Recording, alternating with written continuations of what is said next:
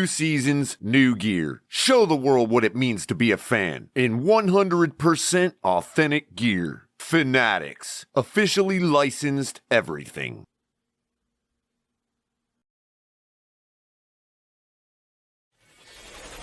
Get ready to dive into a new world of online shopping with the Fins Tailgate. Whether you're a die-hard sports fan or just looking for the latest fashion trends, we've got you covered.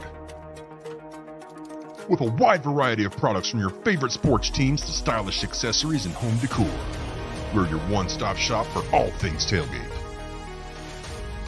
Our easy-to-use website and hassle-free checkout process makes shopping with us a breeze. Plus, with frequent sales and discounts, you won't want to shop anywhere else. So come on in and join the party at the Fins Tailgate, your new go-to destination for all things tailgate.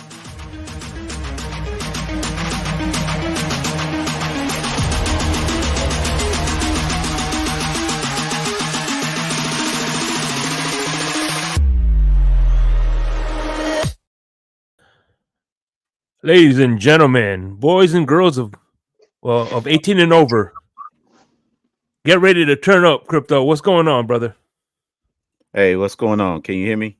Yeah, I can hear you. On there. The Lala Spritz. There we go. The Lala Spritz. That's what you're sipping on? Yeah. By the way, for you, I got this right here. Dutch? Okay. Nope. The eggnog. There we go. I'm talking about. Let me give a few shout outs if you don't mind to make this to the people that makes this show possible. Starting with Raphael Courtwright, my man Flavor, Jay in the building, Mr. Bahana, what's up? John Featherland, what's up, man? Joe Rist, it was nice to meet you yesterday. Fred Dunlap, I met you too in South Beach. You were wearing the Speedos. No, just joking. Josh Allen is the next Bernie Parmalee. Who's that? Is the next not Bernie Parmalee? Josh is Josh Allen is the next John Beck. There we go. Yeah, exactly. Roadrunner. Trucker Sean, another person that was I had the honor of meeting. Brian's Brains. I love Brian's Brains. Words. Nice play on words. Liz, what's up? Kevin Lee. Kane's Dolphin 89. What's going on, man? Good salute to you too, brother. Who else is in this mug? Adam Sadowski. Shout out to TFTG crew. What's going on? Yeah. David Iglesias and Jose Valdez. No relation. We're gonna cry about everything, okay? That's what we do here. Yes. We cry about. So we're supposed to cry about victories. That's how we make our team better. Yes. You don't think the 49ers and Patriots during that dynasty they didn't cry about victories? Yeah, I'm in Key West and you're over here crying about us crying, so we're crying together. There you go. Exactly. Exactly. You stole the words out of my mouth. What's going on, everybody? We are now 5-1. Hell yeah. That will be the Roman numeral VI, if I'm correct, right? VI 5-1. So there you go. And by the way, Tyreek needed an IV. VI needed an IV. Right. He cramped up too much. What's up? Hook him up, Joe. Yeah. A good one. Welcome aboard. Sam Lance is in the building. Daniel Sports from Berry Sports Highlights joining us. He's got it's a terrible logo. Everything went well with the shout out, but you just had to bury us with that Laker logo, didn't you? There we go. Michael K is in the building. Our resident Bills troll. V21 is in the building. Kevin Lee, a regular. Actually, also a regular. Yo, actually, Michael K. Well, you guys didn't get lucky because of your defense. You got lucky because that fucking idiot ran the ball in the 1 yard line right before freaking halftime and didn't score points. What's up, Michael K. Though? God damn, I can't believe Dayball mismanaged that first half, bro. He looked no shake. He looked it more like Pete Carroll. He did what Pete Carroll did in the Super Bowl. He ran. He played not to win, studying playing to lose or not to lose. He played not to win that game. That's what he did. No, I think he wants that. He wants that. Pete Carroll did. He wants that wide receiver, man. Yeah, V21 is a clown. Yeah. Are you saying he's going for Marvin Harrison? Is that what you're saying? Yeah, Marvin Harrison. I think that's what he wants. Well, I guess they as of right now they're sitting with the number 4 pick. So they well, got a good shot. I tell you what, this will be a cheat code. Can you imagine Vance Jefferson, your wide receiver with Marvin Harrison Jr.? Holy shit! What's up, everybody? That would be. So what's going on? How you doing? How's those? Hands up, everybody.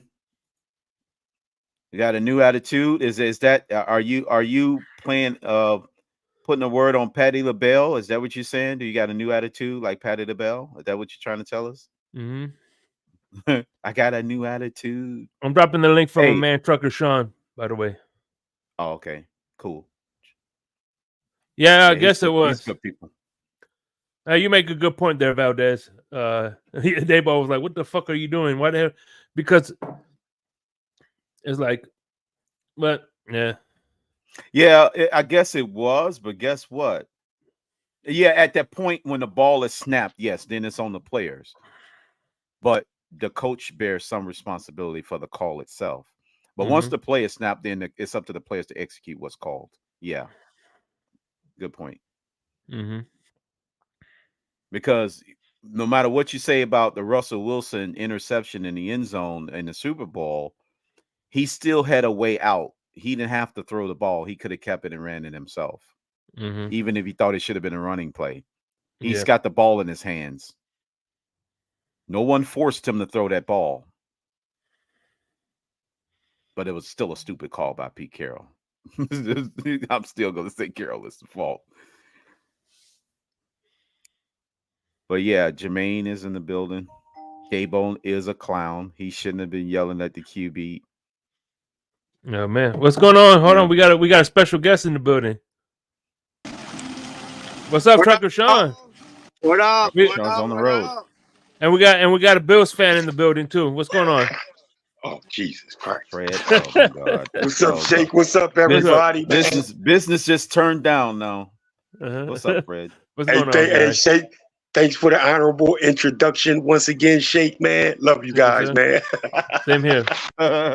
Y'all, can y'all see me? Am I on? Yeah. What's going on? I've never done this before. I don't know. Okay. Yeah, we see you. You see you, man.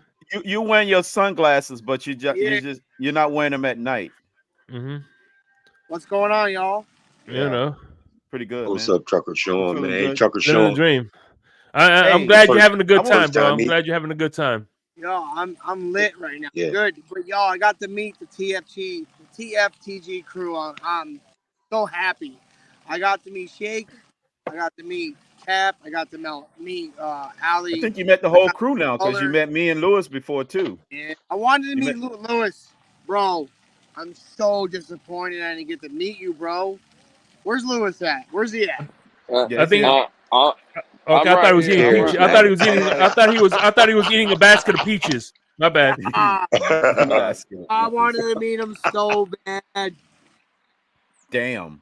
Hey, man. Hey, I believe I would have loved to have been there yesterday with all the Dolphin fans. I believe, Trucker Sean, I think I seen you. I think we met. When was it? Fan club? Last year. Was it Minnesota? Yeah, we did. Minnesota. I thought you met last. I think. Yeah, we did. Yeah, that's why I say you finally met the whole crew. Finally, we got a chance to meet the whole crew now. Yeah, we met last year. Yep. But nah, definitely. Listen, I missed it. I'm kicking myself in the ass right now, but I got to pay the bill somehow. So Yeah, no, duty called. That's true. Duty calls. Yeah, and shout out to everybody that came by the tailgate yesterday. That was our biggest turnout yet, man. Y'all showed up in force. We had, of course, we met Trucker, and we had Joe Rist showed up at the tailgate. Got to meet Joe Rist. We had Kyle Roberts showing up. We had Pam, and Pam's husband was there. Got Kahari P. Man, it was rocking, bro. Music was jumping. Yeah, man, this was awesome right here. Adam that's a great picture. What you got? Hold on. I'm not gonna let you get away with that twisted T in your hand. I'm not. You drive a big rig. You should not be having a twisted T in your hand driving a big rig. I'm not letting you get away with that one. I got vodka right here. That's much better. There you go. There you go. Vodka. Okay. Right now. I got you. You know, being a trucker, I can't let you off the hook, man. No. Hey, listen. I have reasons why I can't drink beer anymore because I had gastric bypass surgery. Okay. I weighed 400 pounds, so I can't drink. I also had the pleasure to meet Dolphin Winners in person. That was pretty cool. Yeah, Dolphin Winners pretty cool. So what are you saying? You're breaking up, Trucker Sean. Yeah, your last part you was breaking up there. Go ahead. Yeah, again. can you hear me now? Yeah, go ahead. Yeah. So, real quick, I used to almost weigh 400 pounds. Okay? Oh, wow. So I had the gastric bypass surgery done. So now I can't drink anything like beer, anything like that. So I have to either drink like twisted tea or vodka, but I mainly drink vodka. But when I go to the football games, I drink twisted tea because, dude, vodka, I couldn't walk. You know what I mean? So right now I'm just chilling at the pool, drinking my vodka. You know what I'm saying? With the wife. Hey, Shake Money. Yeah. Who is that right there? Who is that? He's that's the Texas Tornado right there. Yeah. Hold on, Shake. Is that so-called legend you be telling me about? Yeah, that's the legend, man. Legend. Oh, yeah, so-called legend. No, the real legend. The man who's undefeated on TD's Fins Talk. He's like Lonzo Ball, never lost. Wait a minute, hold on, that's breaking news. He said, "Who's that? Who are you talking about? Finsanity?" No. This man right here, never lost. Damn, what the hell's going on here? You know what Trucker Sean wanted to meet you in the community. What's up with that, EM? Okay, there's haters all around me. You know what I'm saying? Damn, that's all. You got some haters all around. You got some explaining to do there, man. I love my boys. I love all y'all. I do. I appreciate everything y'all do. It don't matter if it's YouTube, Spaces, y'all make my day. Every day. Every single day. I do. I love y'all. Well, shit, Trucker Sean, I can't speak for everybody, but goddamn it, I love you too. You know what I'm saying? Love you too, man. Hey, Crypto. Friday, I was drinking Bud Light on Steven's show. Yeah, that wasn't good. I had to switch to that. You know what I'm saying? That love kind of felt weird, so I just switched. You know what I'm saying? Absolutely. Yeah. Absolutely. I seen that comment. Yo, you see that comment that EM left? Yo, that shit's funny. I ain't gonna lie. No, that's horrible. That's horrible, Trucker Sean. Don't read that no more. EM, you got some explaining to do, EM. Hey, I want to welcome, before we get started, I want to welcome Hooked Up Joe. I think this is his first time on the panel. And John came back. Welcome, fellas. John, I remember you being here last week with me. And Hooked Up Joe, welcome to the panel.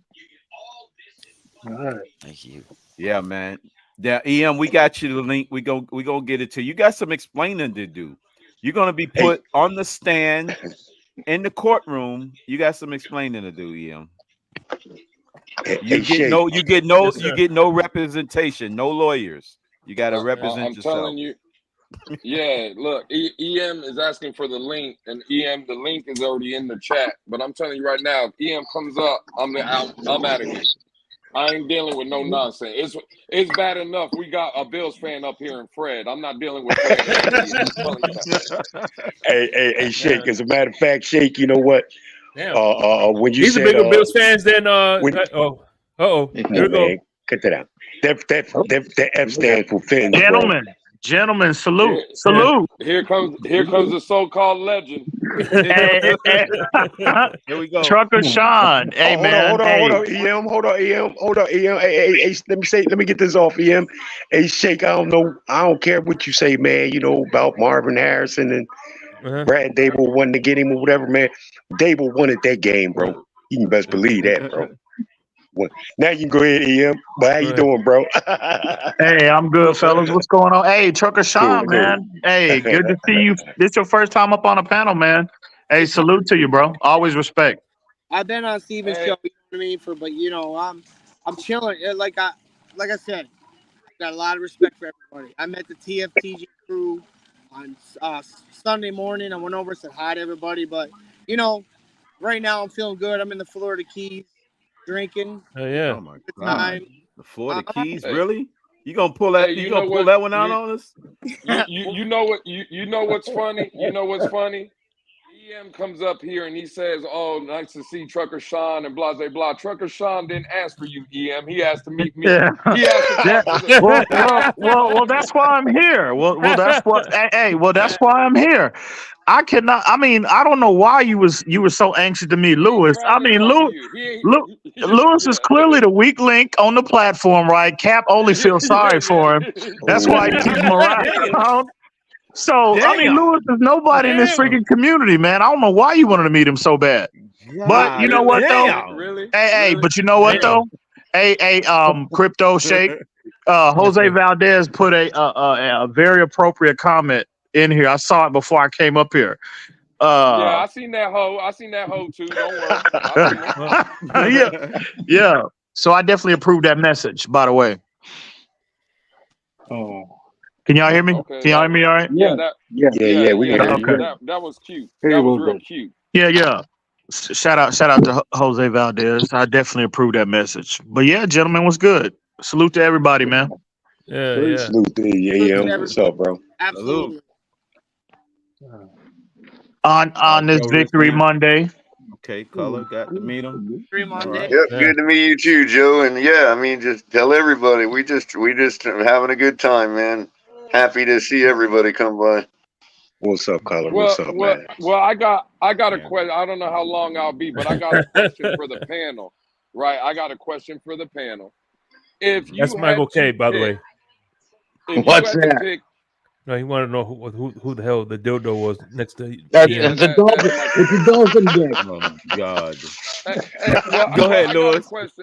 I got a question before we get into the Buffalo Bill nonsense. Before we get into the Bills nonsense, that's cool. But a question for the panel, right? Who is your MVP after 6 weeks of this football team? I'm going to give you 3 names because I think those are the 3 biggest contributors so far. Raheem Mostert. Well, he wasn't even on the list, Color, but Color's throwing the curveball. I was going to say Coach McDaniel, Tua, or Tyreek. Who do you think should be the MVP of the team so far out of those 3? Austin Jackson. I don't think we get near. I don't think we get near the consistency we've had on offense without that consistent run game we've had, and that's tribute to Raheem Mostert. That was spearheaded by you. That was spearheaded by your quarterback of the line, Liam Eichenberg. And I get it. Listen, I get that. You wouldn't have the run game without the offensive line. Let me just say this before I'll I say get heel up for now. Like I said, I ain't gonna be here long. But I was talking to a so-called, I guess, legend in the community last night, right? And when I hear things like Tyreek, when Tyreek comes out and says, they asked him a question last night about how he's balling and how he's out here breaking records, and he credited Coach McDaniel with the scheme, and it just always seems to have him open. When I hear a guy like Tyreek say that, it kind of resonates with me, and this is why. He's coming from arguably, I guess people are saying, one of the greatest quarterbacks the game has ever seen in Patrick Mahomes. He's also coming from Coach Andy Reid, Big Red, considered to be one of the greatest offensive minds this game has ever seen. Tyreek was a Pro Bowler before he got here. He was a Super Bowl champion before he got here, and he's praising Coach McDaniel. I just wanted it, now that we got a full panel and people are listening, right? I love Brian Flores. I've been called a Brian Flores apologist. I want to sit here and state for the record, though, I believe in Coach McDaniel now. I give him MVP. I am a. That's where I'm going. I think MVP for me. I mean, listen, it's not easy my to coach answer, a too. lot of personalities. We know Tyreek is a personality. Christian Wilkins, guys that have names and gravitas in the league. Jalen Ramsey, another one. What this guy to be a second-year head coach and what this guy is doing with this team, I think he has the right pulse on this football team. I would say McDaniel for me is the MVP so far. And Coach of the Year. Hey, I'm gonna throw another. Hey, I'm gonna throw a curveball real quick. But let me say one thing about Tyreek Hill that I love about him is the fact that he sets the tone. He sets the example. He comes in early, leaves late. He's like the type of receiver is like, damn, I set the standard. He's the gold standard when it comes to the locker room. And when you have guys like that in the locker room, it is so much easier to operate a football team. You look at the freaking Patriots with Tom Brady. He did the same thing. He set the tone. He set the standards. He allowed Bill Belichick to discipline, yell at him to use him as an example to set the standard. So that's one reason that I really love Tyreek Hill is because, again, he sets the standard for the locker room, and I think that's why they picked up Claypool, hoping that he will follow Tyreek Hill's example of how to become a successful wide receiver. Man. But go ahead. Hey, I'm gonna throw a curve. Another one. I was just gonna say that. I was just getting Jose Valdez. He read my mind. Listen, right. Butch Berry. Listen. Tyreek Hill has been phenomenal. Tua has been phenomenal. Mike McDaniel has been phenomenal. There's other candidates too, but I think as a whole, when you evaluate the team as a whole, right? Yeah, we highlight Tyreek Hill and everything that he brings and Tua, but they wouldn't be able to they wouldn't be able to be the best version of themselves if that O-line coach Butch Berry, as well as the O-line as a whole, they're my MVP to this point. The O-line as a whole, as well as the O-line coach Butch Berry, because if the line wasn't stabilized, if they weren't giving them time, to a time in the pocket to really process all three levels of the field, if they didn't give, to the offense as a whole time for Tyreek Hill for those deep routes down the field, attacking that third level, those routes to develop, you wouldn't see that level of nowhere near that level of production. So for me right now, no shade at Tyreek, much respect. The best receiver in the league, Tua, much respect. The best quarterback, playing like the best quarterback in the league right now. But they would not be the best version of themselves if Butch Berry hadn't been here and that O-line hadn't stabilized. And Ian, the fact we went from 25th ranked offensive line to 8th in the league practically overnight. Yeah, the numbers are backing you up, bro. And look at what he's doing without his guys. I mean, Teron Armstead has been in and out of the lineup. Connor Williams has been in and out of the lineup. Those are two top 5 players at their respective position, and this man is still getting this level of production out of his O-line. No, for me, at this point, I think it's clear. That O-line and Butch Berry are the MVP to this point. I'd like to add on that is that Coach McDaniel, when he brought in the offensive coordinator, he was an offensive line coach for a previous team. So he had that experience, and they've been building on it. And the overall coaching staff that we've been able to get and even retain Bevel because of Coach McDaniel. And I think when you combine it all together and you're able to get someone that was considered a misfit somewhere else and you plug them into our coaching staff, it's a testament to Butch Berry that had horror stories comes in here, and he is fantastic. And I think that overall kind of, I'm not arguing with, I think that's a factor to weigh in on the MVP for this year. And the one thing that needs to is the fact that look, Butch Berry is helping Frank Smith game plan with Mike McDaniel, because last year he had to put all his attention on the offensive line. Now 110% shake. Frank Smith doesn't have to use that duties. Now him and Mike McDaniel could attack the offense together. So that helps out. Hey y'all, I'm gonna bounce. I like to give out Okay, man. I like to give a shout out like to give a shout out. I'm with Bounce. Hold on, Kevin Hunts. Real Kevin quick, Hunts. shout out to Vince in a Pinch exercising his monthly free super chat as a member. Appreciate that. Hooked up Joe. What does it say? I'm sorry. You got a radio voice like color. Like color. Oh yeah. Yeah, Oh yeah, hooked up's Joe's great, got a man. radio voice I gotta like get color. hooked up on with me in the morning, wake everybody up, put everybody back to sleep, you know. I'll put you right That mellow top. Maybe we'll go 2 in the morning, do like coast to coast AM hooked up. What do you think? Just dolphin dolphin conspiracies, you know? Dolphin conspiracies. Hey, let Trucker Sean get up out of here, I think. Yeah. Let me get out of here. My Yeah. phone, guys. I got 9% left. What Okay. EM said, exactly. I agree 100% with EM right there.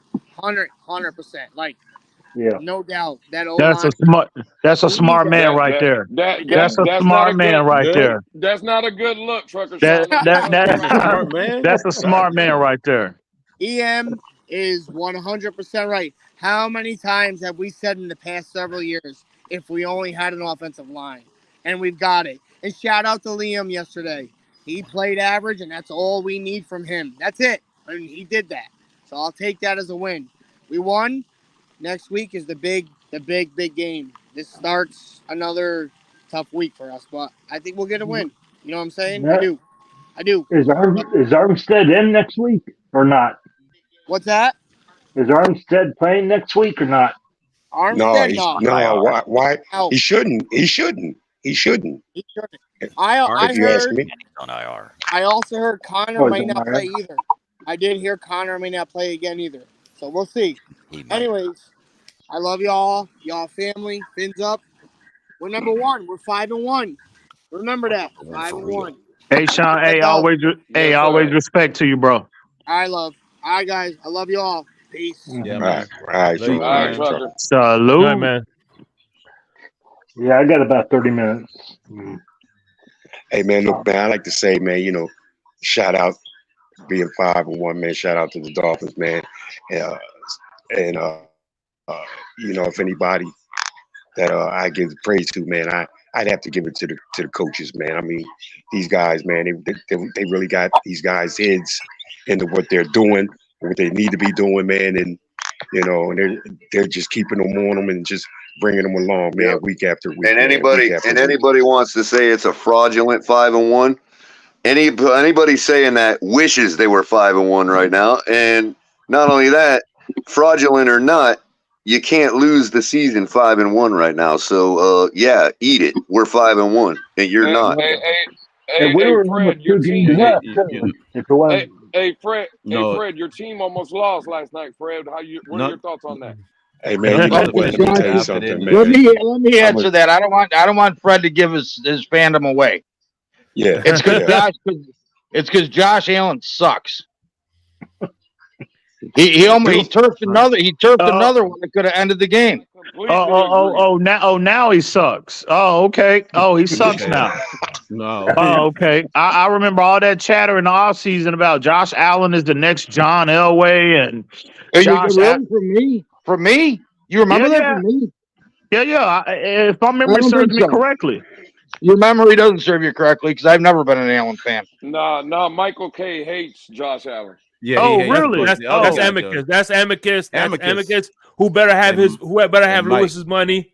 Come week. Goddamn right, he better have my money. You know all them goddamn Bills fans. They look and sound alike. So I can't really distinguish. I do have to correct Lewis though. I don't hate Josh Allen. I just don't think that he's playing to his potential. And you think he's a bum? You think he's a bum? No, he's even saying hi to you, EM. That's the guy you're talking about right there. He's even saying hi to you, bro. What's up, EM? Oh, is that him? Oh, okay. That's your boy right there. Josh Allen is the next John Elway. He's the clown. He's the clown who thinks Allen deserves MVP when he can't throw a 7-yard pass. That's your man, EM? That's your man? You know what? Actually, to be honest with you, bro. That really, to be if I'm gonna be completely honest here, he was the only Bills fan that I've ever come across that actually was, that was halfway intelligent and could hold a decent conversation, a productive conversation, up on that panel. So, but yeah, he was a good dude. Who's that? What was his name again? Are you talking about Mark? Are you talking about Mark or Josh? Josh Allen is the next. Yeah. Josh Allen is the next JP Lossman. It's a long. Yeah, JP Lossman. Well, they wouldn't have got him if Allen would have made right. that It's pass Carson tonight. Wentz. You all know it's Carson Wentz. It is Carson Wentz. The dude won't meet. Listen, real quick, since we're on the topic of Buffalo, the Bills, real quick. You know, obviously that game last week for Buffalo, all you Buffalo fan base, the team. You know, Buffalo, with the exception of playing us at home, right? They hadn't looked good all year for the most part, offensively. They really haven't. You know what? 2 through 4 were good. Hey, EM. Can I say something on that? Can I say something on that, EM? No. Hang on, real quick. Hang on. They looked terrible the first game of the year against the Jets. The offense looked like shit even though they won against the Commanders, but they didn't come out there and just off Josh Allen in particular. He didn't look. Yeah, they actually convinced me the Commanders had a good defense that day. I thought the Commanders were all right. They looked like shit last night, right? What do you mean the Commanders? You got the wrong team color. They gave us 31 points. 35. Situationally, Commanders were doing what they needed to do to give their 100%. offense a chance to win that game. 100%. Hey, what's up, Canes? How you doing, brother? Good to see you. Yeah, but I think the Commanders only scored like 3 points. That was a close game against Commanders in Buffalo. It was close, bro. No, it wasn't. Quarter. Number one, sure? it was in Washington. They ran away with it. No, You remember sure? that was the week before they played us. Yeah, I thought that was a late runaway. I thought that was a late runaway, man. Sam Howell had 4 interceptions in that game. He was terrible in that game. Yeah. They only scored like 3 points on offense. Maybe that's why I thought their defense was better than it was, because they kept giving them chances. Man. No, but offensively, Buffalo was shit that game. Josh Allen, he threw 2 picks in that game, and he only threw for like 212 yards in that game. You sure it was 2 picks? Because I was told it was only 1 pick. They was trying to make it look like he threw only 1 pick. I thought it was 2. No, it was 1. It was 1. Well, he still looked like he didn't look like he didn't play up to his potential. In other words, but all year, and then you throw in the game last night, with the exception of the game against us, right? They have looked like shit all year. I watched the condensed game this morning between the Bills game, expecting to see something fluky. They were dominated the whole game. They should have lost. They absolutely deserved to lose that game. It makes you wonder how they even scored 37 points. Josh Allen was 20 for 32, 218 yards, 1 TD, and 1 interception. 100%. They running the ball well in that game more than anything. Cook had 15 carries for 98 yards and no score. Hey, what's good, Fred? How come? Okay, man. They must have had a lot. They must have had a lot of short field. Them they had 5 turnovers from Washington, so they had a short field all day. Like you said, Ian. Oh, and here you go. Look right here. They scored 21 points in the fourth quarter. I told you it was 16-3 at the start of the fourth quarter. It wasn't like they ran away with it at the end, man. The offense only putting up 3 points. They pretty much. I'm just saying they held Buffalo to 16 points until the fourth quarter. They've got. It looks like. It looks like Buffalo might have some trouble, bro. And I think that Stephon Diggs, Josh Allen dynamic, I think that's a ticking time bomb. Yeah, they've been winning. They've been eking by with victories or whatnot, but they hadn't played up to their potential, and all it's going to take for a little for a losing Diggs streak. Is a drama queen, man. I'm so happy we didn't sign him the year he was a free agent and stuff like that. Our fans wanted to bring Stephon Diggs over to the Dolphins. Thank God we didn't bring him. The guy's a drama queen and what are you talking about? When was he a free agent? Nobody was crowing for him. When was he a free agent? Oh no! What's good, that Fred? was unrealistic. Nobody. Look. I still, for real, bro. I still have some issues with Fangio, man. Like you said, man, with Buffalo, until they got to us, man, they look pretty mediocre, like any other team, till they got to us. Then they start to get shit together. I'm gonna even say something about last night, man. You know, it seemed to me that Bryce Young had one of his better games he's had all year on this Fangio defense, man. What do you think? What do you think about that, man? I would advise you to check this. I'd advise you to check the stat line, and you'll find that he didn't have that great a game, bro. I mean, late in the game when they were throwing desperate, they were throwing late in the game where they had to press. Just like you said, Washington, they pulled away on Washington. We pulled away defensively on them when they was pressed to throw the ball. Oh, okay, Crypto, because he had a good game. Crypto, because we let the little kids have their first quarter. No, we let the little kids have their first quarter and their 14 little points, and then we started playing football. No, I ain't gonna let this slide. This is the narrative from yesterday. We let them play their little game and get their. We let them. Can I finish, please? We let them play their little game, their little childish games. Let them get their 14 points, which we were giving them to begin with, and then we started playing football. That's all that happened yesterday. Tua and McDaniel did. So that's what we did. We said give them 14 points, then we'll start to play. So that's what they did. They were literally 14-point underdogs. Yes, we gave them 14 points. I understand that. Well, I think first, I think they gave them 0 points too. Well, they clearly was playing down to the competition in the first quarter. But I mean, you look after the first quarter, bro. You shut them out for 3 straight quarters. No, I'm sorry. Ian, would you agree with this statement?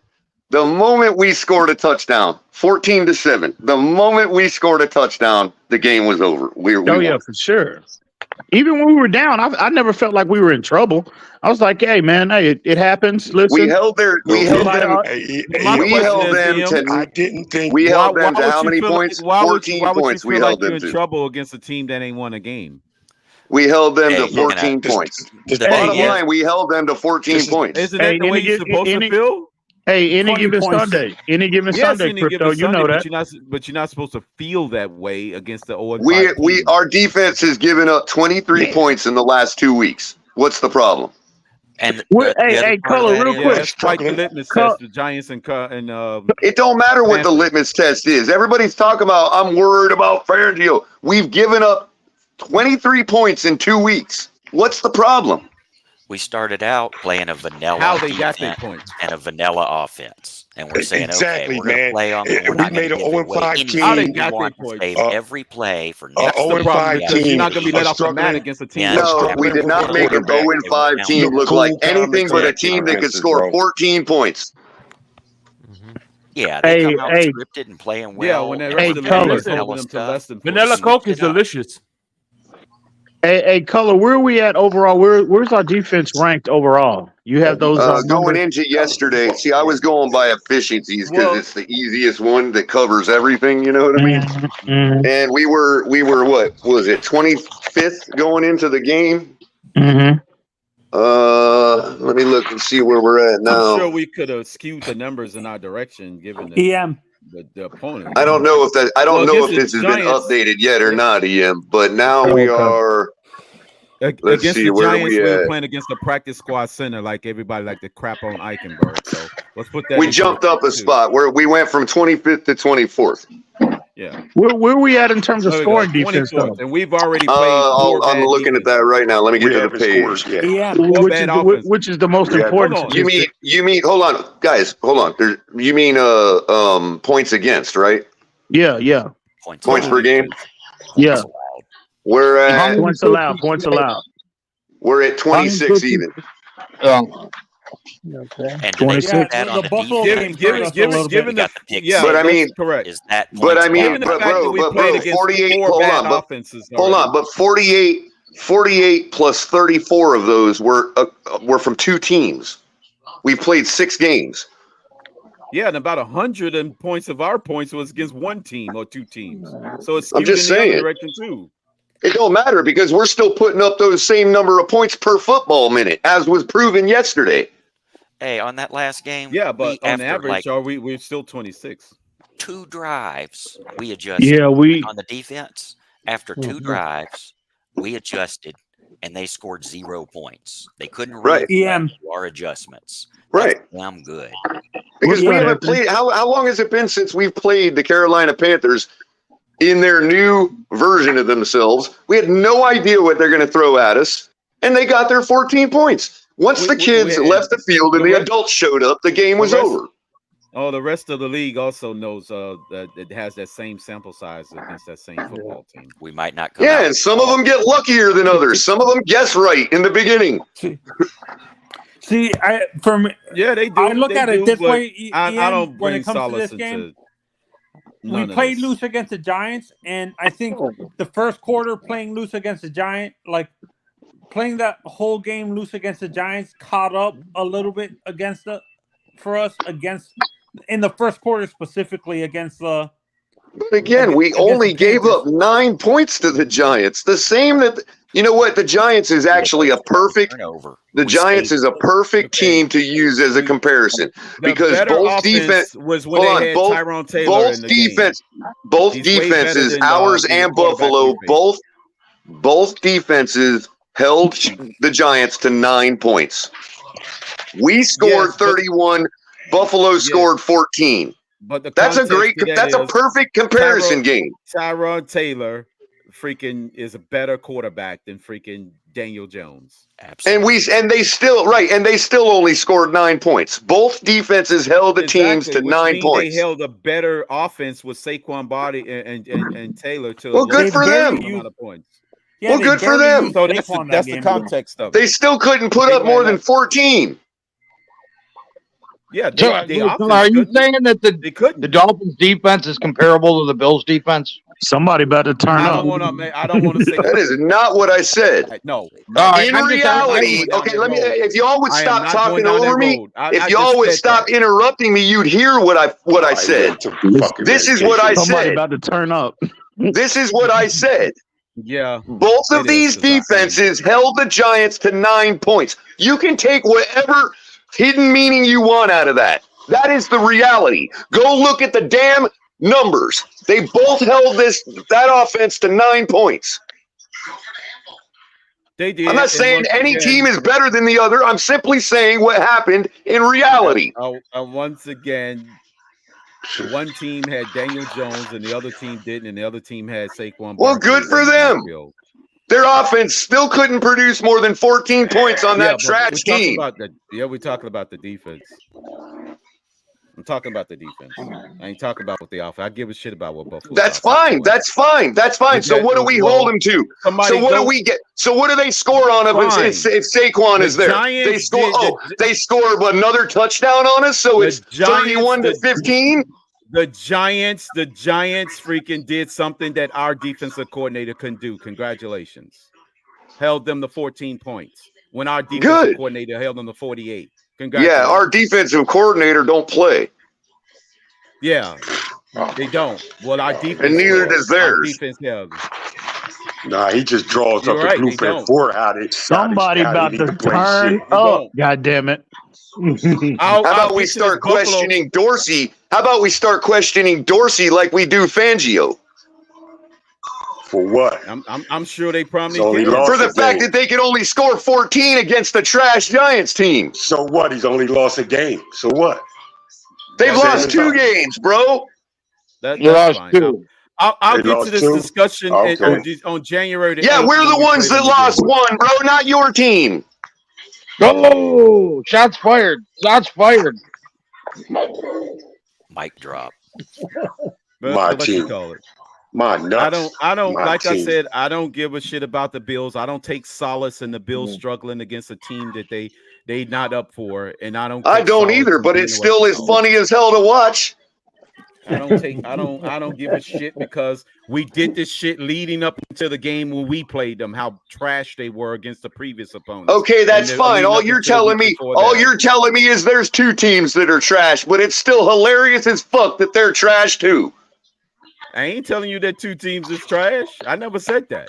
I said I don't give a shit about this mantra about how well they do or bad they do against other opponents leading to the. I don't care how well they do either. But I laugh my ass off at the fact they're doing bad.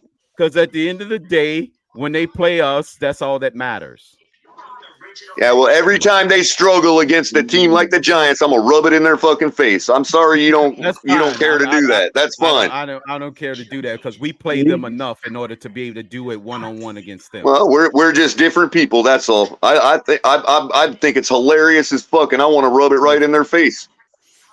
That's fine. You can. That's fine. You can do that. Somebody about to turn up. I would rather do it when that's we what it can do sounds it like to me. ourselves to them, not when the Giants or Jets do it to them.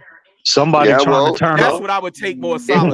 Well, when we can play them at home again, we'll beat them at home again, just like the last time we beat them was in our house. Okay, now it shouldn't matter where we play them. I can't do it. We should be able to play them in any building. It shouldn't matter, but it does matter.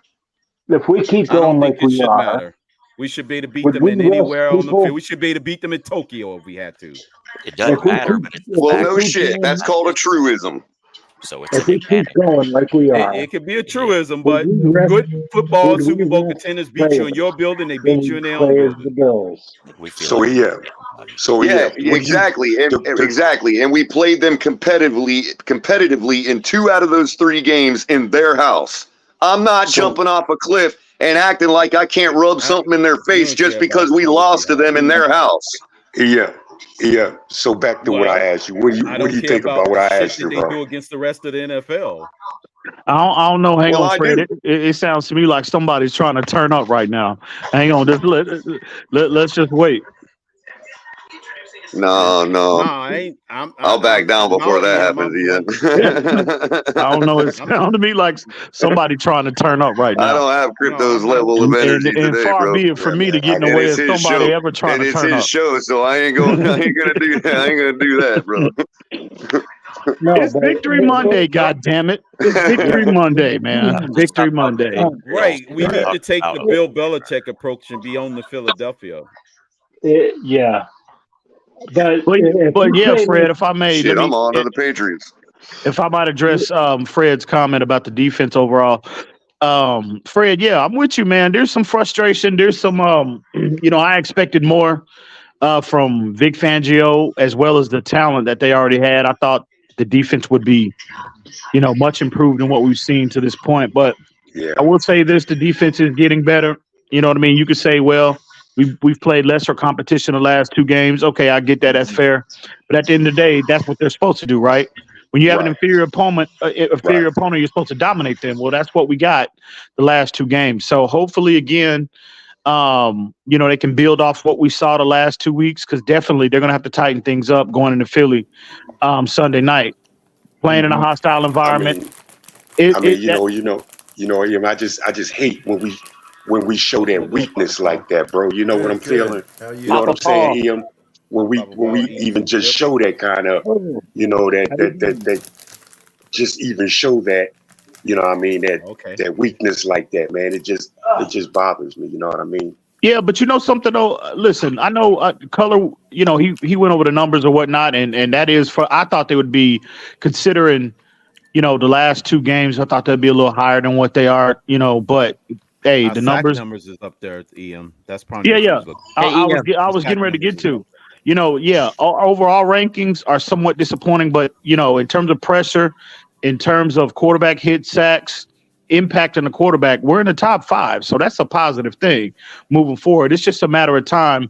If they can just get back to where they were last year in terms of run defense, I think the defense overall will kind of balance itself out, and we'll see more of the unit that we saw last year. So it's early still. Again, I expected more to this point considering who Vic Fangio is, and also with the talent, the proven talent on this roster.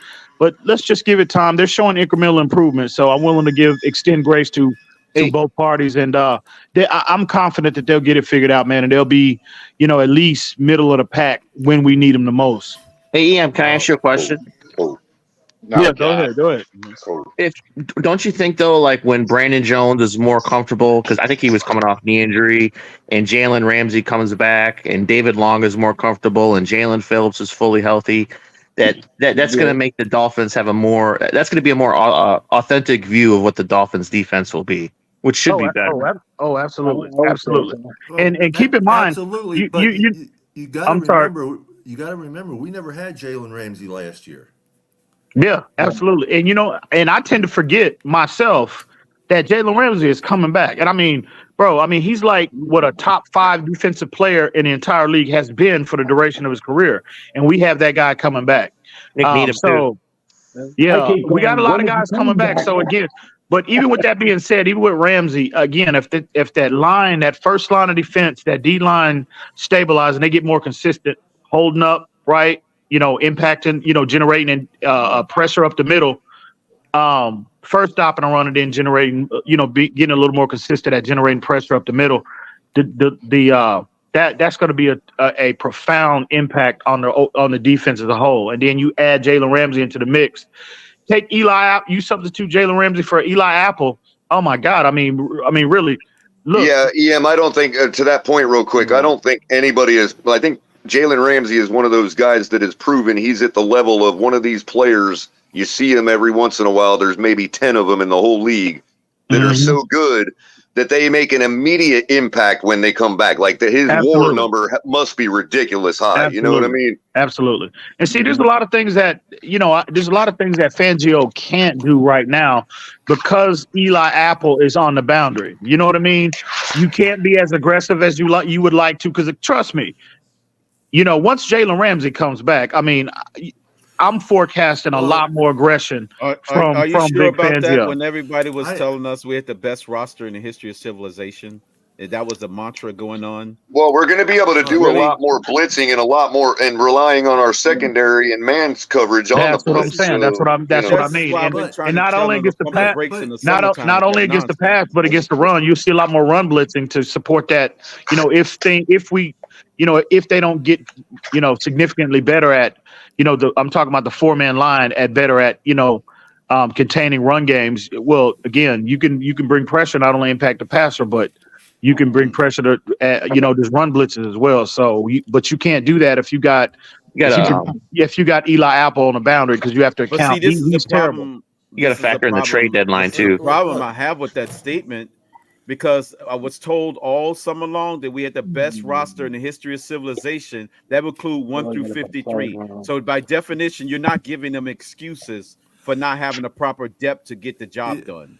Also, I got to reiterate. Let me go. But we have been getting the job done. We're 5-1. We're 5-1, Crypto. We're 5-1. I know defense. Yeah, we're 5-1 because of our offense, our prolific offense. No. Yeah, but come on. If our defense was that much worse, we wouldn't be 5-1. Come on, exactly. Man. Yeah, we definitely would. We scored more than enough points. You got to remember that Fangio talked about we're not giving having up the personnel. Well, a good cook would use what he's got, and Fangio has one scheme that really hasn't been working the best.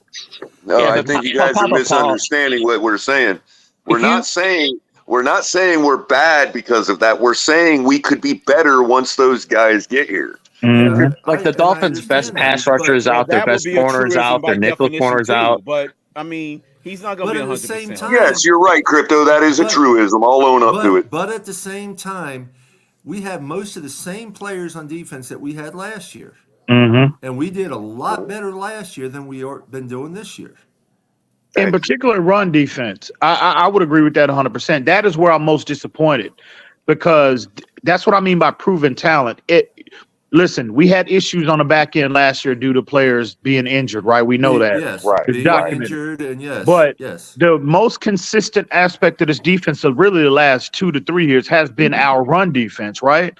So to see that level of regression in 1 year, and I get philosophy changes, I get all of that, and it's going to take these players to start to learn how Vic Fangio. I'm going to agree with you. I'm going to agree with Papa Paul just so we don't drive Lewis nuts. Lewis would be like, look, he's already got the eyes. He's like, you talking about who's better than last year? What? Yeah, and you got to look at it this way also. If the Eagles step out to a 14-0 lead, that's not going to be Purdy. Yeah, it's a different 14-0 lead versus. I think Jalen Carter and it's not going to be Bryce Young either. Jalen Carter is not Darius Slayer back too. I mean, I'll be it's the a different first one type to of say 14-0 versus that. Yeah, you're That's right. a nasty defensive line. What we need to do is we need to take all of our second tier wide receivers, okay, have them go with Tua all week, and put Jalen Waddle and Tyreek Hill as corners and safeties in practice, just to get used to the speed of the defenders. Because I'm sure their defenders are faster than what we face so far, except maybe Buffalo's. The Eagles, it's the thing is, Carter, the Eagles, it's their defensive front is incredible, dude. Body's running around that fast, like Tua, process it. Is he open or is he not? Well, no, because Tyreek Hill's speed to that guy is going to be different than another guy. The Eagles have the best interior defensive line in the NFL. It's better than Buffalo's. It's nasty. Very nasty. I look forward to that counter trap working really well then. Okay, their Eagles' total defense right now is ranked number 8th, where we're ranked 22nd. Yeah. But offensively, Philly has had their struggles this year as well. So, but right now they're still ranked number 2. Offensively? Offensively. Really? He must be talking about yardage reduction. He must be talking that about is shocking. Well, he's talking about yardage. When you look up the Miami versus the Eagles game coming up, they have us offensive number 1, Eagles number 2. It says offensive. That's all it says. I'm going to go over to the same metric EM that I did for defense. Offensively, where's Philly ranked in terms of run defense? Because I think they've been. Well, again, EM, real quick. If I go to the same metric, the offensive efficiencies, right? You've got the Miami Dolphins ranked number 1, 49ers 2, Chargers 3, Bills 4. Philadelphia is 7th. Where's Philly ranked? Points. There must be points. Points wise, let me get back over to the points per game and all that. Hold on. Per game. Offense, total yards. Total yards. The Eagles are second behind the Dolphins in total yards per game. Total yards overall, they are second behind the Dolphins again. Passing yards, Philly is 1, 2, 3, 4, 5, 6, 7, 8th in the league on passing. We're number 1. Yeah. Passing yards per game, we're number 1. Philly is like number 9. Rushing total, Miami Dolphins are number 1. Philly is number 2 with 191 yards less than us. Yards per game, Dolphins are number 1 at 181.8. The Philadelphia Eagles are number 2 with 150 even yards per game rushing. Points per game, Miami is ranked number 1, 37.2. 49ers number 2, 30.7. And the Philadelphia Eagles are 3, 4, 5, 6, 7th at 26.8. Yep. They can't outscore us, so it's going to come down to our defense as always. Color, where's Philly at in terms of? Hang on, real quick. Hang on, real quick. Hang on, real quick. So where's Philly ranked on the defensive side of the football, run defense as well as where they ranked against the pass? Let me get over there. You also got to look at the. So we'll go across the board with the same numbers real quick. So hang on, Papa. We'll get to you. Total yards per game. Let me reverse this. So yards against per game. Number 1 is Cleveland Browns. Philly is 1, 2, 3, 4, 5, 6, 7, 8, 9, 10, 11, 12, 13th in yards per game or yards allowed total. We are 17, 18, 19, 20, 21, 22, 23 yards per game allowed total. Cleveland Browns again number 1. Philly is 3, 4, 5, 6, 7, 8, 9th. And we're somewhere down in the same number area, 20-something. Passing yards total, Philly is right around, wow, they dropped.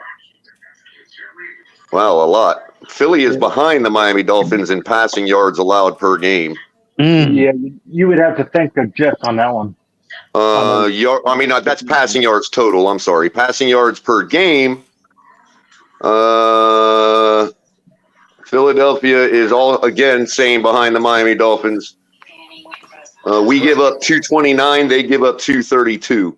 In rushing yards total, Philadelphia is third, giving up 300, or tied for second with the Cleveland Browns at 395. We're obviously way down in the same area. We give up 687 total. Yards per game, Philadelphia's number 2, 65.8. So we're going to have to test that with our run game, and we're at 114.5, which is about middle of the road for the rest of the league. Like most of the teams in the league are giving up about around that much. And then one more real quick. Points per game, Philly is giving up that's what I want 20.7, and we're giving up 26 even. Now that's considering the 48 burger put on us by Buffalo. It's going to come down to the Dolphins defense, like Color said. And that's also including all scores. And we know that we had a punt return on us for a touchdown, and we had a pick six on us for a touchdown. So that's including those scores against the defense. They do that for some reason. I don't know why they don't pick it up, but yeah, it's going to be a close game no matter what. It is going to come down to the defense on both teams. Yes, Papa Ball. Who not just defense is going to be who's the most physical. Yeah. Who can reset well, the line it looks like if both defenses show up, they'll score every bit of their 26 per game because that's what they score per game, and we should score every bit of our 37 per game if both defenses. You know what I mean? Like, well, that's I agree with you, Color, 100%. Or if both defenses don't show up. Yeah, but Color, you got to stop with the 37 because that 70 thing skewed it, dude. Remember, you already said that you're not going to count the 70. Not, bro. It is not, because you know damn well I can point out at least 5 touchdowns that we've left on the field in other games this year. Color, but at least. Okay, Color. Either way, the final. And again, the reason I did it at points per football minute is for that very reason. Because guess what we put up yesterday per football minute? 0.72. That's exactly what we are at for the whole season, which includes that 70 game. So I'm sorry, but bro, we are scoring 3/4 of a point per football minute. That is what we're doing. Now it's at 37 per game. So that has lowered. Yes, I did expect a little bit of a regression because of the 70 anomaly. But I think 37 is a lot closer to more reality than 43 was. So don't give me this, it's still inflated because of the 70 game. Okay, so what is it? How many points of those 37 do you give back? We already discussed this, Color. We said it. Three per game? What do you give back for that? 3 per game? Color, you have to let me answer. To see what it is. I would say this, Josh. 9 games would be a big enough sample size to see whether or not the average is trending in the right direction. We're at 6 games, bro. Well, Color, let's do this. We have 6. We need 3 more. What's the Dolphins' offensive averages? Crypto, I am aware that 37 will regress a little bit more. I am aware of that mathematically. So I'm asking Josh Allen as the next Carson Wentz, how many would you give back at this moment to make it reality? For that game or what the averages are? No, right now on our 37.2 per game, how many of them points do you take from us because it's not quite reality yet? I think the Dolphins are a 30-point on average offense a game. I disagree. I think that we're at least 34. I mean, you're saying the 70 points is an anomaly, and then you're saying, well, the points per minute, but the points per minute are not all equitable. They don't all equal each other, Color. That's true. Otherwise, you would have scored 60 points in another game. Right, you would have scored 60 in another game. But when you're talking about a disparity between the number 1 at 0.72 per football minute and the number 2, which was the Buffalo Bills when I did the math a couple weeks ago, at 0.50, that's a large disparity, bro. They can't just be explained by 170 game. Not all minutes are equal, Color. You take care. All right, John. Well, not all games are equal either. John, thanks for stopping by. All right, John. But it still equals 43 per game, which obviously was inflated because it's curtailed back playing the Giants and playing the Panthers, it's regressed back to 37 a game. Hey, Color, you're telling me we shouldn't have scored more points against those two teams? Hey, Pete, wait a minute. But Color, why didn't you score 60 points in one of those other games? Because shit happens. Okay. Color, let me ask you, Color. I heard everything. Welcome, I was Pete. back there. What's up, Crypto? Everybody, thank you, everybody. But I got a What's question up, though, Pete? Color. Pete, what's up, the bro? points? Hold. What's up, Fred? I'm glad you're here. They said you're here because we started winning. That's what I heard. Pete, But what's good, bro? What's good? Well, I ain't hear you, Pete. I ain't hear you. Color. It's good to be back I got in the a swing of question. things. Let Pete talk. I just got a question for Color. Thank you, Papa Paul. Real quick, Color. Give me the points per game for the 3 playoff teams that we won, because so far in the season we've only played 3 playoff teams: the Chargers, the Bills, and the Giants. The Dolphins have the worst strength of schedule in the NFL right now. I'm going last year's teams that made it to the playoff. Josh Allen, those are the teams that I want the score of the points per game. That's it. Well, let's do it. 36 against the Chargers. Yes, sir. 20 against the Bills, and what? 31 against the Giants. Yes, sir. Okay, so that's what, 66? Yeah. Wait. Yeah, those were the 3. Yep. 34 and 34 and 31 is 65 plus 20. That's 85 divided by 3. What's the number? It's like 27, I think. 28 and some change. That's freaking damn good, bro. Yeah. Considering the Kansas City Chiefs, considering the Kansas City Chiefs total last season was 29 per game. That's money, Color. I guess that's what Pete was saying. That should considering the Buffalo Bills average per game last season was 27. That seems about good. If we're scoring 28 against the 3 playoff teams, yeah, sounds good to me. I'll take it. That's the minimum we have to score is 28 points versus the Eagles. That's the only shot we have. I tend to agree with that. But I know we can do it. We're gonna beat this. Hell no! Look, I've been gone for a little minute. 3 weeks is too long. Bro, whether I believe we're gonna do it or not, I believe we have the ability to. That's all I care about. If Eichenberg has to go up against Jalen Carter and Jordan Davis, and Fletcher Cox, dude. This is the game. We went against Khalil Mack and Joey Bosa on the same freaking side of the same day. Eichenberg didn't play that game, Color.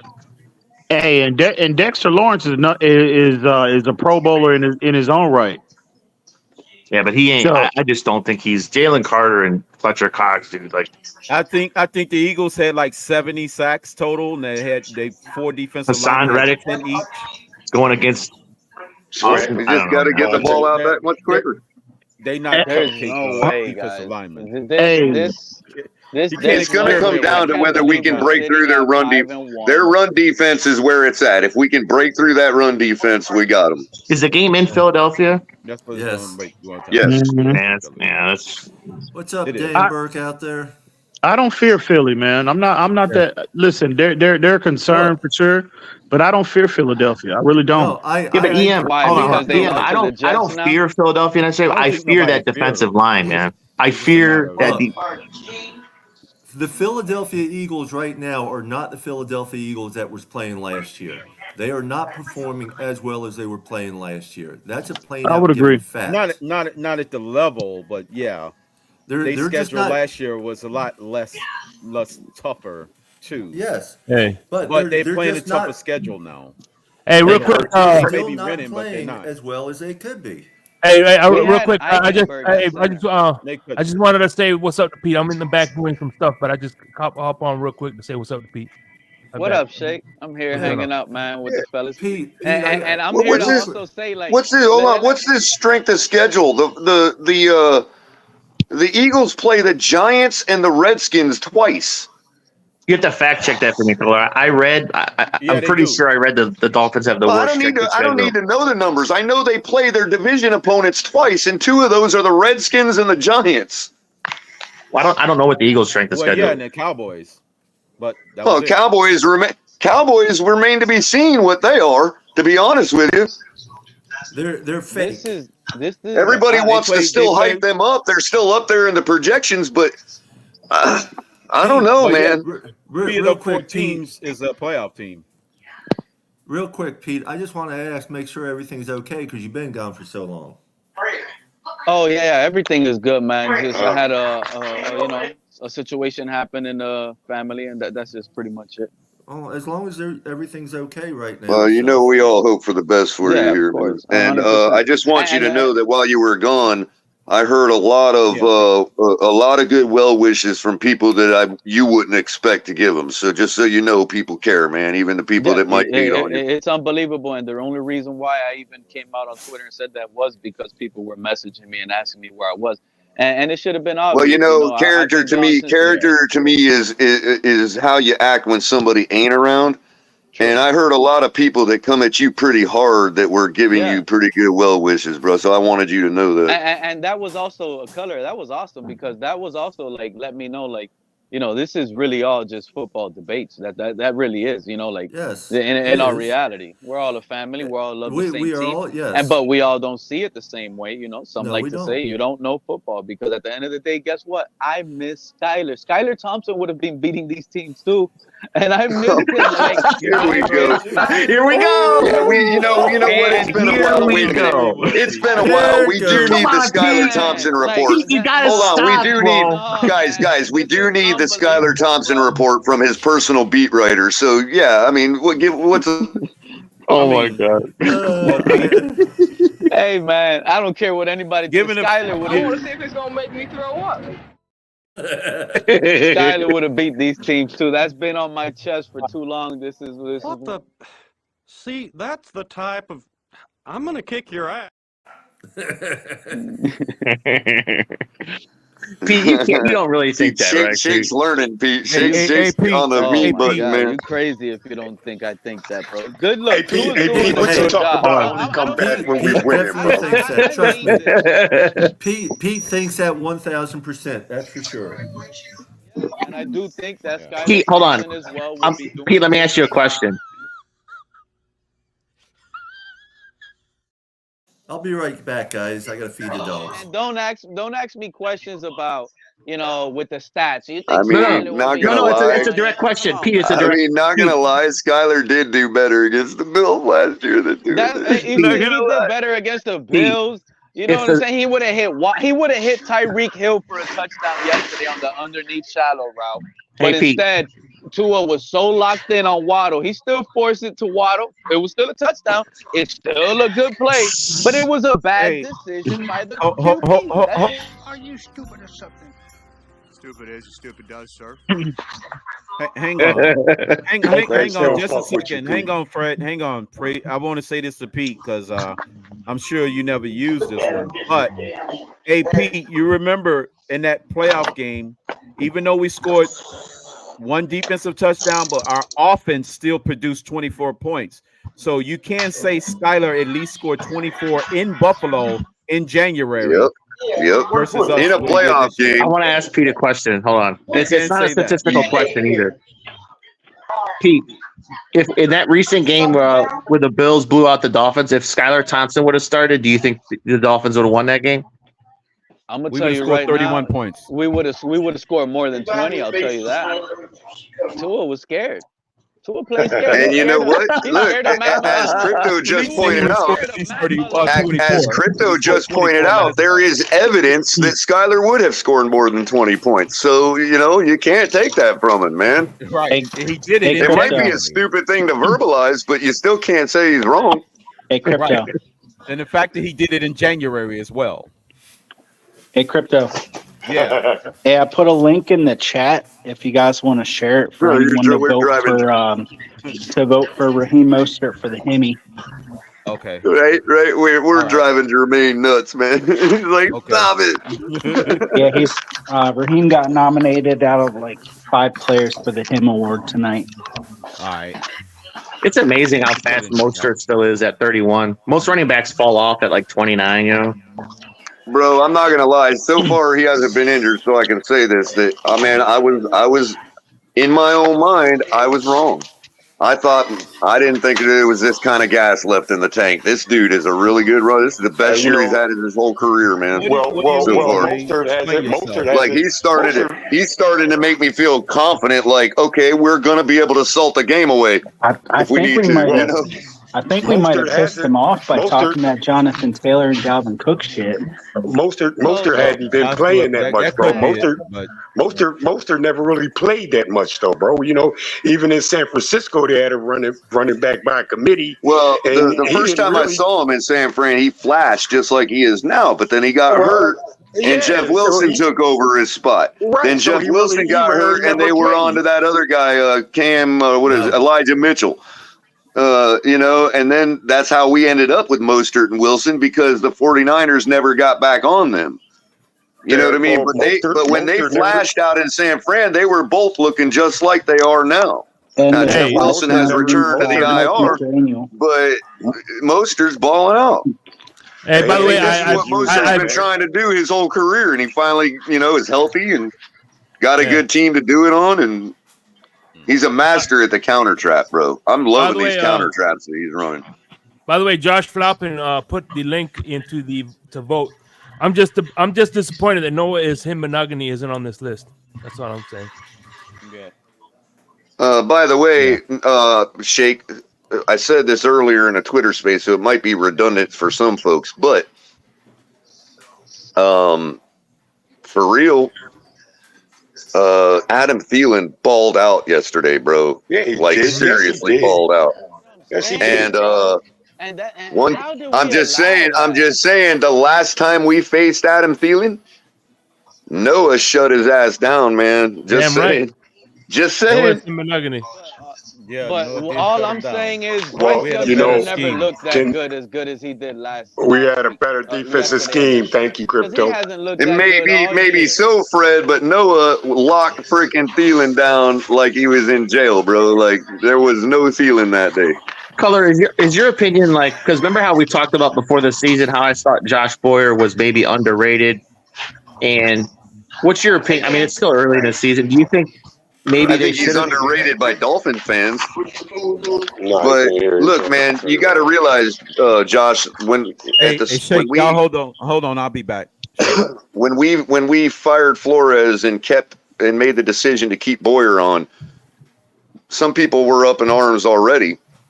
Yeah. And those are the most of the ones gloating now are the ones that were up in arms, you know. But now it's like, or back then, what I had said was that I thought our defense understood Flores's and Boyer's scheme well enough that I didn't think it was going to matter much who was actually calling the plays. Like I thought our defense could go without a DC last year and been just fine, because I think we got really intelligent guys on our team that understood that defense fully. And like, I didn't even, hey, you could have fired Boyer too. We could have gone without a DC last year. I was joking. Obviously I was being hyperbolic, but that was my take last year. Nah, so you know what I think it might be a case of we did too much. I mean, maybe in the long run, Fangio may be better off, may build a better defense in the long run over the long term. But to make that shift right now when we're on a Super Bowl run was to me a little confusing and putting an awful lot of trust in your offense to keep this 37 you and I were just talking about per game up. You know what I mean? Right. And we've never been good under that kind of pressure with our offense. We end up breaking at some point. And you could point to a game like Buffalo where we either chose not to show up or we didn't show up because we couldn't. Whatever the reason, it looks to the fan base like, here we go again. We're not showing up for these big games and big teams. When I think that wholeheartedly we have the ability to beat anybody in this freaking league if we just execute. Let me ask you a question, caller. What happens Sunday night if the same outcome for the Dolphins is that against the Bills? Well, it depends on how, I mean, look, I can't imagine that if there was some kind of laziness going on against the Bills because of the fact that the consequences wouldn't have been as harsh. I don't think we can look at it that way going into the Eagles. So I think the Eagles would be more of a litmus test on that front.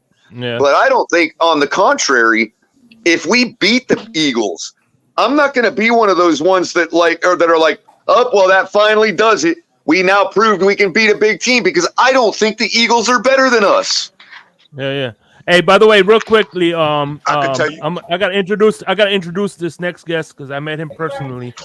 But before I do, Josh Allen is the next Carson Wentz. I swear to Next God, Elway. but next Carson Wentz, potato. Next Elway. Anyway, next Carson Wentz. Anyway, dude, listening to your voice, your demeanor, and your tone, dude, you sound just like a young Mark. Real talk.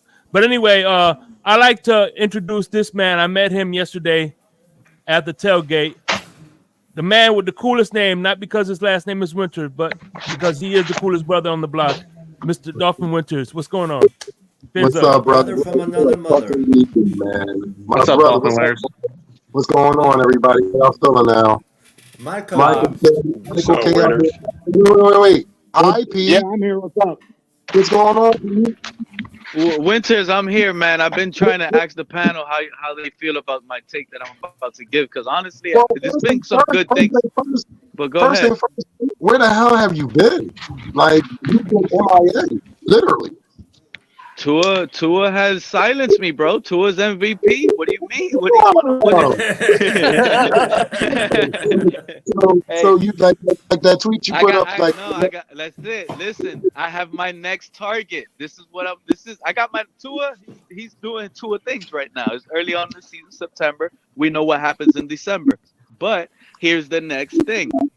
How do you guys feel about Jaylen Phillips, man? Because we need to trade this guy immediately. Oh, please no. While there's handicap, man. Jaylen Phillips, man, this is my next hit, man. Please no. Serious, bro. I was trying to be fucking nice and say what's up. Yo, I was trying to be fucking nice and shit, and you fucked everything up, bro. Well, before we go down to Jaylen Phillips, Pete doesn't like anybody named Jalen's.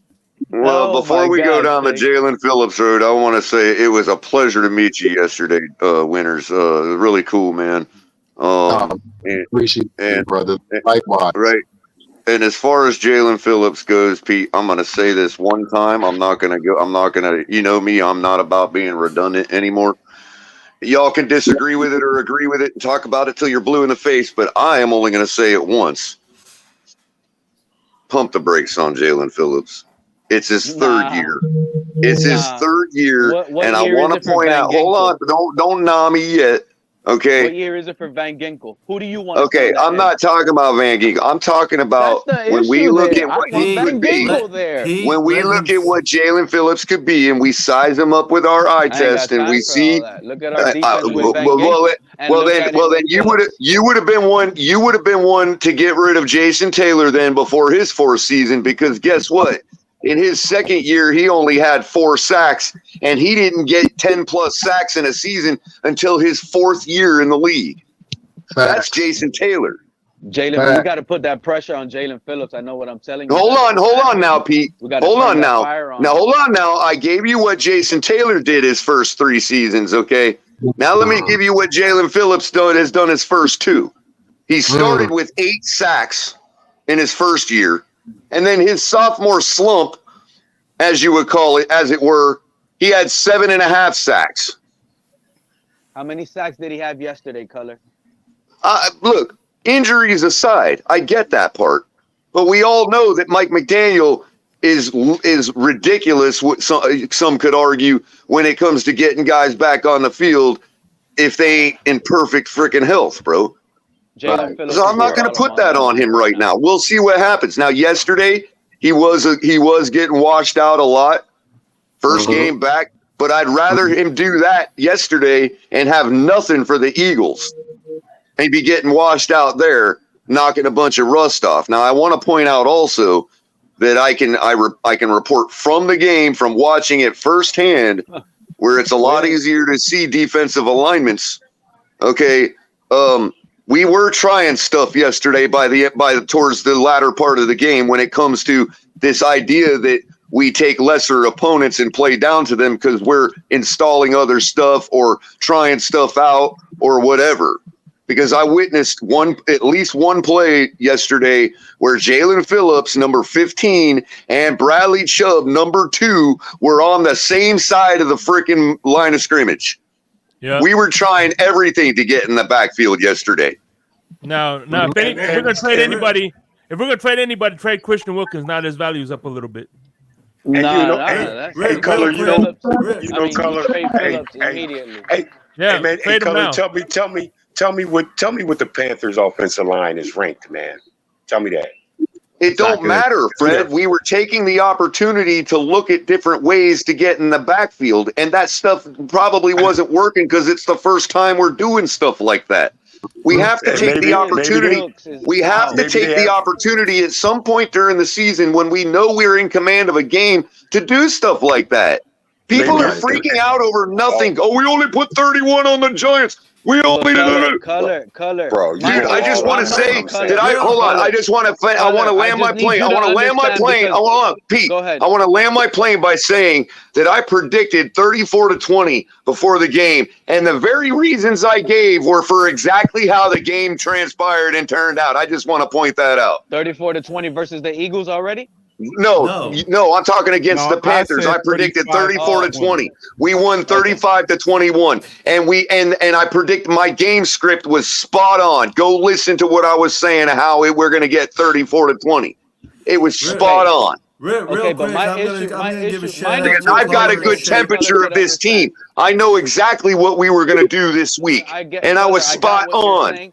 I'm giving a shout out to Color and Shake and El Capitan and all you guys I met up with yesterday as well. Absolutely, respect, y'all. That must have been a great game. Yeah, yesterday was fun as I couldn't even do a show today. I was so spent, man. Start right, you guys. Dude, I was high fiving everybody, man. I was high fiving everybody yesterday, man. You guys got a little nervous.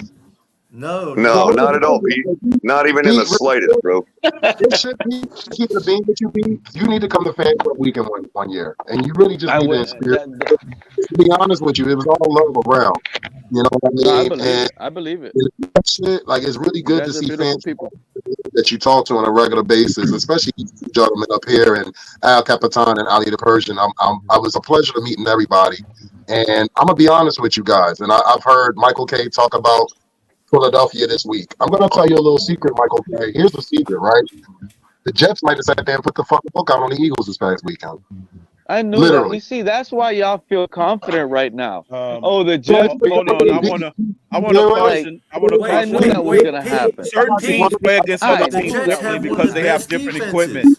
Right, exactly. I'm going to say we cannot go down that road. Is what I'm saying. And I'm gonna tell y'all right now, when we played the Giants, defensively different from we are. So when we played the Giants, and what was his name? That guy came in, Tyrod Taylor. When Tyrod Taylor came in, he was moving it, and he's like a little baby Jalen Hurts. Wait until Jalen. No, he's but he's always done that, Pete, his whole career. He's a dangerous little quarterback coming in a game, man. How about this? If Tyrod would have started that Giants game, we would have lost. Especially, bro, he had some gorgeous throws last night. I'm not gonna lie, there was some throws he was putting on the money. He's just got a really drawn out.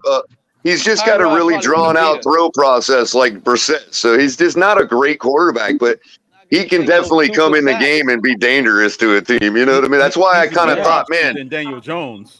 I honestly thought Tyrod could steal it last night, man. I really thought he could, man. They came close, bro. If he didn't do that big shit before halftime, they might have won the fucking game. That's what I'm saying, man. That's on Brian Daboll, bro. Daboll screwed that up. He pulled a freaking Pete Carroll. From what they were trying to, with the narrative they were trying to paint last night, the narrative they were trying to paint was that he gave him 2 plays and Tyrod chose the run play for whatever reason, forgetting that they didn't have a timeout. He changed it at the line of scrimmage. That's what they're claiming. That's what they're claiming. I just can't get over. I just can't get over the fact, man. Like, line of scrimmage, man. Like I said, I asked what were the Panthers' offensive line, what were they rated or whatever, where were they at? I can't get over the fact they dominated this. They dominated this man for a half, bro. They dominated for a half. Yeah, but again, Fred. You have to provide context as to wait a minute. You have to provide context as to why they dominated. They did whatever they wanted to do, man. They ran. No, they didn't. Until we started playing football. Until we started playing football. Right, 1 quarter. And it was 1 quarter, not a half. Exactly. In which the coach went away for, which he pulled a Pete Carroll too, and not sticking with the running game. And that was working. Right. And I know Pete switched the defense. Pete, and I know Pete and Fred, y'all are going to hate me saying this because I know how you feel about statistics and probabilities and all that stuff, right? And analytics, right? But you know the pie chart on ESP Analytics that had us 87% to win the game, right? You know that one, right? Definitely, man. Okay, if you go back and follow along the little graph for the progress throughout the game, because that thing gets updated throughout the game by the minute, right? So if you follow along, when it was 14-0, that was that part of the game on the chart was our lowest point of probability to win the game, and it never fell below 50%. We were still 54% to win the game, down 14-0. Good evening, Lewis. Yeah, I don't. As soon as we tied the game, our probability shot back up to 78%. Yeah, I don't think we were. Went from tying the game. Our probability of winning went back up to 78%. Well, then it goes back to what it's originally at because it's technically 0-0 at that point. Well, real quick. Yesterday, and shout out to everybody. What's up, winners? Papa Paul. They just got it. What's good, Pete? Yo, I ain't gonna lie. I cannot believe the words that are about to come out of my mouth. But goddamn it, I agree with Pete. Jaylen Phillips. I'm telling you. Has been, and again, I get what Color's saying, right? I'm not with But Pete. Color doesn't let me finish, Lewis. I don't think we should trade him, Pete. Let me just say that. I don't think we should trade him. But nah, bro. Rotational. This comparison to Jason Taylor, we already had this conversation, and I could be wrong, but Jason Taylor was either a 3rd or 4th round pick. There was no expectations on Jason Taylor, right? When he wasn't giving you nothing, you could say, you know, fair enough. But the league is still the league. The league is still the league, no matter where you were drafted. And we gave 2 or 3 years. We ain't gonna give Jaylen Phillips 3. Yeah, but Taylor's from a small school, Color. Bro, I'm gonna tell you this right now, Lewis. If he don't get, just know this. If he don't get 10+ sacks next season, I'm with you. No, but here's the thing. This should be this. Well, to be fair, Jason Taylor had Tim Bowens and Gardner and Darryl Gardner, not freaking. I don't care about none of that. I just want to finish my point. I don't give a damn who the fuck. I don't care about none of that either. Okay, that's cool. All I'm saying is, right, we're talking about a specific man that all of us, me included, this season was said in the beginning of the season. Color, you know this. I said there was about 4 or 5 guys that are untouchable on this football team for me. Jaylen Phillips was one of them. We all sat up here before the offseason and said Jaylen Phillips was going to be our guy that got us 10+ sacks. To be the 15th overall pick, he has been underwhelming at best. I had no problem saying that. For Tua Tagovailoa, wow. I'm damn sure. I went out on a limb and said, but that's the reason we got 5 years. We got 5 years. We got 5 years to make that decision, bro. But here, you see, look, maybe I'm talking about now. I'm not talking about projection. I'm glad Lewis brought it back. I'm just saying we got rookie control on the guy for 5 seasons. Hello, the problem that you guys are not actually listening to is the part where I'm saying is we have Van Ginkel. Van Ginkel should be the starter there. I don't care what Phillips. He's backup. He's rotational. That's fine. But we need Van Ginkel on Phillips' spot immediately. He just plays better. He's better than him. There's no comparison. That's just the reality. Is playing better right now. He's a better overall player at that position. So how are y'all gonna tell me? Bro, you said that there was low expectation on Taylor because he was, 4th or 5th or 3rd or 5th round, right? Yeah, so that's why Phillips came out and produced 8 sacks his rookie year and 7.5 his sophomore slump year. I don't know why we're like, what are we doing here? We're not going to give the man his full rookie term? They're just saying in a Super Bowl window they need him to be a dynamic player, dude. So I don't mind making him rotational if that's the case. If that's how he's playing now, hold on. If that's how he's playing now, and we need to keep our run going and make him rotational, that's fine. But Bro, really? Hey, Color, let me ask you this. Let me ask you this, bro. Let me, hey, Color. He needs Color, let me ask you this. I'm not Let me ask you this, Color. I'm I'm not talking about giving the man a contract. I'm talking about play out his rookie contract. Let me ask you this, Color. And I didn't say, to be clear, Color, I'm not saying to trade him. I'm not saying to cut him. I'm not. Hell, Pete talking about put him in a rotation. I think he should be the starter. I'm not even saying that. All I'm saying is the buildup around this guy. The buildup around this guy. When you look at him on Twitter, when he's walking around Buffalo shirtless, right, and he's looking like Tarzan, but playing like Jane. No, I'm gonna call it out. Hey, Color. And you're right to do that, bro. You're right to do that. I'm just saying, as far as expectations, because of where you were drafted, Tua was drafted 5th overall, but we're still here. We are at season 4. Hey, Color, let me ask you a question, Color. Let me ask you. Hold up, P. Let me ask. Hey, Color. Okay, we're gonna put Phillips as 0, right? Didn't play last year, didn't play this year. This is just Phillips, right? To you, what scheme do you think suits him more? Last year's or this year, man?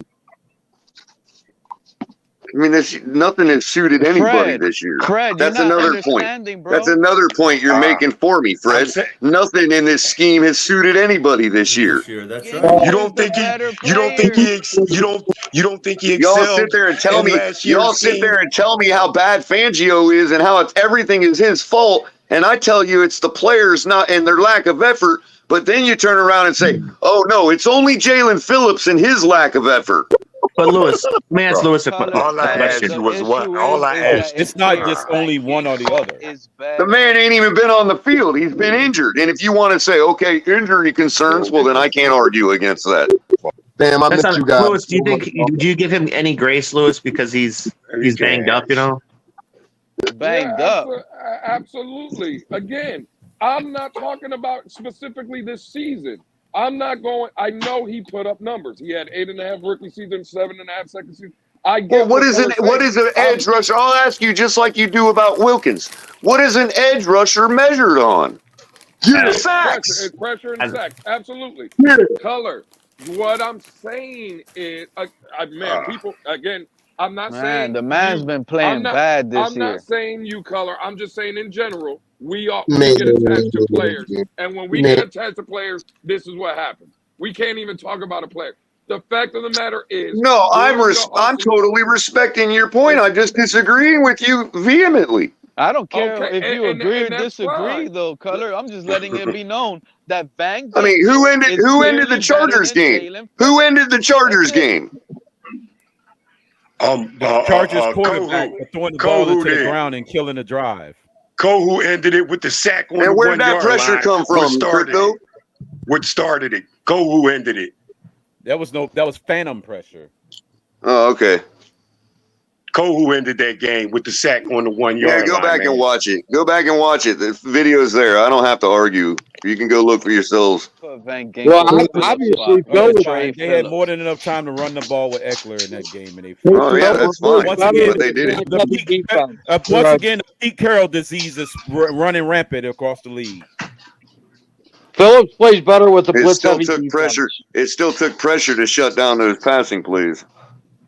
And I want to make a point to Crypto and coach had to. Let me make a quick point. It took a Kohu blitz. It took a Kohu blitz. I want to make a quick point to Crypto and Pete real quick. They was talking about everybody feeling comfortable about the Philly game. I'm not taking Philly sweet at all. I understand what Philadelphia is capable of. I've lived here all my life.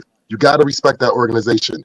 But what I am saying to both of you guys is Fangio worked with this damn organization on their offense. So he knows their psychology and he knows what Sirianni is thinking.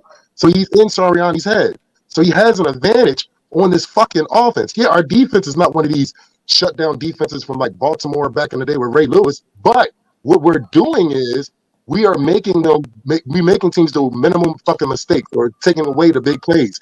The key thing is this is a statement game. We all seen what we did against Buffalo. I don't like saying this shit. Buffalo punched us in the fucking mouth. You know Philly's going to punch us in the mouth since they lost to the Jets this week. So you already know. This is going to be a slapping up. Period, point blank.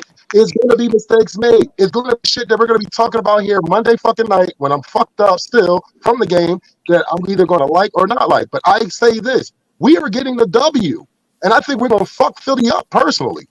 I really do. I'm going to keep it a bean with you. I just had a feeling y'all were going to be overhyped. I think we beat Philly. I think our team's tired. I think our team is just as much tired of hearing that they can't beat the big dogs as we are. Yeah, I'm not going to lie. Exactly, Color.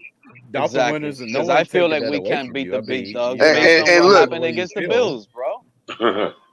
And look, I mean, Fred, I just wanted to say, before you laugh and talk about a Kohu blitz, go back and watch that game again, and you'll find Kohu getting on a run blitz, get Eckler blowing right by him without even being touched through the hole. I seen. Okay, so keep laughing about that Kohu corner blitz. Go ahead, bro. Yeah. You need to start. We wouldn't have had 34 points put on us in the first place if Kohu didn't get burned on a corner blitz by Eckler. Kohu saved the game, bro. Yeah, with the sack on the 1 yard line, and that's what it took, was a blitz to get the sack. Love you. Yeah. Well, it obviously didn't work against the run game. Are you saying he was using his predecessor scheme? Is that what you're saying? He swallowed his pride and used his predecessor scheme? Remember yesterday during the game they were showing our we finally had him in a position. What happened? What happened? Oh, yeah, what? Is Color still? Oh, Color, you there? Color dropped out for a second. Yeah, I mean he popped back up. He might have lost reception. Color, you there? Yeah. All I'm saying is, go ahead. All I'm saying is the sack numbers that they were displaying. Oh, the Dolphins are one of the best at pressures and 13th or whatever in sacks. Like all I know. I had a feeling when I came back, you guys were gonna be overinflated and happy. Guys, this Buffalo loss. Fuck no, we're not. You putting that Twitter shit up on my Skylar. I don't want to hear that shit, Pete. You put that sneaky ass tweet up. First of all, Winters, everything you said, you were 100% right. So if we lose to the Eagles, having the advantage, knowing their system and their scheme, you know how down that's gonna put me. That's gonna put me worse. What if the entire AFC East loses? What if the Chiefs and the Bills lose next week before our game? Does it matter so much then? You see, because it's about us. You see, Color, we could easily be the team that. I'm not talking about whether it matters to us. As we saw how we played in Buffalo, would it matter to the team? Yeah, of course. Yes, because Color. at the end of the day, it might make you feel better. Oh yeah, we lost, but we're still ahead by this much. The season doesn't end no time soon. That's number one. And number two, it don't make me feel. I gotta say it again. It would not make me feel better. I'm simply pointing out that we had that opportunity going into Buffalo, and we didn't play like we had that opportunity. Color, we don't have no game to slip, especially not the Eagles. The next 3 games, listen, Eagles, Patriots, Chiefs in London, or wherever they play. Well, the Eagles can't afford that either. Okay. Well, what happened in Buffalo, what people fail to remember is when they showed up and put max effort because they knew what the consequences would be for losing. By doing that and by us playing the way we did, we came out healthy. They came out injured. And it's been affecting them ever since. Hey, you know, I just Sunday think, night prime time. You know, and I hate to shit on my team like this, but to me, man, I just think Buffalo's a tougher team than we are, man. When it comes down to it, they certainly were that day, Fred. They certainly were that day, bro. But you go stand in front of our 53 players and tell them that they're not as tough as Buffalo, and I think they will beg to differ. Here you go. Here you go with this. Here you go with this. There you go with this. Well, you're the one. There you go, and you're the one questioning their freaking masculinity, not me. Our 10-2 record simply. You're the one sitting there emasculating them, bro, not me, bro. Dolphin Winters, everything you said right? If you don't see it, everything if right. you don't see it, but what you fail to realize, if you don't see it, I don't know. Jalen Hurts versus I don't know what kind of. Remember, Hold up, Pete. What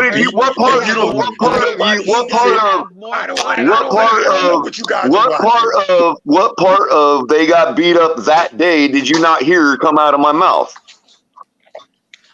Remember, this is the guy. Yeah, but Color, you gave a qualification. You gave a qualification for it, Color. Tua benched Jalen Hurts in Alabama. Well, why wouldn't I, bro? Because we played him to 3 points twice in their stadium last year. If you don't think Tell that me we're freaking ain't as tough as they are. Bull fucking shit. All I'm saying is, if we lose to the Eagles, it's like, what are we gonna do? We're still a bad team, despite what our records say. We can't beat Buffalo. We beat Buffalo in the 18th week. You know what? People got this weird conception that the word finesse, people got this weird conception that the word finesse is a synonym of soft. It's not. This backwardation of trying to backhand against them when their recent victory of us was within the last 3 weeks. It's futile. Right. It's just futile. I don't really care. When it comes to toughness, when you're talking about toughness, Crypto, it's the same team it was last year. Okay, plain and simple. Trade lines in a few weeks. Should we make a trade or not? Yes, we should try to get something for Jaylen Phillips. We really should. Besides what Keith has to say, does anybody else think so? I think you need a corner, man. Maybe. Yeah. You could probably get a corner for Jaylen Phillips. Get somebody on defense, man. You might be able to get a good corner for Jaylen Phillips. We got a corner coming. We've got an all-pro corner coming. We know what's going to happen now. We've got an all-pro corner coming, bro. The fuck we need to trade for one for? If Xavier Howard does not play to be honest, he's not going to be 100% on day one. We're getting blown out. Worse than the Bills. I'm letting you guys know right now. It's going to take I bet you Jalen Ramsey gets an INT his first game back. You want to bet, Crypto? Yeah, we played Daniel Jones. $20 versus the Eagles. $20, Crypto. You want to bet $20? If we playing Daniel for Jones entertainment purposes only, you want to bet $20, bro? We're talking about the Eagles. I bet $20. I bet $20 that Jalen Ramsey gets an INT his first game back. Yeah, we playing against freaking Daniel Jones. I don't care who it is. I don't care who it is. Yeah. I don't care who it is. So go for it. I just want to point out something real quick. It ain't gonna be the Eagles, and I'll tell you that much. Without Xavier Howard, Tua is not. First of all, somebody was talking about offensive. Bro, I'll put that bet up on BetUS right now, bro. If they've got the bet, I'll bet that on BetUS right now. I'm gonna tell y'all this straight up, man. Philly is go do it. Stop the cap. I watched that. I'm going to look for it right now. I'm going to see if that prop bet is on BetUS. If Ramsey gets an interception his first game back. Look, all I'm if he does that against Buffalo, that's what's going to matter to me. Hey, what's up, KP? What's up, man? If we keep this week 18, I'll give you. My bad. Yo, y'all wilding tonight, man. Come on. If he does it in week 18, Color, I'll give you the $20 if he does it in week 18. This was gonna happen. Everybody thinks now we're gonna beat the Eagles. We're not beating the Eagles. Now I don't care about that, Pete. I'm talking about when Jalen Ramsey gets interception and keep the Bills from scoring 48. I'll give you the $20 if he gets an interception in that game. I don't want to hear that from nobody that runs a fucking podcast. We're not going in there, no fucking town, laying the fuck down, just going, take our tails the fuck back on the jet and go the fuck home. That's exactly what the fuck you saying right now. Are you serious?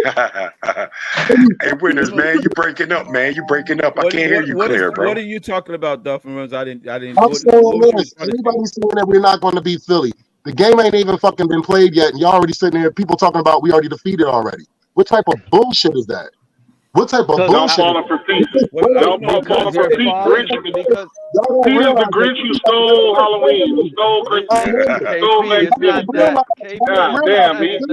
Important piece hurt on the offensive fucking line right now, and they're fucking trying to figure out who's going to be the next person that takes the offensive line spot. If we can sit there and pick that shit apart Man, I gotta wait till after the game starts because U.S. servers are crashing because the game's about to start. It's offensive lineman replaced by a practice squad player, like the Giants' offensive lineman was. But the players That's just my play, question. buddy. I'm just asking. Hey guys, the Bet U.S. servers are crashing because Monday Night Football is about to start. I have to wait a bit. Replaced by a practice squad player, then the analysis may be slightly different. Jalen Hurts and his receivers. I don't know the depth of the Eagles, and I don't really care about the depth of the Eagles. But I don't hear too many Philly fans. You know, winners. It's funny how like if you look at the projections right now on ESPN's projections, bro. It's funny how the Eagles are like at the bottom of all the contenders when it comes to projections. Hey KP, what you got for us tonight, bro? And remember, real quick, Fred, hold on.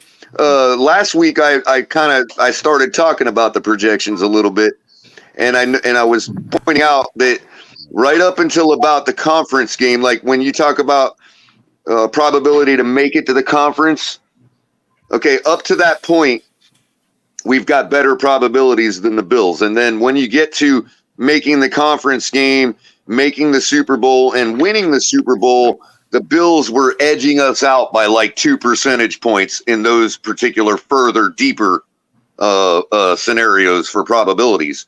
After yesterday's action. Do you think that's representative of the truth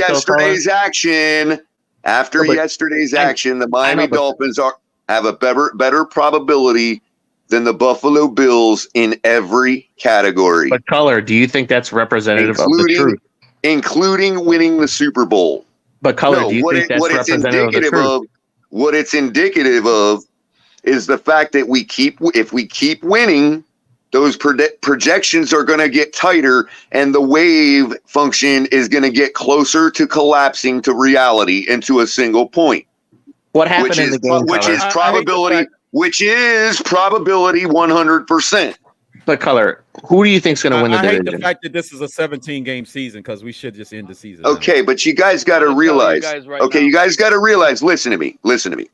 Currently, the Miami Dolphins are in a super position of winning the Super Bowl and not winning the Super Bowl.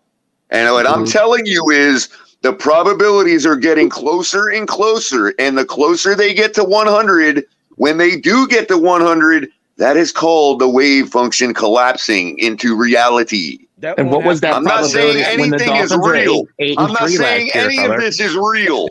That actually won't happen. I'm just telling you the current state of the wave function's probabilities. That's all I'm telling you. Nobody's disagreeing with that, Color.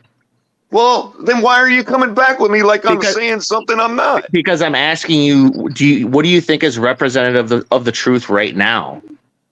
What's representative of the truth is that we have a 15% chance of winning the Super Bowl, and the Bills have a 12% chance. Color, do you think the Dolphins are going to win the division? Okay, we got 3%.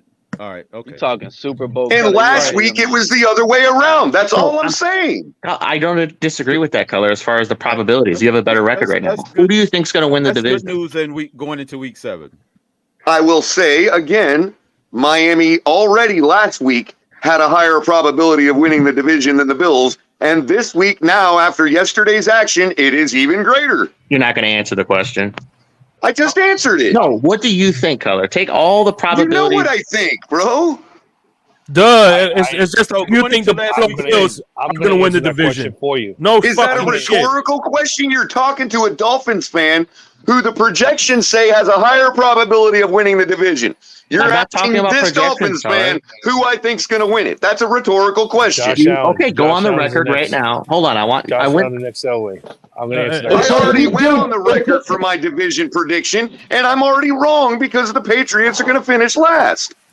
It's the same as you thinking Josh Allen's going to win MVP. He doesn't stand a chance. Color, I already went on the record, bro. I already went on the record with my division ranking prediction, which has the Miami Dolphins at number 1. Hey, Josh Allen, I want you to go on the record. Who do you think is going to win the division? Well, not only are the Bills going to win the division, I think they're going to go to the Super Bowl this year. I think that's he's an embarrassment to Bills fans everywhere. And I'm simply telling you that the probability of that happening. I'm just telling you I'm telling you, after yesterday's action, the probability of that happening has gone down. That's all I'm telling you. What was the probability when the Dolphins were 8-3 last year? Josh Allen. I don't know. I wasn't looking at it last year. Josh Allen is to answer your question. It was I do know that. I do know this. At 5-1, hold on. I do know this, and this is the reason I brought it up. It wasn't to talk about the Bills. It was to tell you that the Philadelphia Eagles at 5-1 have a 6% chance of winning the Super Bowl to Miami's 15. So I'm telling you, it is the Eagles that need to be worrying about us next week. You know how hard it is to find anybody talking bad about the Dolphins right now? I'm just trying to tell you all, wake up. It is the Eagles that need to worry about us. They're only doing it to try to backtrack what the original position was. That's why every media outlet is talking beautiful about our team. The media's just trying to backtrack and make up. Okay, and what I'm telling you is, in the probabilities, the media's feelings about us factor in 0% into the probabilities that I'm telling you guys. I'm interested if those probabilities have the Dolphins over the Chiefs. I want to hear about the probabilities. They do in some of the categories. They do. Do you think that's silly, Kyler? All right. No. Hold on one second. After the Chiefs win. After the Chiefs win last week. Hang on one moment. Hang on, Robert. I would love to. I got like 5 minutes, and then I got hop off, so I appreciate it.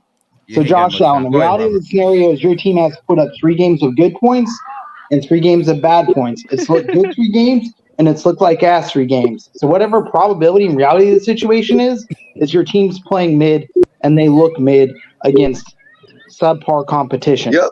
Those probabilities also factor in injuries. Whatever bullshit you want to spin. So, Robert, do you think the Chiefs are looking mid? I don't think the Chiefs look as dominant as they have in the past. Do the Chiefs look mid, Robert? Hold on, Josh. They didn't play the Giants to fuck them what? 12 points, 14 points? And what was the Broncos game? Well, he's about to hang himself, Robert. Let him ask the question because Robert, ask your question about the Chiefs. Hold on. Ask your question about the Chiefs because you're about to hang yourself. Go ahead. Ask your question about the Chiefs, Josh. What question? What are you talking about? You asked Robert a question about the Chiefs, and I want to hear it because you're about to hang yourself with that question.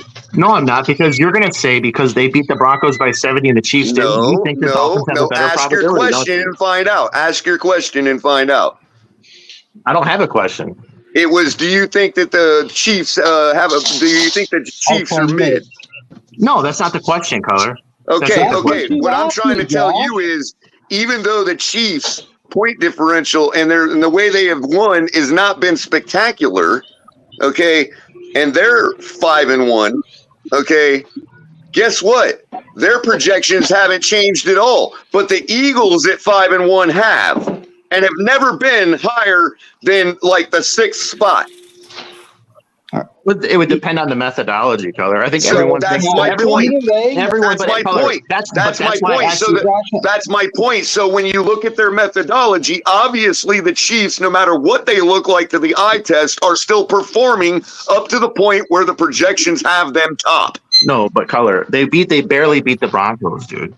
It don't matter. It has to do with a lot of things. Matters. I'm pretty sure that the projections also factor in your guys' roster and how many people are injured on it. The analytics would take into account that they barely beat the Broncos, but I'm trying to tell you that take the projections and analytics out of it. The Chiefs are going to be there in the end, just like the Bills are going to be. And you know that. That's why I can tell you this. At no point last season.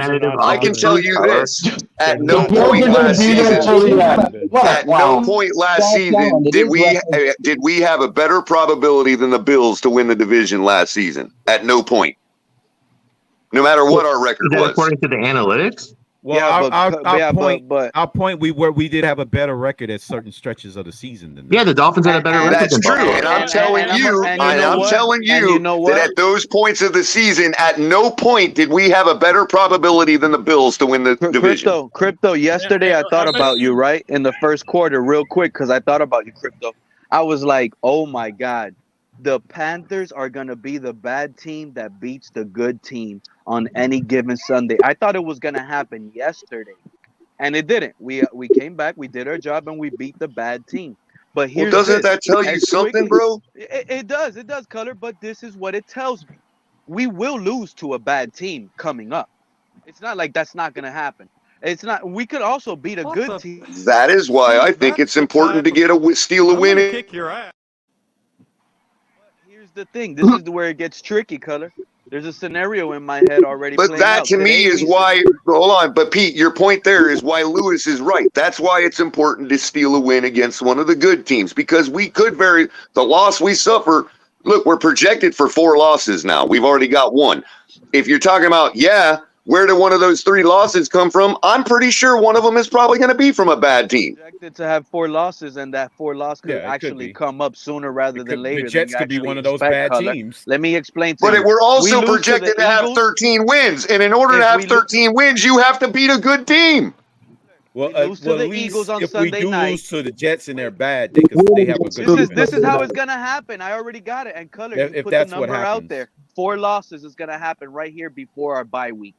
We lose to the Eagles. On a short week, we're going to lose to the Patriots at their house, right? That's the bad team we're going to lose to. They're coming to Hard Rock, bro. They're coming to Hard Rock. Oh, yeah, and we're going to lose to them. We're going to lose. That's what I meant. And then we're going to go and play at London. Day in hell before we lose to the Kansas Patriots City. in Hard Rock. That's 3 losses in a row. Well, if we lose to the Patriots, Pete, the season is over.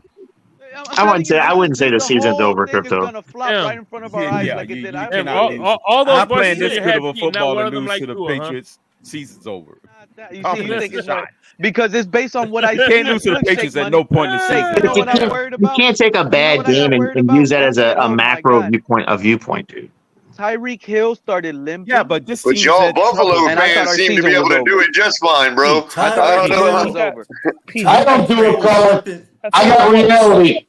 Michael K., I think the Golden Girls are on.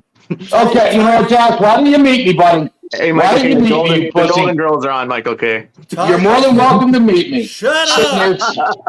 Hey, listen, Josh Allen. Listen, I don't care.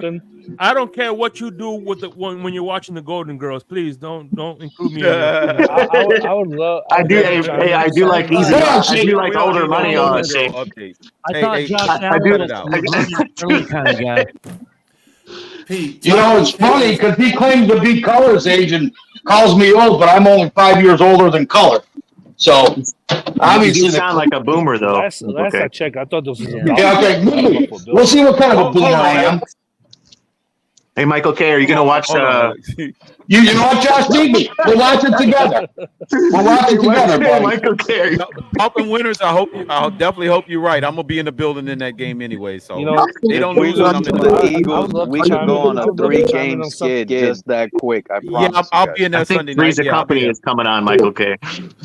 Hey, why do you need me for a I'm drink, just trying to tell you all that. Yeah, I'm just trying to point out with all that talk about projections. I'm just trying to point out that the statistics and probabilities agree with me. The statement that I'm making that it is the Eagles that have to worry about us, not the other way around. Color. If X is out and you don't have Ramsey and Eichenberg is starting, you don't think that's a massive mismatch for the Dolphins?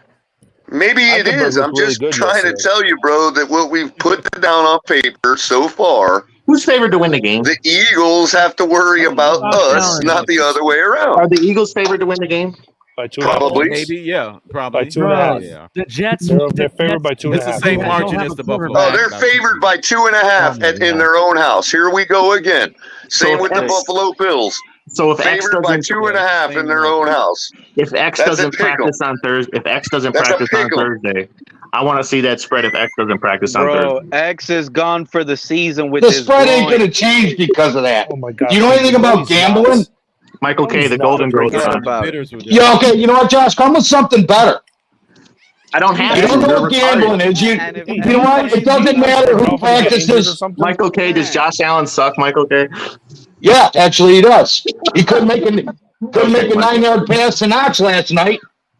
You tell me that's MVP caliber? Couldn't make a 9-yard pass to Dawson Knox for a first down to end the game. Hey, Michael. He can't make a 9-yard pass. Well, Yeah, this guy here, bro. Bills on Bills crime is much more pleasurable than them. Josh Allen is not elite. I don't know where. Isn't it, Crypto? Isn't it? Makes the show Josh so Allen's much not elite, easier. nobody is elite, dude. That's much more. What does Josh Allen want? You know, we're just gonna call you Carson from now on. Because no matter, it's okay. There has to be a Dolphin fan in this world that misses Skylar Thompson. I'm gonna tell you guys straight up. Skylar could have beat some of these. Here we go. Bro. What the? See, that's the type of. I'm gonna kick your ass. Right now, Pete, what's your long-term analysis for the Dolphins? Right now, there's a few of you out there. Pete, let me finish. Go ahead, right Papa. now, the one thing I got to say, there's a few of you out there that need to pull the cork out of your ass and let your fucking brains breathe.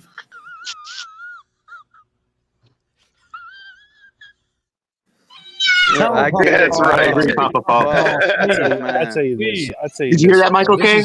Yeah, hey, Josh. Hey, what teams lead the NFL in point differential? The Buffalo Bills. Really? Are you sure about that?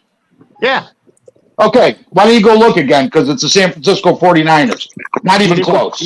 Hey, Michael K, who's second in point differential?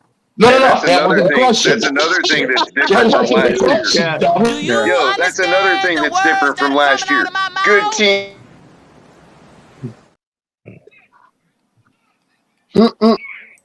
You see, I'd rather had Sauce. Like, you know how happy I would have been. We've got a positive point differential for and we don't usually have that. We didn't have that last year. Even when we were 8-3, we didn't have a positive point differential. Pete, what's your long-term analysis this year for the Dolphins? We What's was going to like happen? underwater for a while. I want to hear Pete's long-term analysis. I'm gonna tell you straight up Is that right a now. trick question? You realize what you I asked told Pete you that question. is exactly what I feel. What Color and these guys don't want to hear, bro. The next 3 games are L. Oh my The God. Dolphins are gonna fail. Let Pete finish. Losses, bro. Yeah. Josh Allen, There you you go, lost right your there. That's Pete. Guys, analysis. that's Pete analogy. The Dolphins, best, the Dolphins failing down the stretch. and That's at exactly what Pete Marino analogy Stone is. just got you, Pete. We'll bring you I'm back. out of here. I'll We see bring you you guys back, later, Pete. man. We'll bring you back, Pete. We're doing Love you, Pete. Man, hang out, Pete. Don't go, boy. Don't go away. We'll bring you back. Pete. We love you, Pete. We want to hear You know what juggles my chain? You guys Thank got you, Marino, to go Hold for on, that $10 donation. Appreciate that. That's messed up, bro. Guys, you know what? Well, he knows damn juggles? well the answer to that question. Hello? He's asking Pete. Yo. Hello? Alex. Oh my What's God. up, Alex? So, How you doing, Alex? Hey, Papa Paul. So you know what What's up, juggles Ollie? what juggles my chain right now? The fact is that so-called Dolphin fans wish long-term injuries on their own players and wish for them to lose, just so that That's the why quarterback they're can get out of not here. Dolphin fans, Alex. That we already know this. Yeah, People that would do describe that you're are not really, Dolphin you're not, fans because what they are, you can't they're legitimately wish player injury fans. on your own They're players. fans of players, not teams. Ali. Fred is in the Bills Mafia You CIA. shouldn't be Doesn't wishing matter. injury on nobody. Ali, But here's yeah. the thing. Good It evening, doesn't Ali. matter who wears evening. the aqua and orange. Do you see this right here? You see this logo right here? That is my team, and we'll always be. right, bitches? It don't matter who is under center. Come the first week of the season, it doesn't matter who's under center in the Super Bowl. I'm always going to cheer for this logo right here. Amen. That's my That's the way team it's supposed for to be. 39 years. Be right back. I respect that, Alexander. The fact is that the Buffalo Bills, have they been the juggernauts in the years past of the AFCs? Absolutely, they have been. No question about it. But the window is closing on the Buffalo Bills. Mm-hmm. Yep, there you go. There's the Buffalo Well, Bills. The you know, windows are closing. One Alexander, the window doesn't close until Allen retires. Man. Shit's done boarded up, man. I'm What are you sorry, talking about? Josh Boarded Allen, up, solid.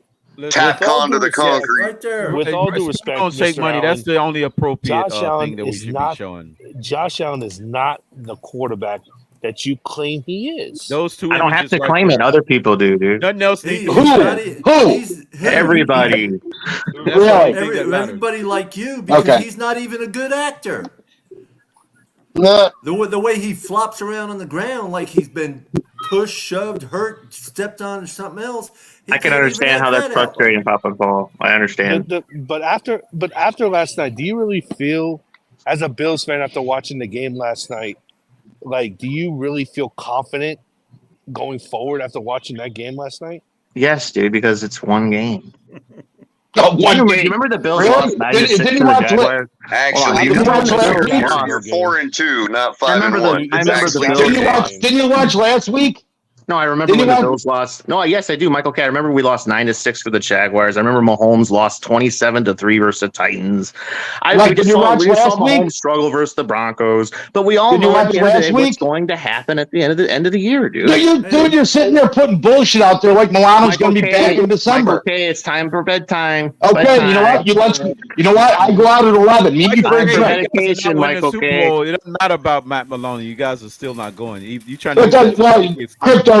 You're right, but the bottom line is we got clowns in this fan base that sit there and think Milano's going to be back in December because they're claiming Ramsey is.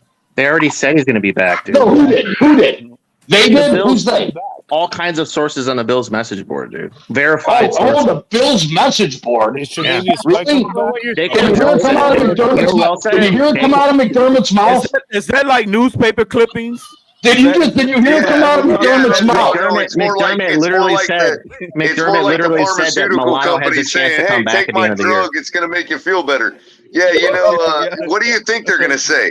You think they're going to say, "Oh no, Milano is not going to be back the rest of the year, so don't bother coming to the stadium and spending $12 on a souvenir cup." Color, it's a hairline fracture. He's going to be back. Okay, what I'm saying here is they're telling people he'll be back so that they don't lose the sales of their $12 souvenir cups at the stadium. Hold on, Colin. Why would he have surgery for a hairline crack? It depends on where it is.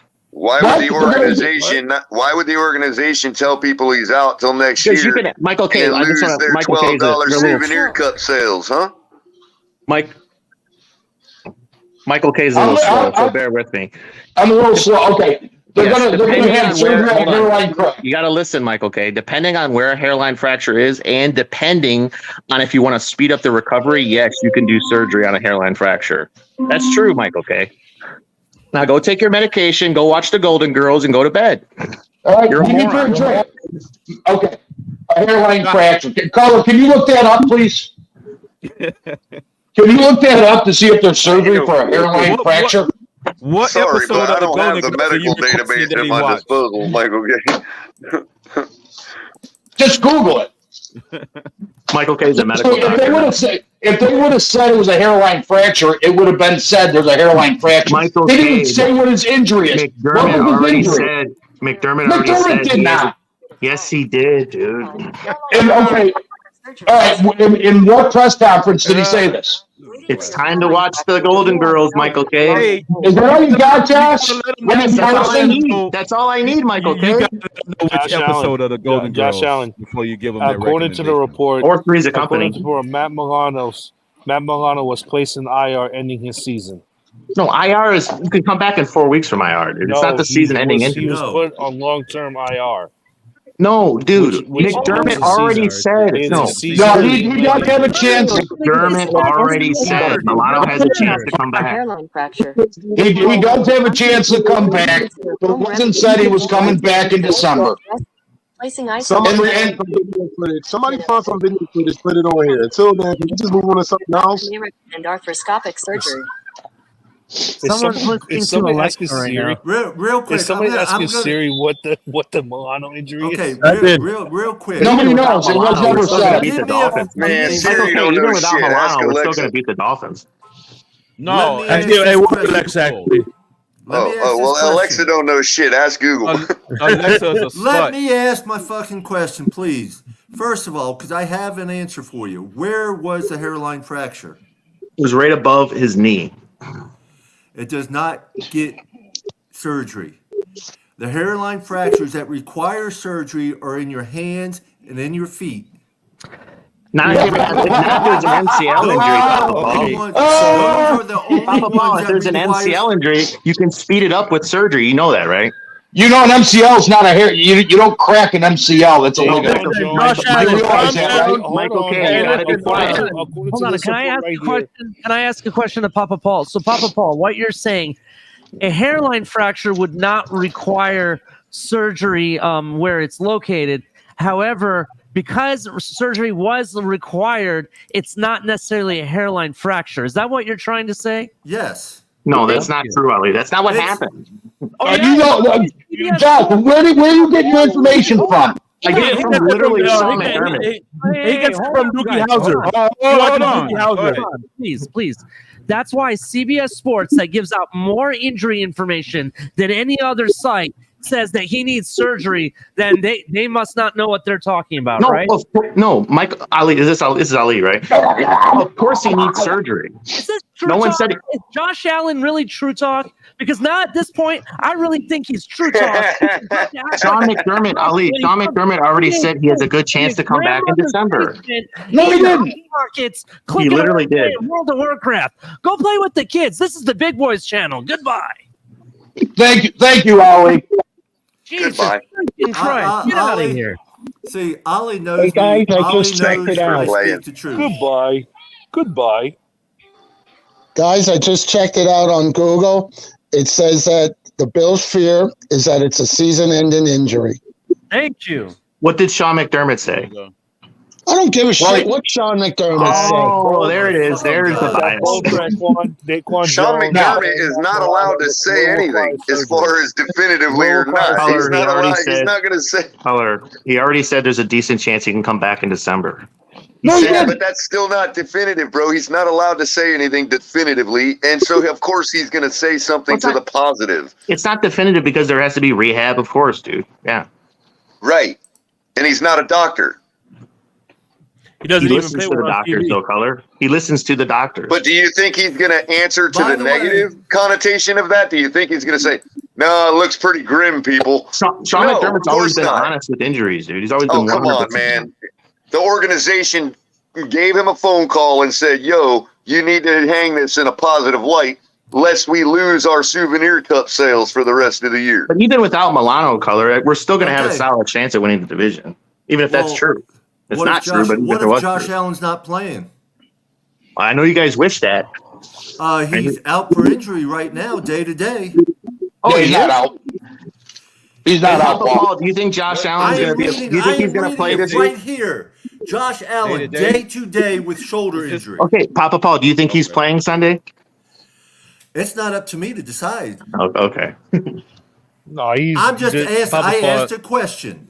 Well, as long as he's on the injury report, the only accurate answer to that question is I don't know. Exactly, and that's what I said. Yeah. Right. I think even with his shoulder at 80%, he's still going to beat the Patriots. Papa. I was just reinforcing it with logic. Josh Allen is not as good as you think, brother. I don't have to think. I don't have to think it, Papa Paul. Everyone else thinks it, including the players. Including the players, Papa Paul. The players of the Bills, maybe, but why come he's not even up there in the MVP? Let's make one. He has been up there in MVP. He's been second and third. He's been second. I wonder how many people said that in the past. I don't have to think. I got a whole mob to do it for me. Where's he in the MVP voting right now, Josh Allen? Or is the MVP right now, Michael K? Where's he in the odds right now? Is it decided right now, Michael K? I'm not asking that. Where is he right now? Right now. It doesn't matter where he is right now. Because he's not going to win the MVP. Okay, you're not a Bills fan, Michael K. We know you're not, dude. You're right, I'm not. Okay. Does Josh Allen suck, Michael K? Does he suck? He ain't as good as everybody thinks he is. Okay. Do you think? What does he want? What does he want? Do you think Josh Allen's elite? Josh Allen is the next Owe? I don't have to think he is. All the numbers, all the players think he is. What numbers? What numbers? The most touchdowns in the NFL the past 3 years, the most breaking Dan Marino's record for most touchdowns in his first 5 years, second in yards the past 3 years, winning the AFC East 3 years in a row, setting playoff records, a perfect playoff game, being second and third in the MVP, top 100 to top 3 years with the players voting. What else do you want? Where's the Super Bowl? He's overrated. So I guess Marino wasn't elite, Papa Paul. Marino's overrated. Dan Marino's overrated. You see how much of an asshole I sound like? I'm not saying Marino had actual NFL records. They didn't have to combine rushing and throwing touchdowns. You don't have to combine rushing. How come Josh Allen doesn't have as many rushing touchdowns as Lamar Jackson? If you take How out come he all doesn't the have as rushing, many rushing touchdowns as hey, Michael K, be quiet. If you take out all the rushing touchdowns, he has tied Peyton Manning in his first 5 years for passing touchdowns. I'll buy you 3 before you get to that. Touchdowns by a quarterback doesn't make a good quarterback. Oh, you're right. It takes a lot of other things, which Josh Allen has done. But you guys want to keep debating Josh Allen. You want Josh Allen to get hurt. No, I don't understand it. Honestly, hey, I'll tell you. Oh my God, are you gonna cry? I'll tell you right now. I don't want to see a single player get hurt, especially I don't either. career ending. So I don't either. Say we want to see players get hurt. I don't want to see him get hurt. I've heard some player when that Bills-Dolphins game was going. So I've heard some people on here say they wanted players getting hurt. Don't say all of us. Because that's where you're right there. Yeah. I didn't say all of us, Papa Paul. I didn't say all of us. Too. Hey, if you're going to say you heard it on here, you're going to have to. Hey, if you say you heard it on here, you're going to have to put a name on it because we have a finite number of people. Color, you specifically said it. Oh, I specifically said it. Then I probably meant it. Well, there you go. There it is. There you go. There you go. I don't constrain myself to worry about whether a millionaire gets injured or not and doesn't get to play his game for the rest of his life. The money's not the real reason, Color. That fucking nonsense. The money's not the real reason you want him hurt, Color. That's why. That's not the real reason. You just got done saying all of you, though, when you said that. So don't put all of you, which is including me, and I know Dolphin winners, don't put all of us into that category. I don't want anyone to get hurt. I don't want nobody's life to be threatened, but I don't give a shit about hurt. Well, I'm not going to disagree with you there, Carl. That was ridiculous. They're fucking millionaires. What the sympathy do they need from me, bro? I don't want nobody because they don't get to play a game for the rest of their life. No, but Color, that's not why you're wishing it, Color. That's not why you wanted him to get hurt, though, Color. Phillies winning 2-0 against the Diamondbacks at the bottom of the first. 2 home runs. Scherber first home run. And then Harper came up right after the last batter, 420 feet, 109 mile an hour. They're all trash. They're not America's team, the Cubs. You don't be giving no updates. Hey, Dolphin winners. Dolphin, as much, let me tell you something. As a Mets fan, I despise the Phillies. Okay? I know you do. Right? But y'all spend so much money on y'all roster, it makes no sense. You don't talk baseball on this channel. You don't talk baseball on this channel unless you talk Cubs. That's the rule. No, that's the number one rule. Listen, man, the Cubs are not going to see a winning season for another 25 years. I'm just saying. Doc Gooden and Strawberry ain't coming out to win y'all another World Series anytime soon, bro. That's just what it is. Nah, the Dolphin, but Pete Alonso's going to take us to where we need to be, bro. Then we're going to get Soto. Then we're going to get Juan Soto. Listen, y'all bets is not fucking with our bets. Stop it, Alex. Stop it. Can we go back to football? I'm starting to fall asleep like I do during the baseball games. Ali, I want to ask you a question. No, Ali, go after Carson Wentz again. That was funny. Ali, do you think that last game of the year is going to come down for the division?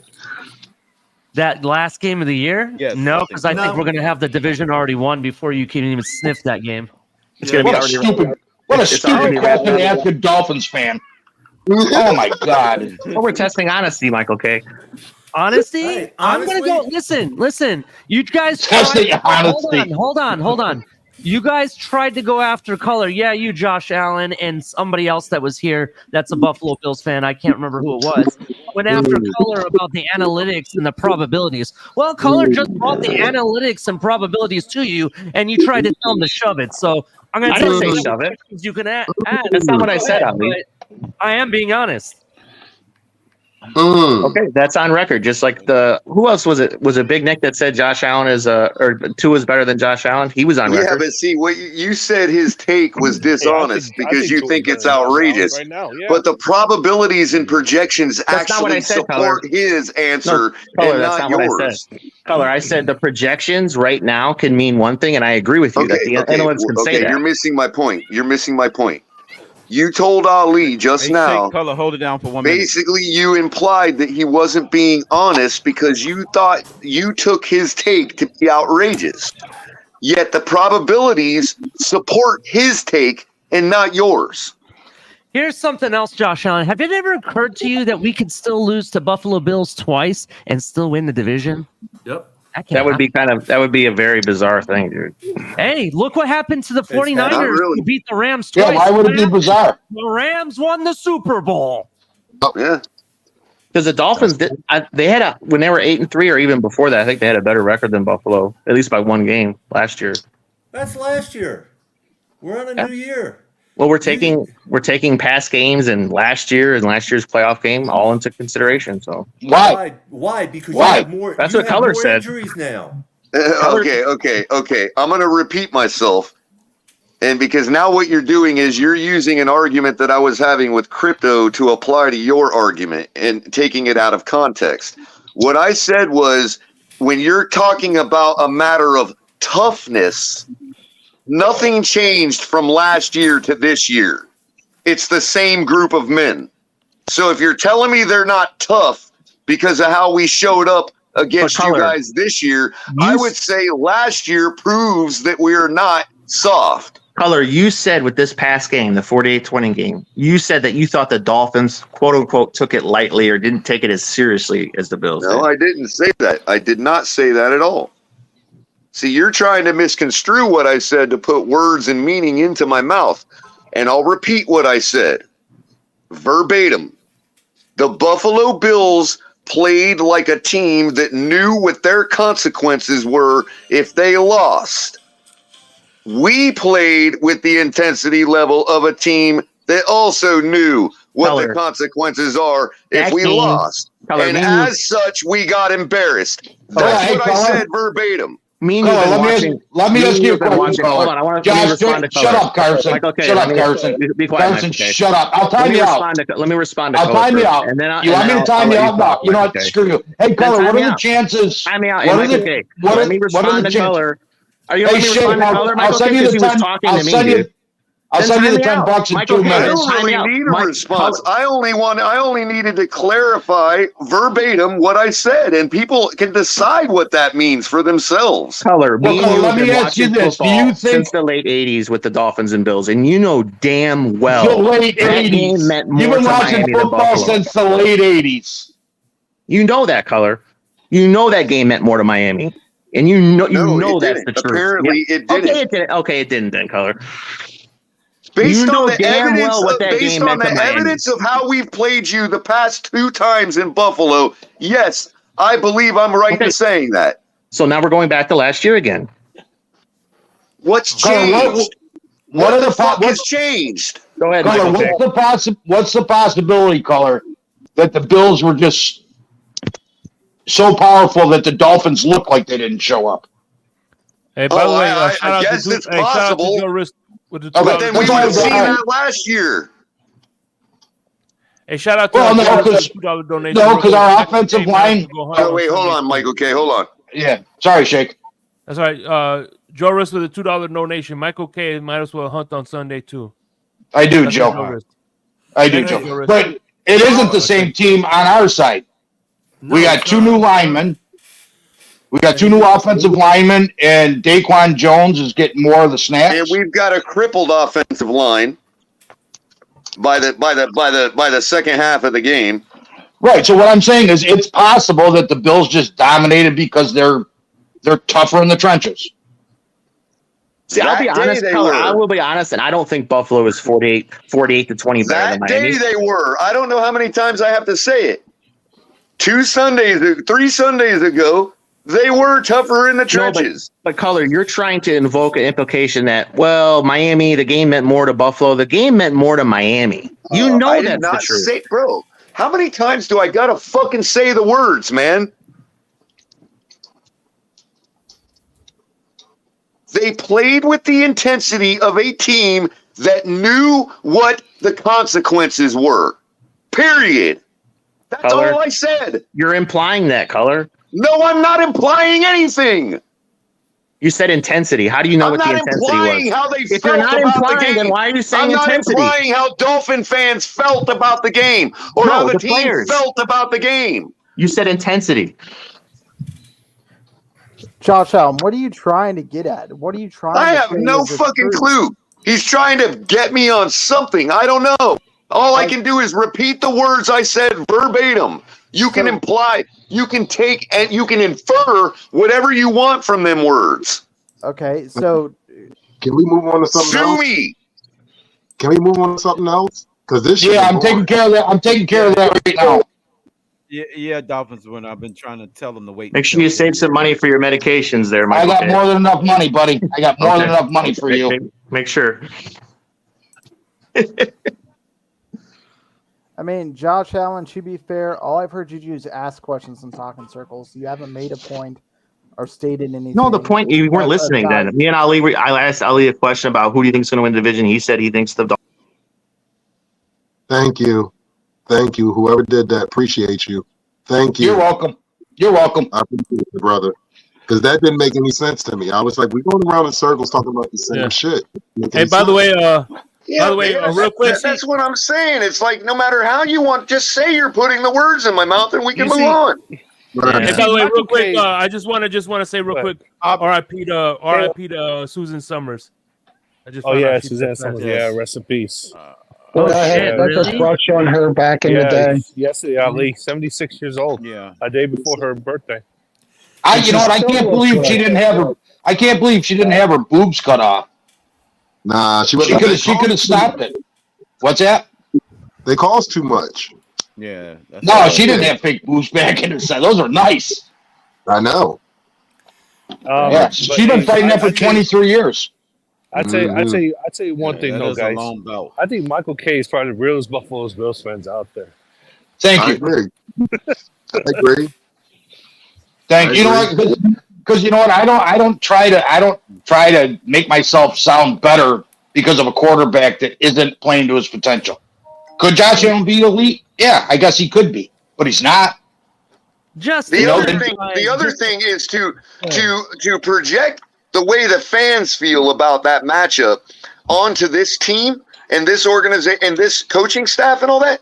They weren't there in the 90s. Mike McDaniel don't give a fuck what happened in the 90s. Facts. Yeah. So how could it affect how Mike McDaniel feels about this rivalry and this matchup? Yeah. He wanted to preserve his freaking team for the long haul. And guess what? Who's healthier right now? Yeah, ain't never lied about that. We are a lot healthier. We got to talk about Chris Brooks going out yesterday, and that was huge. Yeah, but didn't Buffalo now if we could have played like that, and Buffalo would have made a bunch of mistakes, and we got to steal that win, all the better. Yeah. What was that, Ali? Didn't Buffalo lose a running back today also, or yesterday? He's got a sprained neck. He's resting at home. I know, they didn't give him a timeline. He did get carted off. That was brutal. That was brutal. Yeah. I hope you. Yeah, allegedly he lost movement in his arms for a couple seconds. That's why they backboarded him and took him off. But he was moving his arms before he left the field. Yeah. So it's a sprained neck and a concussion. Nobody wants to see it. I mean, it was a clean hit. Yeah, nobody wants to see that. It's just nobody wants to see anybody getting carted off or put in that. Exactly.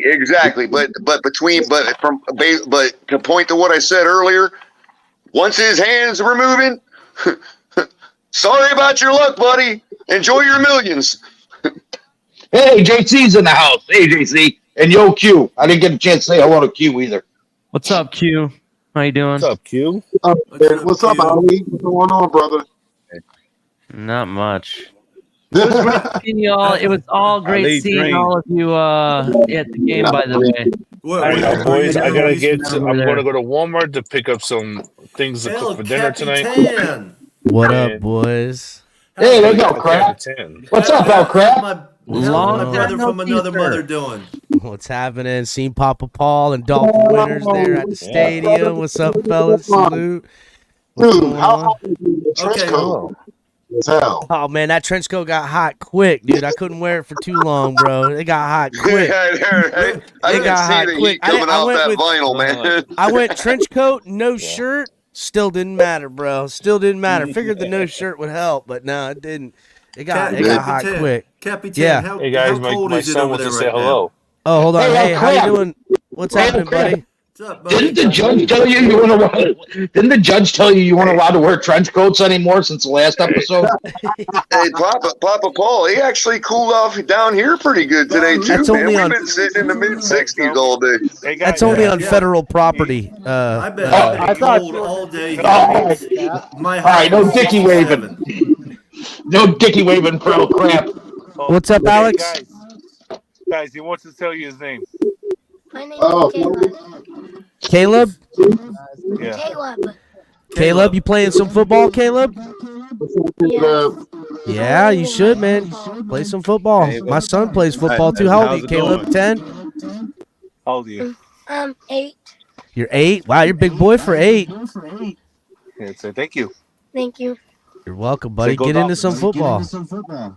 Go Nasty Dolphins. Yeah. Yeah. He says go. He says go. I know. I heard him. We are nasty. That's right, Caleb. Nastiest team in the NFL. Got the nastiest offense, too, buddy. You like Tyreek Hill? He doesn't know who the players are. Yeah. Oh, that's okay. Hey, Caleb. Hey, Caleb. Ask him who you would I trade. try to get him to watch the game with me, but he never wants to. Ask him who you would trade at the deadline. Games are nasty. Can I present a question to the panel that was asked on Undisputed? Yeah, let's hear it. Do you think that Tyreek Hill is the greatest wide receiver of all time in the NFL? Yes. Oh, that's a broad. I don't know. Let me just break down my takes for you guys, and then I want to see you guys' opinions. Okay, go ahead. If you really think about it, there was, Hold on. the zone was created based off receivers that could catch the ball really deep, right? You had the Randy Mosses and I can't think of the guy's name, Billy something. I can't think of his name. Yeah, Billy Rice. That's why the zone was created to defend against guys like that were super athletic. All right, guys. I'll see you guys later. Later. Man. Deep ball, right? All right. But then you got Tyreek that not only can he catch the deep ball, he can catch it behind the line of scrimmage and take it to the house. He can catch it from 5 yards, 10 yards, 20 yards, 15 yards, all over the place. You can put him in every wide receiver position. No problem, right? Yeah. Every position, he'll catch the ball. And on top of it, he's not afraid to do it. He's not afraid to run across the middle like Well, some he of the used to be a receivers running in the back, NFL. so. You know what I'm saying? He can even play running back. Do you think, based on all that, you could put him there as one of the greatest all time, if not the greatest of all time? So I would say pound for pound. Greatest. Pound for pound, yes. But to me, the greatest wide receiver I've ever seen play was a guy who didn't get to shine the way I thought he could have. And this organization is known for doing that for the most special of athletes. And I'm sorry, but Calvin Johnson was the biggest freak I've ever seen play football in my entire life. That guy was unstoppable. Let me ask you this, though. Unstoppable, bro. Let me ask you this, though. Was he just a deep threat, or did he catch the short game, play? Yes. Calvin Johnson could do whatever the hell you want him to do. Calvin Johnson did whatever he did it all. He did it all. The only thing you had was that he was a nice guy. Because if he didn't want to, if he would let you tackle him, it looked like. Ali, just picture Travis Kelce with the agility of Tyreek Hill. Wait a minute now. Y'all better put respect on Terrell Owens' name. I watched that man here. T.O. was great. He was different. I'm going to tell you something about you on this team than Cedric Wilson Jr. Put him on our team at this point. Just being honest. I hear you, but Terrell Owens was a freak of nature. I've never seen nobody come back from an ACL injury in 6 weeks and have the That most. was going to be mine too, Winners, is Terrell Owens, man. I know he never ended up being accomplished like Tyreek, but man, just sheer wide receiver, Terrell Owens, man, because Terrell Owens would take a slot pass to the house, man. He didn't need to be 50-50. See, was all the names that you guys mentioned, they were all great route runners too. Is Tyreek that good of a route runner, or is it his speed that gets him open? Yeah, he is a good. Well, you know where Tyreek really shines, in my opinion, is, and it's really what helped Mahomes and Kansas City while he was there, was when the play, when it's off script and Mahomes is running around, Tyreek just has a really good gift of being able to sit down somewhere in an open spot, finding it, drift back. Right, he's good exactly, at that too. exactly. Totally, like almost like disappearing in the thoughts of the secondary, and that's why you're like, how does this guy continue to be open every fucking play to the point where Mahomes could literally close his eyes and just chuck it deep to an open grass and know Tyreek would get there no matter where he was at. Even if he didn't know where Tyreek was at, he'd be like, "Oh, there's open grass, chuck it there," knowing Tyreek would just chase that fucking thing down. 100%, Samuel. Can I piggyback off of that for a second? Also, Tyreek said in the beginning when McNair came here for the first year, he didn't even know the playbook. So, Michael K., that was a really good point. His athleticism also comes into play with just him because he didn't even know the whole playbook, and he was just improvising a lot of that stuff, and he was still getting open. So that was a great point. Yep, and with motion, with the short motion and the modern style motion, they allows him to be at full sprint right at the snap of the ball at the line of scrimmage is even deadlier, man. Yeah, I agree. But real quick, just a little bit different note. Have you seen the videos on Jerry Rice's son? Yes. I have not yet. I have to check that out. Yeah, check it out. I've seen Marvin Harrison's son. I mean, that guy's a beast. Woo! So, If I was Jerry Rice, I'd have named my daughter Jasmine. Jasmine Rice. That's funny. Yeah. Yes, and Jerry was great at what he did. His ability to track the ball in the air, he had the best eyes to fit the hands, I would say. But the only difference is I've seen Calvin Johnson jump between 3 defenders, grab a ball that's 10 foot higher than anyone else could grab it, and catch it one-handed where the ball hit him like this. Out in front. He reached out in front of everyone and grabbed the ball on the tip of its nose. And just takes it out of the air. You know what I'm talking about? Just taking it out of the air, bro. That's easy. Yeah, it is for you, Paul, because you're 7'11". So I mean, I get that. But hey, I didn't see Jerry Rice's. I didn't see any video on Jerry Rice's son, but I've seen a lot of videos of Bernie Kosar's daughter. Yeah. Hey, so let me ask you: if Jerry Rice played cornerback and he got burnt, would that make him fried rice? Right, fried rice. Oh my god, boiled rice. Michael K., I know there was a joke hidden in there somewhere with that. What you said, I haven't figured it out. What's up with Bernie Kosar's daughter? She's a porn star. Yes, she is. Really? What's her first name? She is. I don't know what her name is. Of course, Color's asking. Yeah. I mean, I got to be able to keyword search her somehow. I mean, shit. I don't look up her father. Pornhub ain't good with last names only. I'm just putting that out there. All right, that's like Lana Rhodes related to Cody, Gusty, the Rhodes family, and they disowned her because she does porn. If she stopped doing it. Oh my god, I didn't know. You know who else does porn? Not you, Ollie. Is it their title of her latest video? All roads lead here. Where do you think the jacket's from, guys? I mean, that's where I got the jacket. You guys remember Bret the Hitman Hart, right? Who is his partner in the tag team? Jim the Anvil. Jim the Anvil Neidhart. Yeah. Neidhart's daughter does porn. Oh wow! She has the OnlyFans channel. We should probably save this for late night exhale. Does she go by Neidhart? Shit. This is the Patreon conversation right here. Does she go by Neidhart? Okay, I think that's the smartest take you've had, to be honest. Michael K. I agree. Yeah, TMI, G. It's a TMI show right now. But to answer Color's question, bent over the anvil Neidhart. It's Lexi Silver with 2 X's. Oh yeah, is that in your Rolodex? Huh. No, it was in Pornhub. That's Kosar's daughter? Yeah. Wow.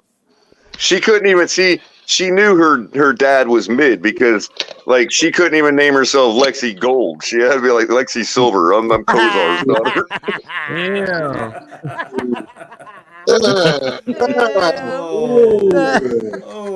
Oh man, that was good. She knew her dad was mid. Oh, that hurt. I know. I'm a Hurricanes fan. It hurts saying it, Winters. Oh shit! Funny as hell, bro. Oh man. I mean, he did all right for us later in his career, I guess. But I mean, he could have come a little sooner. That family now. Well, the wife's on vacation. I guess I better go watch my porn. Yeah. Got a whole new list of had I names known all his over your daughter was brain going to right become now. a porn star, I probably would have done better in life. I don't know. It's a rough How do life. you miss that tackle? Oh, it was a game. I'm not watching the game. They still got it. It didn't matter. What was that question? How do you miss a tackle? I don't know. We're going to start. We're going to go. I have to go to Jerome Baker's School of Tackling to find that out. Oh, God, dude. Jerome, man. Right now, the score is 7-7. Need a linebacker. Jerome needs to start quit just hitting and start wrapping up, bro. Let's keep it being, guys. We're gonna keep it 100 in here. We're all football fans. If they don't do fundamentals on Sunday, we are going to get scorched. Oh, no doubt. Capitan, remember yesterday we were sitting there on that one play yesterday, they were replaying it. Capitan and I literally sat there and looked at the Jumbotron and counted broken tackles in that play. We're like, 1, 2, like miss. You do that against Philadelphia, they're going to make us pay all night long. And that's how we got to do our best to make them one-dimensional. Well, Winters, let me ask you this, Winters. We know that both lines for Philadelphia are just behemoths. Absolutely. If you can't control that, I think it's going to be the same outcome as the Bills game. And the key thing is, I'm going to tell you guys this. Eichenberg is the key of this game. I'm going to tell y'all this. It's going to be a raucous crowd Sunday night in Philly. I'm telling y'all, it's going to be. Especially since they lost, it's going to be louder. It's going to be much louder. I just really, honestly, Winters, I hope as a team, from the coaching staff down, I hope that we just don't concede the night based on those reasons.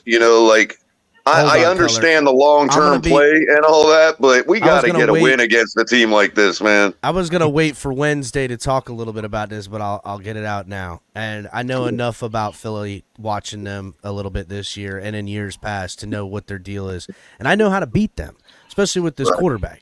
And what they need to do, and we can stack our front and stack our formations at the snap of the ball, needs to get parallel. He needs to knock it and sit in the back of that pocket. Move outside the pocket a lot. Make that defensive line have to get wide, because they run a 3-down lineman. They bring more up on the line, but they run a 3-4.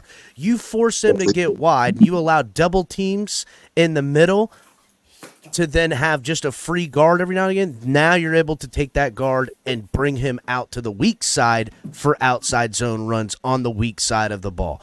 Once you do that, you force the middle linebackers to play deep, the inside linebackers to play wide, the outside linebackers to play wide. And now you can go back to sitting in the pocket and throw and dice up the field the way you want to. And those throwing lanes will be there. They'll be there. But do you want to run and you want to pass on them early in the game, you gotta get mobile. You have to get mobile. That's how you slow down that team. That's it. That's how it's done. It's the only way to slow down an effective personnel 3-4 defense. It's how it's done. So here's the flip side. And we certainly got the personnel to do it. You keep AJ Brown and you keep Devontae Smith and what's his name, Swift, off the field, right? Just play against their defense, control the clock. That's how you beat the Eagles. And I'm going to come down to Mostert once again. What's up, Winners?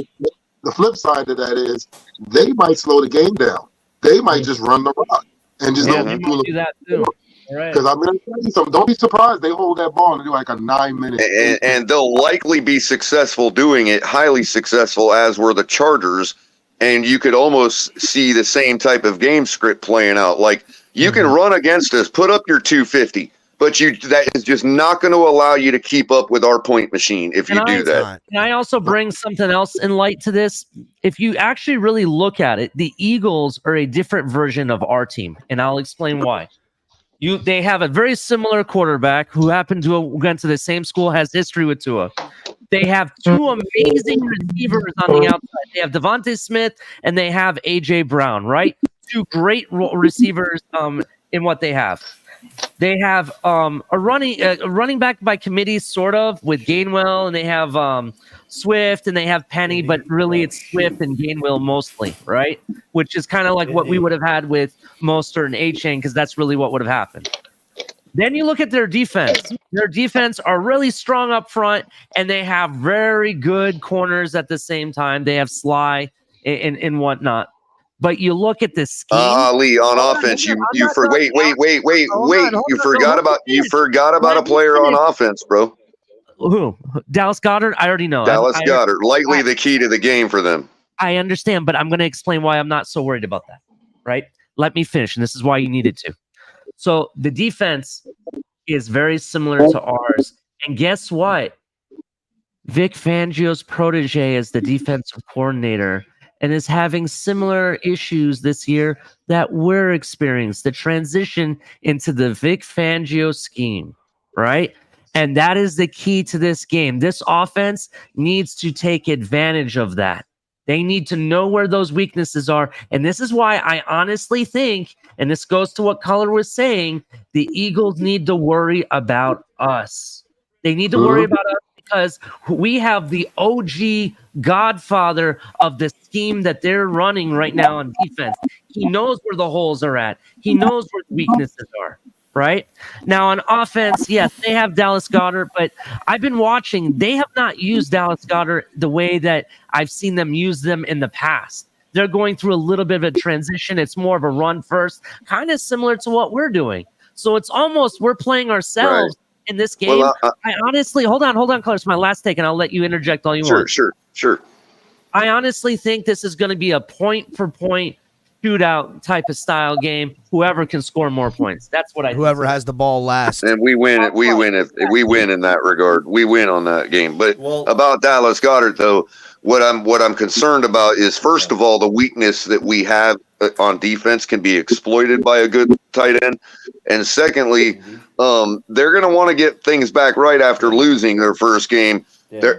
I think that Jalen Hurts is likely to fall into a comfort zone to make himself feel comfortable again and utilize that big all-pro target. You know what I mean?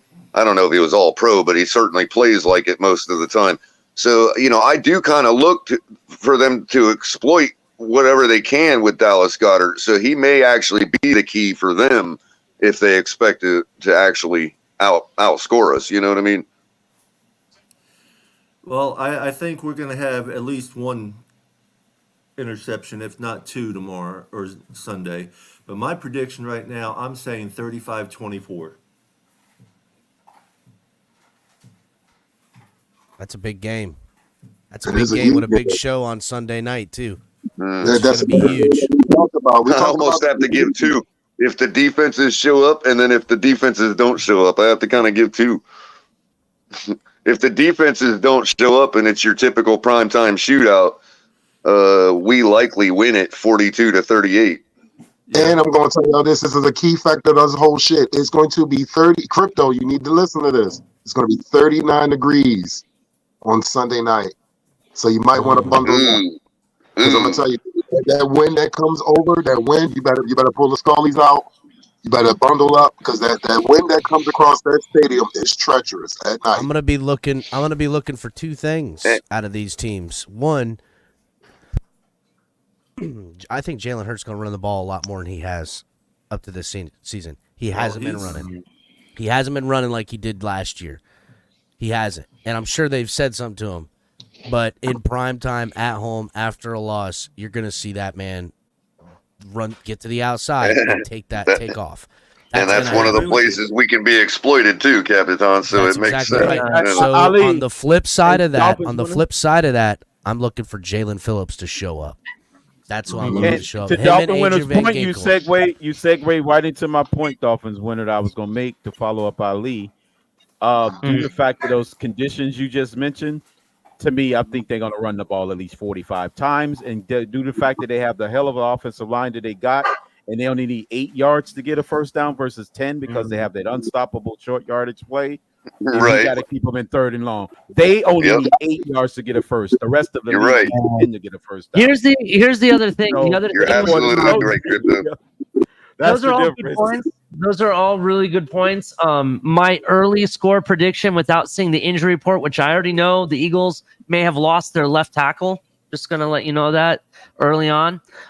Without looking, I'm gonna go ahead and predict. This is my prediction for the week, regardless of injury report. It's gonna be 42-38 Miami. That's my early prediction. Like I said, shootout, high scoring. That's what's gonna happen.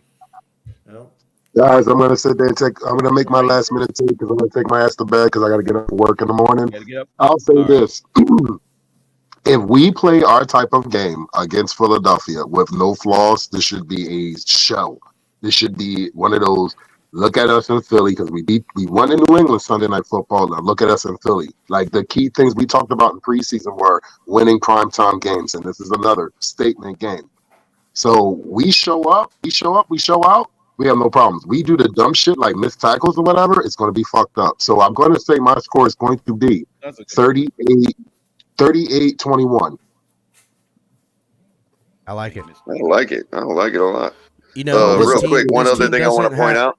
They can't our biggest playmaker on the team is used to that type of cold and running around and handling the ball in that type of cold. Likely we get the quicker we get the ball in Tyreek's hands, the faster we move the ball down the field. Right. So, gentlemen, y'all have a good night. I love meeting all y'all this past weekend. I appreciate y'all. Dolphin winners. I had a blast. Peace, love, fins up, guys. Have a good night. Fins up, Dolphin winners. Later, winners. Later, Dolphin winners. We'll meet up again on Sunday.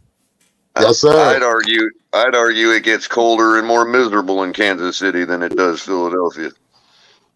I don't know. That Midwest cold is something real. Yeah, it could be pretty brutal up there too. I mean, it was brutal the day he put up a couple touchdowns on us, 19 degrees, and he's running the ball right down the sideline in front of me like normal. Well, it's fucking cold here right now to me. It's 59 degrees over here. Of course, that was I don't know what it is, but it's chilly here. 59. Damn. We got that cold front from that eclipse the other day. Yeah, and we still had Cam Wake that day. We had Cam Wake and Jordan Phillips that day. That eclipse, man, is raking havoc over the country, man. I'm down to 58 actually right now. 58, damn, in Florida. It's cold here. Over here, because even though we're just south of Crystal River, but a little north of Tampa, right where we live, it'll be colder here than it is just north of us at times. Yeah, it's because of the river. Well, Capitan, it totally chilled out this morning. I came out on my porch, man, and I had to put on a sweater, bro. I'm like, where the fuck was that yesterday, man? I'm wearing a hoodie right now, dog. This morning it was nipply. I've been wearing a hoodie all day, Cap. Yeah, man. I don't know what it is. I'm up here, about North Daytona area, and it's cold. Look at that. It was just enough. It was here just enough time to cook the Panthers. And then gave us a nice cool day the next day, Gotta love it.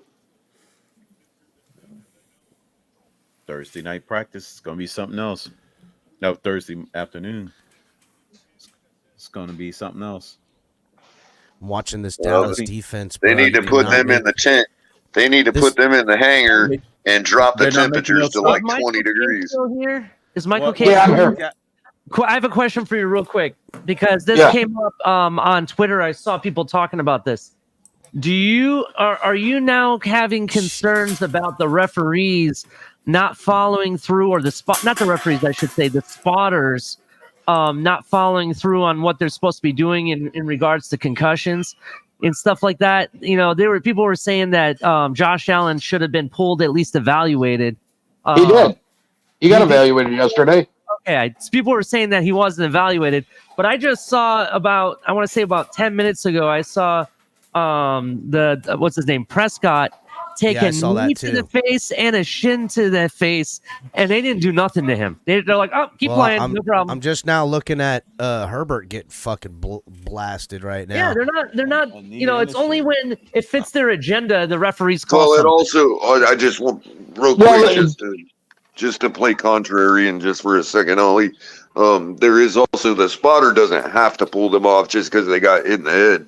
The other step They is see how they they've got react to see, after. right.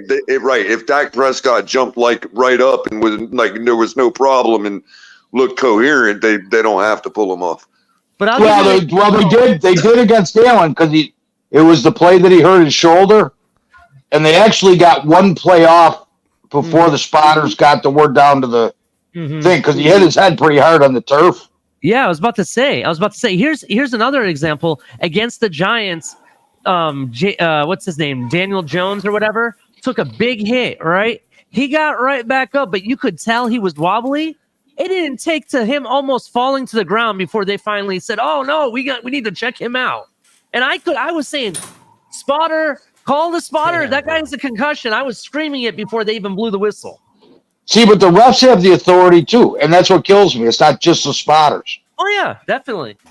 You know, but they don't say on the stadium.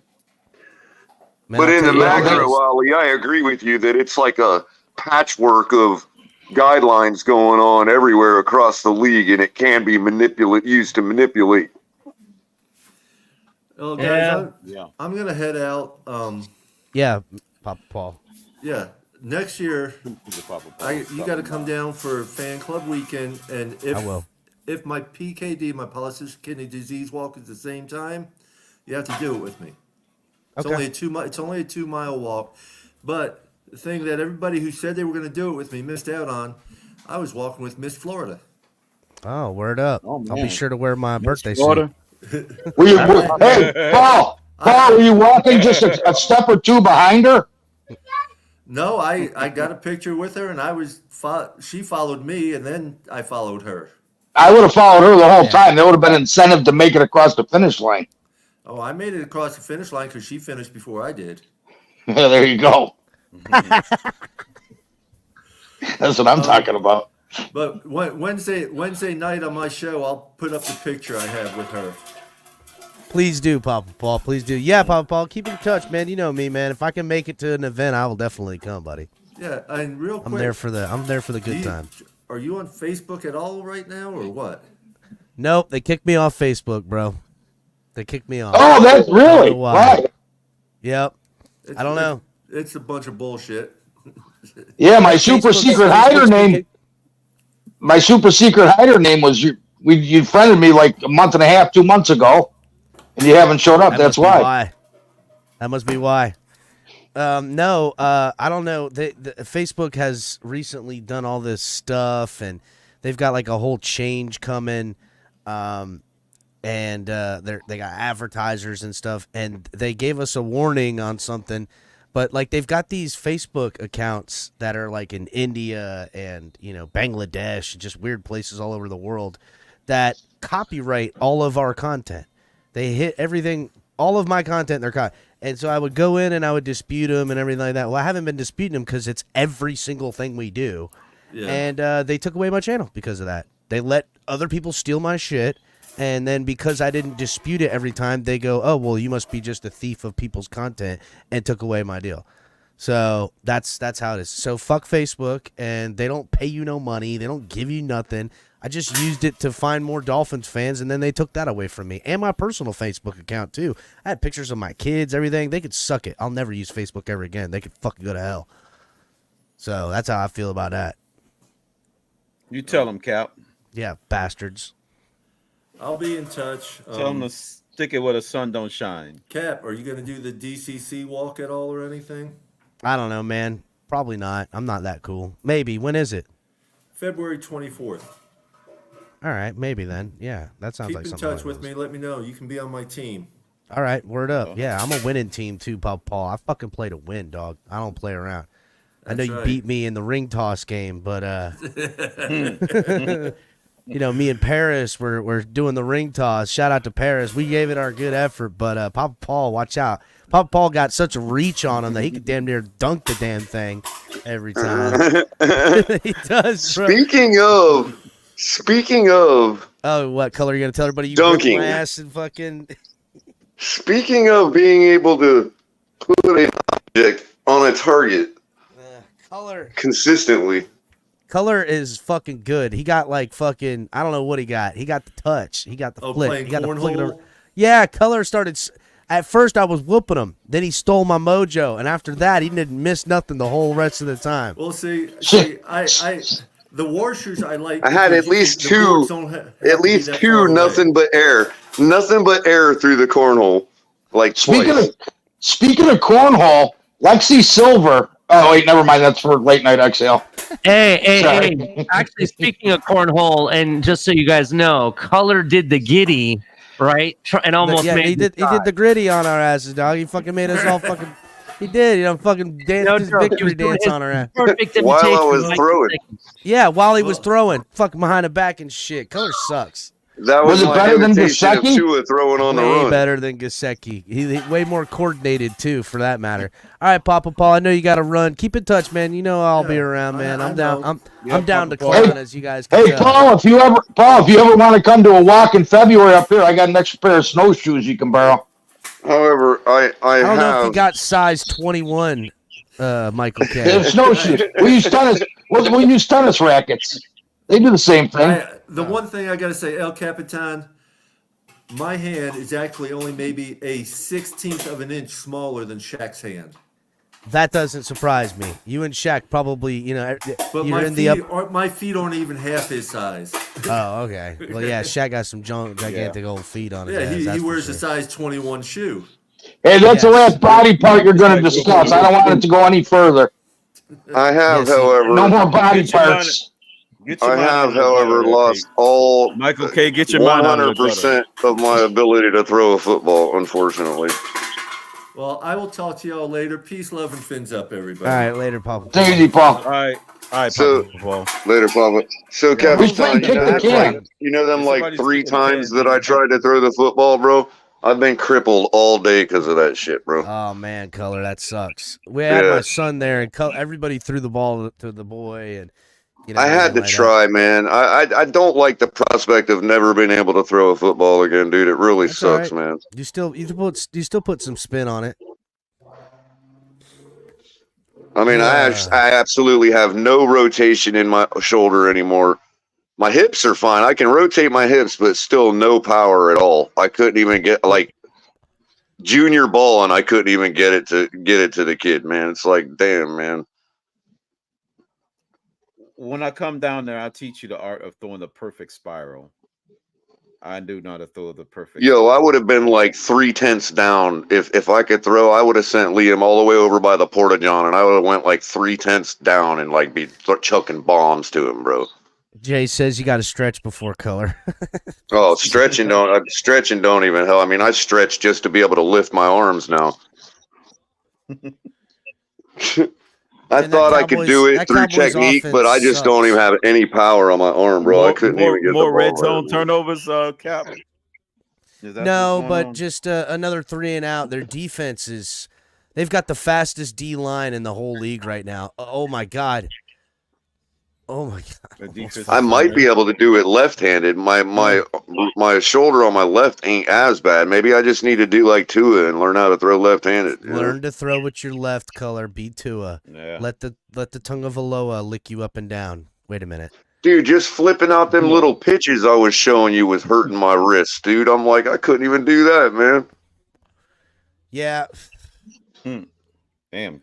I know when it comes for me, it'll come, I'll be all hemmed up one day, but for now, I'm trying to stay as in shape. I was able to show that a can. left-handed shovel pass is no huge feat. I was at least able to illustrate that. You're not lying about that, Color.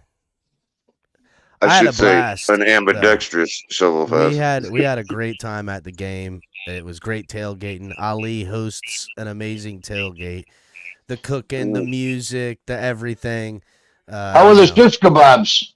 The fans that showed up, man, we had a whole bunch of people show up, man. It was really cool. We had a bunch of fans come by the tables, get some pictures, stuff like that. Seen some people. We took over Stephen D's show for a little bit, made it cool for about a half hour. It was dragging along. Shout out to Stephen D over at Clock Blockers. We went over there and took it over for Michael K. Don't worry about my shish kebabs. I had people asking for my secret recipe. But I'm telling you, they're very good. Got to see Chef. Got to see Trucker Sean. Got to see Joe Riss. Adam Adam was there. The man. Man, we had a blast. Kyle from Twitter. It was a blast, man. Getting to see everybody. Miss Finn's got some pictures with her. We just had a great time. It was good fun, and Dolphins victory as we anticipated. Always. And we once again commandeered Stephen D's show and made it better for what it was. Yep. Me and Color sat there. We did an interview with the Panthers guys that do the Panthers radio call. The Florida Panthers, not the Florida Panthers. The Florida Panthers, hockey team. The hockey. Oh, really? Yeah, they do the radio broadcast and stuff. We chopped it up with those boys over there. They were nice guys. Is that who that was, bro? Mm-hmm. Wow. See, it's good going in knowing that way you don't look all like, you care who they are with their clout and all that, because I didn't even know who we were talking to. Color, don't worry. Anywhere I go, I'm cool. So I was going to say, it may, at least they're like, hey, this guy's like, what? This YouTuber, he ain't all asking for our autograph and shit. I'm like, I don't know who the fuck you are. They should be asking me for the autograph. Be real. I don't watch hockey, so I don't know. I don't even know who they were. But yeah, the guy did have a Zamboni shirt on, so that might have given me a clue. Yeah. It was a great time, man. It was dancing, a couple of drinks. I like to dance. Listen, there's music playing. I'm dancing. Fuck around. Oh yeah, Capitan's all out still, man. He's still got that young fire, man. I don't know where you get it from, man. I got it, boys. I got it. When it's party time, I'm there. That's when I'm having the fun. Mm-hmm. Definitely good crew leader, man. If you're rolling out, you wanna have a fun time? Come with me. I'm having fun. You wanna have a good time? We going somewhere? Follow this guy. We going to the spot. Telling you. Make sure you got bail money. You're okay. A party, Cap. Always down for a party. Fucking right, Robert. Listen, I don't party often like I used to. I partied all the time. When are you going to fly over here, Robert? You coming to the Dallas game or what? It's probably going to be next year because of all my medboard shit going on. I need all that shit sorted. Right. We'll be there next year too, Robert. Don't worry, man. We got the jar of moonshine waiting for you. Yeah, we do. Ali brought some moonshine. I just got to make sure I come there on a white weekend. I'll drink it. Listen, we got a fan week. Whatever fan week is, I'll definitely be there. Everyone will definitely be there for fan week. That's and look, you gotta go. People can talk about the past and how Miami Dolphin fans are jaded and how this or that or the other. We don't want to we don't want to jinx and blah blah blah. But I tell you what. Miami Dolphin fans knew we were going to win yesterday, and they knew we were going to win big because they showed up like, you don't have what brings out the pure casual is when they know they can bring their kids to the game for their first time in their life, knowing that they're going to get a win. It sucks to spend all that money without kind of being sure you're going to get the win. So people, whether they wanted to verbalize it or not, because nobody wants to jinx nothing.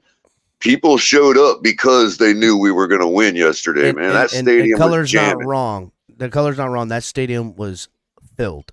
There was no empty seats anywhere in the stadium. It was full. It was a sold-out game for certain. I would say maybe 8% Panthers fans. Maybe. Yep. That's only because we were walking in a mob to get in. Yeah, like that's not normal. Usually, when I roll up around that time, there's a good stream of people, but like 12:20, and it was that's what I'm saying. Full. That's usually when I walk up with my mom, and it's usually a steady stream, but not like that. We were walking in a mob up to the stadium. Packed. It was super packed. El Cap. This was the first time you got to actually witness it live. Describe the atmosphere when it comes to those MVP chants going on. By the way. Oh no, the Dolphins fans are really about that MVP. He deserves the way he's playing. Especially after that touchdown to Tyreek. That one nice little bomb, that little 9 route to Tyreek. That was gorgeous. Another thing to what Color was saying, when we went down early 14 points, nobody batted an eye in the stadium. Yeah, we were sitting there like staring. It's not like we were happy with what we were seeing. But everyone knew that this team was going to turn it around and run the score up on them at some point. And that's what happened. It was more like frustration, like, all right, come on, guys, start playing already. You know what I mean? And as soon as they did, boom, boom, boom, boom. You want to know a great team? A great team goes down two scores and still puts in their backup quarterback at the end of the game. I mean, how many times have we seen Kansas City play like that against an inferior opponent where it's like, oh, is there going to be an upset today? And then an hour later, you look back at the score and it's like, oh, nope, 38-14. Nope. Yeah, that was the That's the only us now, points man. The offense scored was in the first quarter. The other score they had was the pick six from Mike White staring at the guy. The guy read it the whole time.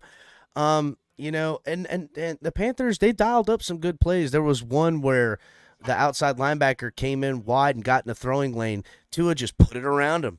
He just put it around him. It was a good throw by Tua. It could have got dangerous, though. That could have been a pick six. Yeah, but hey, speaking of, I know Josh Allen is the next Carson Wentz is not going to want to hear this. But when I went to bed last night and turned off the game, it was 9-0. Or it was 6-0 for the Giants, and they had come out to get the ball at the second half, right? And I went to bed assuming that when I woke up, it was going to be 38-9. Yeah. And I woke up and it was only 14-9. His mom like, oh shit, you know? Yeah, and they robbed him. They robbed him on that touchdown. But see, that's how I felt about the Dolphins, except we actually got our points. Yeah, we're the better team. Let's be real. And they're a team that's suffering from injury now too. So, yeah. All right, I gotta go put these kids to bed, y'all. I'll see you fellas later. Good one. Later, everybody. Right. Make sure everyone's hitting the like button. Any final thoughts from everybody? Yeah. Later, guys. Like, don't forget everybody in the chat. Thanks for coming by, Jay. G, I see G is in there. You had any other final thoughts, Robert? No, man. It should be a good game. I'm just sitting here actually doing extra work stuff right now. So, but Okay. Josh Allen was out in left field, not making any damn sense. Like, that crap was just dumb. Mm-hmm. Well, you know, you like to say it's an aberration, but they're starting to stack up. That's 2 now, you know? I mean, it's 3 subpar performances out of 5 games. Like, Did we get our butts spanked? Hell yeah. Were they the better team that day? Hell yeah. Am I scared of the Bills? No, they don't look unbeatable. They look a lot worse than we played them. It looks like they're still drunk from that game. So maybe their depth isn't as good. Maybe their depth isn't as good as the Bills fans like to believe it is. That could be a little bit of both, Robert. That's a good point. They may be still drunk off that game. Well, drunk meaning still injured too. I mean, they've taken a lot of injuries since that game. Yeah. Took a lot of incoming fire, you know. But like they really didn't get banged up super bad until the Jags game, and that doesn't. Right. When they got the interior front seven. I mean, that front seven was the most part they got banged up. Well, they lost Tre'Davious White against us. They start dropping against us was the first time. Yeah, they definitely getting tested. Valid. So I don't know, but who was just one and for the ones that didn't get injured, we could have beat up a couple of them more than we know as fans. You know what I mean? I mean that's fair. Why is that'd be the Greg Williams approach for the Saints? Is that who that was with the bounty guy? Was it Williams? I forget. Yeah. Williams was right? The coach that got in trouble for Bounty Gate, right? Yeah, that was him. Mm-hmm. Sense. Yeah. I'm surprised he got a job again after that. Are you? I mean, that is a good old boys network from hell. That is the definition of it. Who's that? The NFL. Williams. Oh, yeah. NFL giving him a job again. Yeah. Like, I mean, these people. Well, you know, Gruden is suing the NFL and has a pretty good shot at getting some resolution on that. Is he getting in on a Snyder deal? Well, no, it has to do with I don't know. I forget what the details are on it. I don't want to speak out of turn. I had reported it on either Ali had reported it or I did. I don't remember which one of us on the morning show, but or it might have been TMI or that I filled in or something. But What reported what? About Gruden suing the NFL and the details of his lawsuit. I believe that was on TMI. Right. I don't remember the details, but it has to do with them, like, you know, like taking his emails and all that and using them out of context and all that. Fair enough. Like setting them up, basically. Setting them up, yeah. I mean, they needed a fall man, and I would fight them on that too. Yeah, because they was about to get hemmed up on the other stuff, so they used that as a fall guy. Sort of, you know. Jawan Samuel is a new guy. Welcome to the in the chat. I haven't seen him in a while. Well, I haven't seen him. So, what's up, Jawan? How's he coming to us from Facebook if we're not on Facebook? I don't know. Must got some Facebook thing there. He is coming out of Facebook, YouTube. Everybody else is on YouTube. Maybe his YouTube is connected to Facebook. And that could be. No, it's showing us the Facebook logo. That usually means the message is coming from Facebook. Right. But I was thinking if we're banned from Facebook, he could probably that's his way around it. Maybe it's the den. Maybe it's the den. I think Shake puts on the den too. I don't know which one that is, so I don't ever highlight any of the Facebook ones. But maybe it's from the den, the Dolphins den. Yeah, because I know Shake turns that one on for us to stream there too. That we might not be banned on that one. Yeah, man. Everybody like and share and follow us because we're the what do you call it? We're the renegades. We're the ones that got banned on someplace, you know? Right. Yeah. I mean, shit happens. Tell our story, everybody. Like and share and follow us and subscribe and march for us. Yeah. We got banned. They're trying to cancel the tailgate. I was sipping on some orange. Hey, Robert. I'm sorry, Crypto. Robert, what do you call it when the tailgate gets gate kept, right? What would they call that? Would they call that the tailgate gate? Or would it be tailgate squared? I mean, if you're kept out of a party, that means you're really just having a bigger party. Well, you know what I mean. Like they put gate on the end of anything where it's happening, like Comics Gate and you know, all that stuff. You know what I mean? I don't know if you've ever followed any of that stuff. Like, so like, you know, there's like it's basically like payola is in like every community, and every time it's exposed, they add gate to the end of that community's name and say it's a something or other gate. You know what I mean? So we're saying it's the tailgate gate. Well, Miss so it would be the tailgate gate, right? It would be the tailgate squared, you know, if we're being gate kept. Tailgate squared a little bit more. But you're gonna have to stick a root in there. No, we didn't get canned, Miss Friend. Right. I guess on Facebook. Facebook. Oh man. We don't even know why, really. They just like it's a whole thing that like people are scamming people where they like snatch their identity basically and make it look like you're the one copying them, you know. So it's Facebook's problem. It's not that we did anything. It's just their system is like flawed. It's like nobody's running the show there. I mean, it's not just a Facebook problem. Zuckerberg's off fighting, you know, UFC battles and shit. You know what I mean? Yeah. With Elon, so like nobody's at the wheel. Right. Yeah, like it's. You know what I mean, bro? It's weird. It's like that's what it feels like. Like nobody's at the wheel. Nobody is at the wheel. Like, let's be real honest. All right. So from a software developer's perspective, I don't write code because I want to do work. I write code for exactly the opposite reason. I am the laziest motherfucker when it comes to wanting to do unnecessary things. Well, Robert, I've tried to learn a little bit about coding. I just ain't good at it for the same reason I could never learn another language.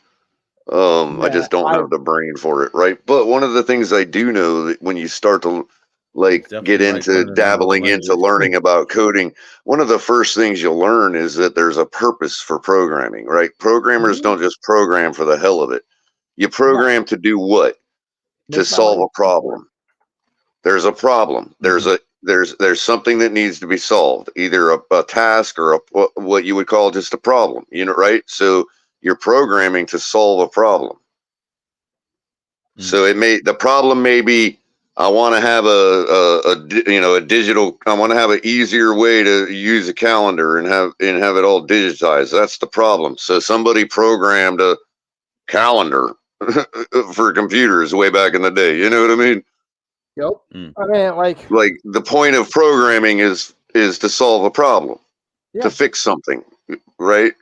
To improve something. Even if it's the same shit with the minor optimization, yeah.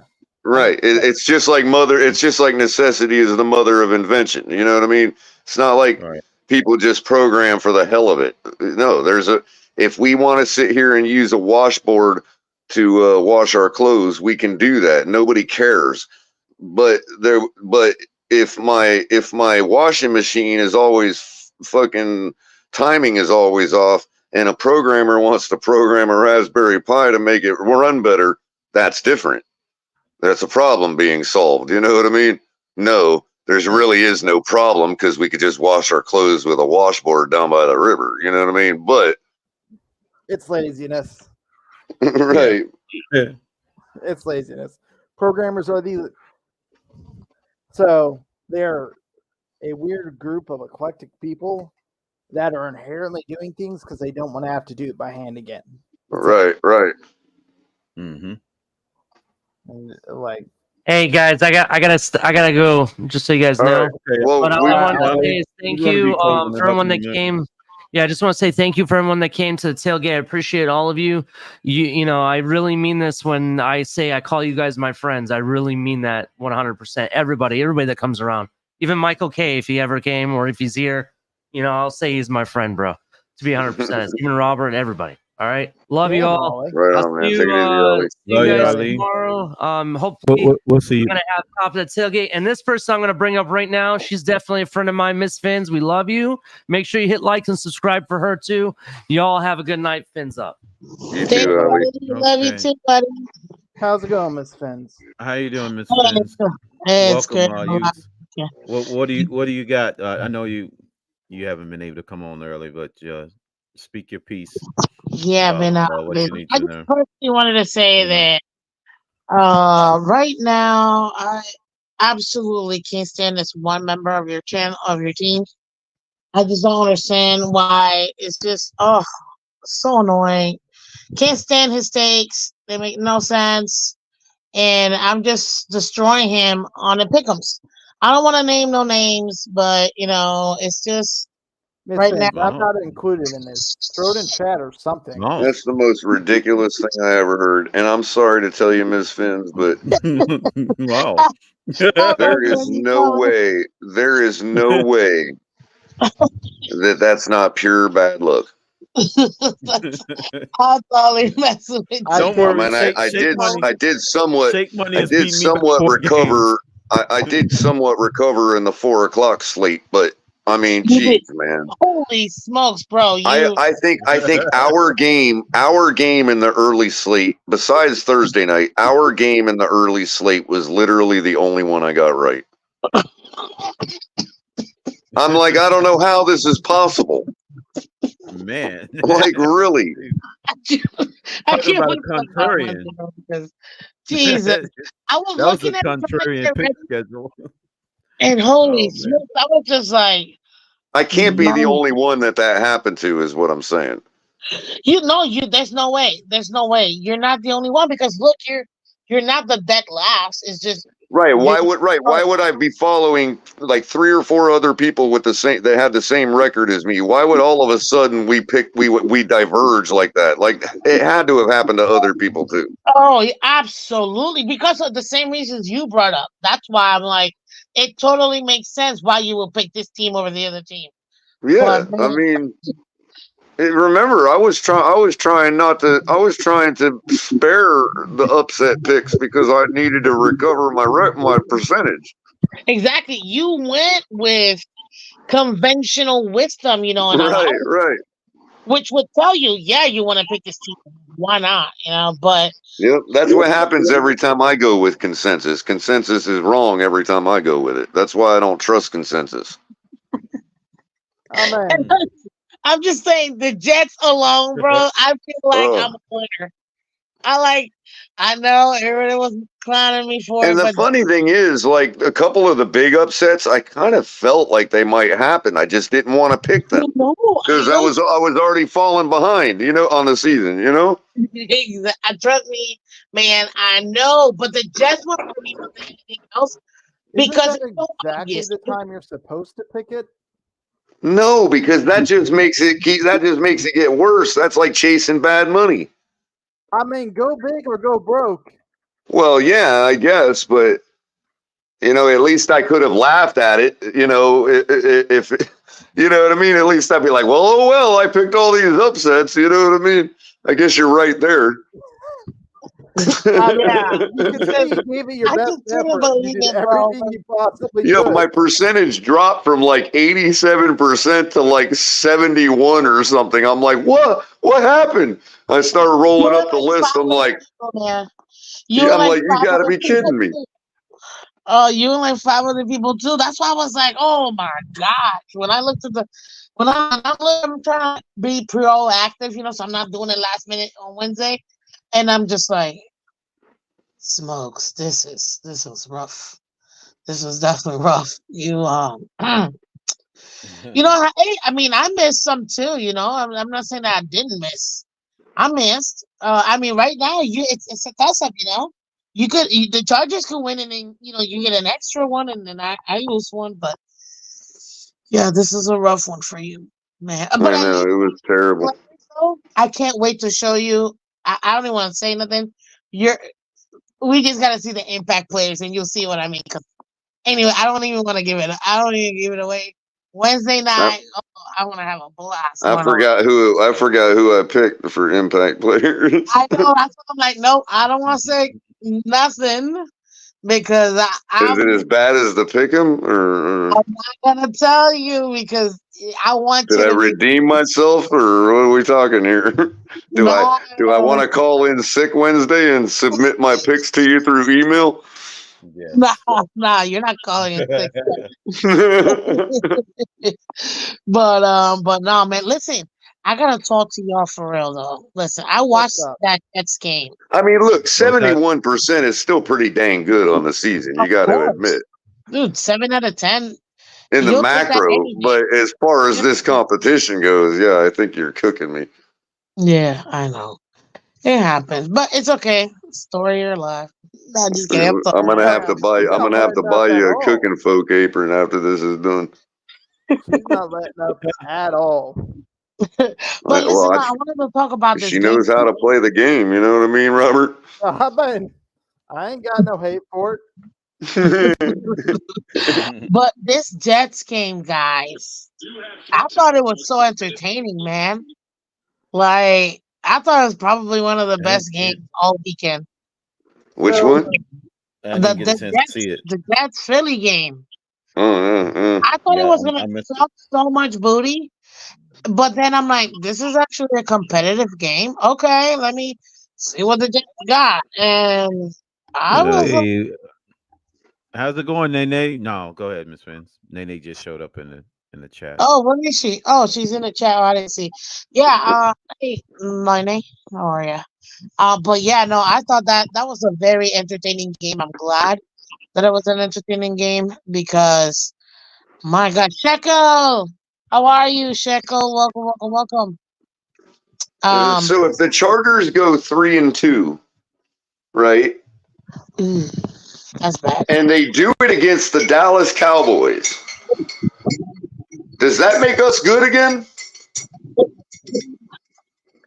Just asking for a friend. Just asking for a friend.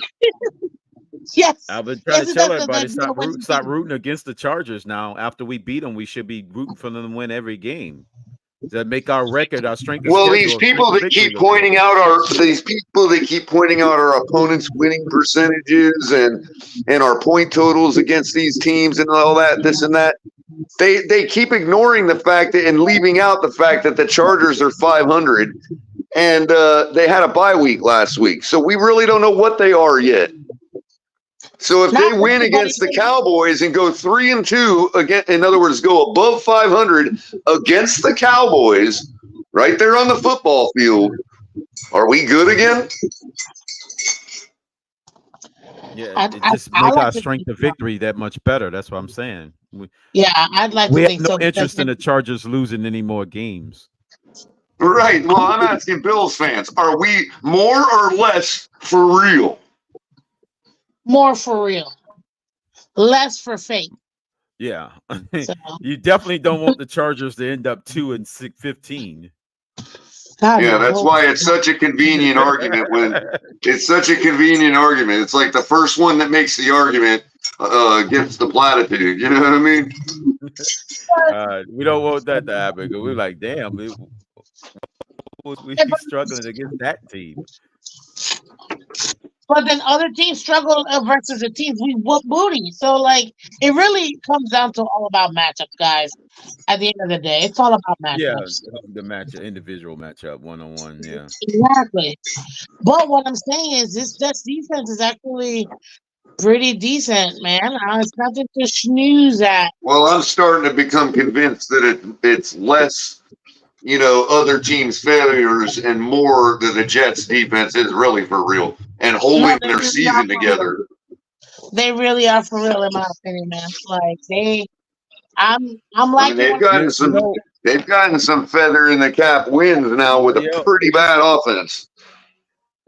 You heard what Robert Saleh said. You could tell he'd been listening to probably a lot of Dolphin spaces and a lot of chatter about the narrative that's been out there that they was only a good defense because they played a bunch of bad backup quarterbacks. You know what he said? He said, we're making the elite quarterbacks look awful. Hey, hold my beer. That's basically what he said. But we weren't the only ones saying that. We weren't the only ones saying that, though. Sorry but about that. No, but it spun out of our fan base that drummed it up and started putting it out there. I missed it. What are we talking about, Crypto? No, Robert Saleh's response to the narrative that the Jets defense was only good exclusively because they was playing a bunch of backup quarterbacks.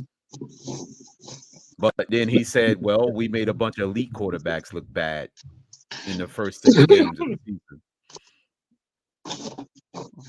That's what Robert Saleh was saying. They're actually that good. He's saying it without saying it. He was mad. Yeah, he was mad that the people was not, downplaying what they did last year. Yeah. I mean, let's be honest. It's his job. You know what I mean? He better be advocating for his team because if not, he's going to get replaced. So, I mean, I'm with it. I like it. The reason why I like it is because I think it's going to make for a very fun game playing them when we play them week 12. That's going to be that prime time. We're playing them late in the season. Black Friday. 3 weeks. Yeah, 2 weeks after the bye. Like, this is going to be like you already know what the teams are really made out of. Prime time, the world is watching. We'll be over there.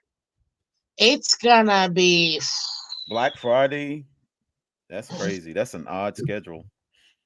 They want more prime time games. Yeah, because that's actually considered a primetime game, even though it's 3 o'clock in the afternoon. That's but it's on holidays, so yeah. The holiday weekend, yeah. Exactly. Is people gonna be hungover from eating too much turkey the previous day, or got to go light on the cranberry sauce and the eggnog? Oh, I don't like cranberry sauce, but I know a lot of people do. I You're missing can't. the pleasures of life, Miss Vince. It's not for me. That's all I'm saying. It's just not for me. It's still a little. I will have it with my lamb though. Like I've had it with lamb before, and it was actually pretty good. But I never tried it with lamb. I never tried it with lamb. Only on turkey, chicken. What else? Dressing, of course. Stuffing. Mix it in with dressing. It's pretty good. Yeah, I like it with the lime. I feel like it's good. It gives it it gives it a different flavor, so I don't mind it. But no, I mean, at the end of the day, I think that Jets defense is legit. I don't think they're frauds, and I think that it's gonna be good. I'm Taco. Oh, what's up, Taco? I understand that defense wins championships, but defense don't win championships by itself, and a good defense eventually will get smoked by a good offense. True. That is true. You got to be right at get them at the right time. They can. Hey man, that's. I mean, the offense still knows the play before the defense does. So eventually, a good enough offense should be able to do it. Keyword should. Will they? Well, they're not undefeated. So.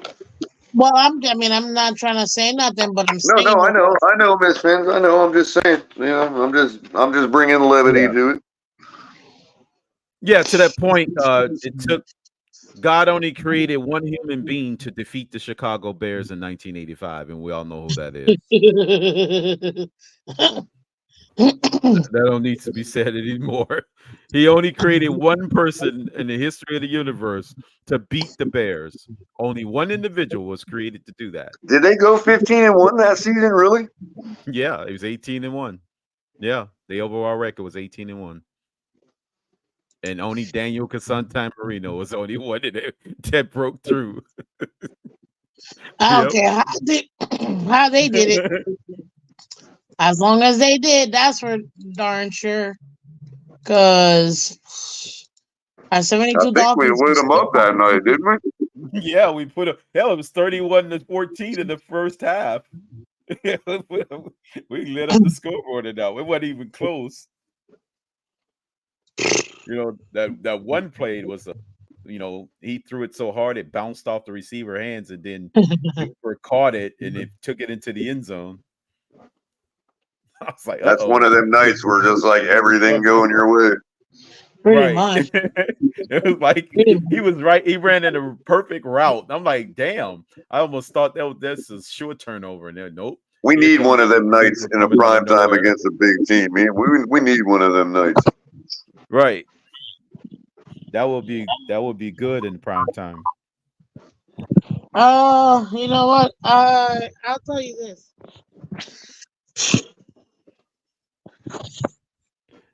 Oh man, it's just a world of emotions, guys.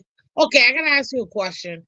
As far as this game that we just played, obviously, I think we could all agree we were sleeping in the first quarter. But overall, give me like two things that you can think of that you're like, okay, I like what I saw in A and B. I didn't like C and D. Like, what do you guys have from this past game? I'll say I liked it. Mostert being a little tough and not giving up on the initial person that's trying to tackle him. He showed all the running backs, actually, even Ahmed and Brooks did the same thing, just refusing to go down and not accepting being tackled. So I like that toughness. We're going to need that next week because Philly's defenders are a lot physical than Carolina. So we needed that out of Mostert to get that going. So I liked that. And I didn't like our linebackers being beat by freaking like a drum with tight ends and slot receivers. That's what I have to say. Take away that was the one thing I really didn't like, even though we won the game. Yeah, I'm with you on that one. That's the one thing I don't like, the continued lack of fundamentals, which only reared their ugly head like in the first quarter. But a better team's gonna going to be up 28-0 if you do that against a better team. Right. Before the half. So, exactly. We got to still clean up the fundamentals right from the get-go. We got to come out strong on that.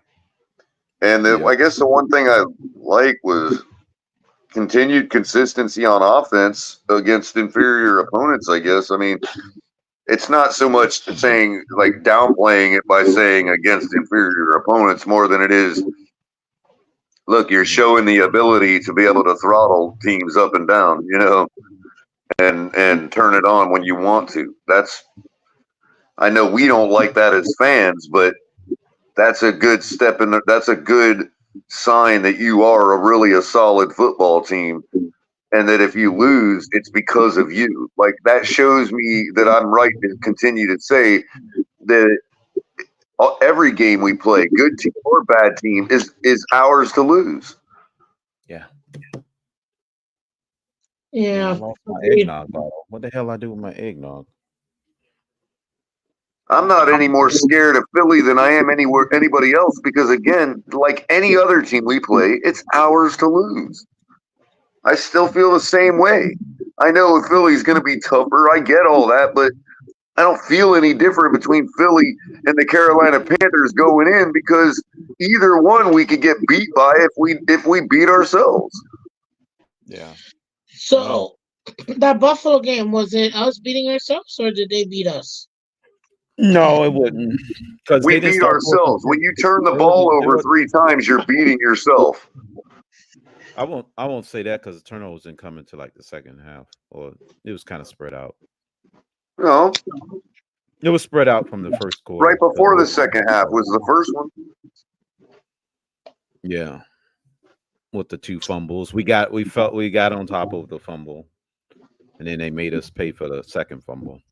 Not showing up with the intensity that you have shown that you can in your previous 2 meetings. That's beating ourselves. Okay. The fundamental flaws, the fundamental tackling flaws that we have, that's beating ourselves. Now looking back, the 2 losses. Well, sorry, my apologies. The 1 loss that we have being that that Buffalo game, with everybody else playing the way that they did play. Should this team still be 5-1, or should they have been 6-0?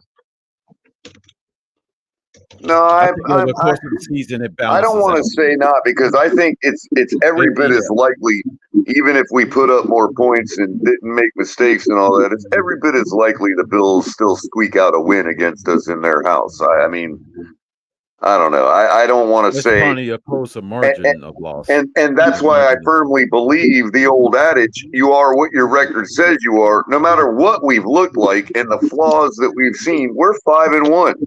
Like Dennis Green, right? So yeah, we beat 5 NFL football teams. It don't matter, who they are and how. One of them right now is playing Dallas to 3 points at halftime.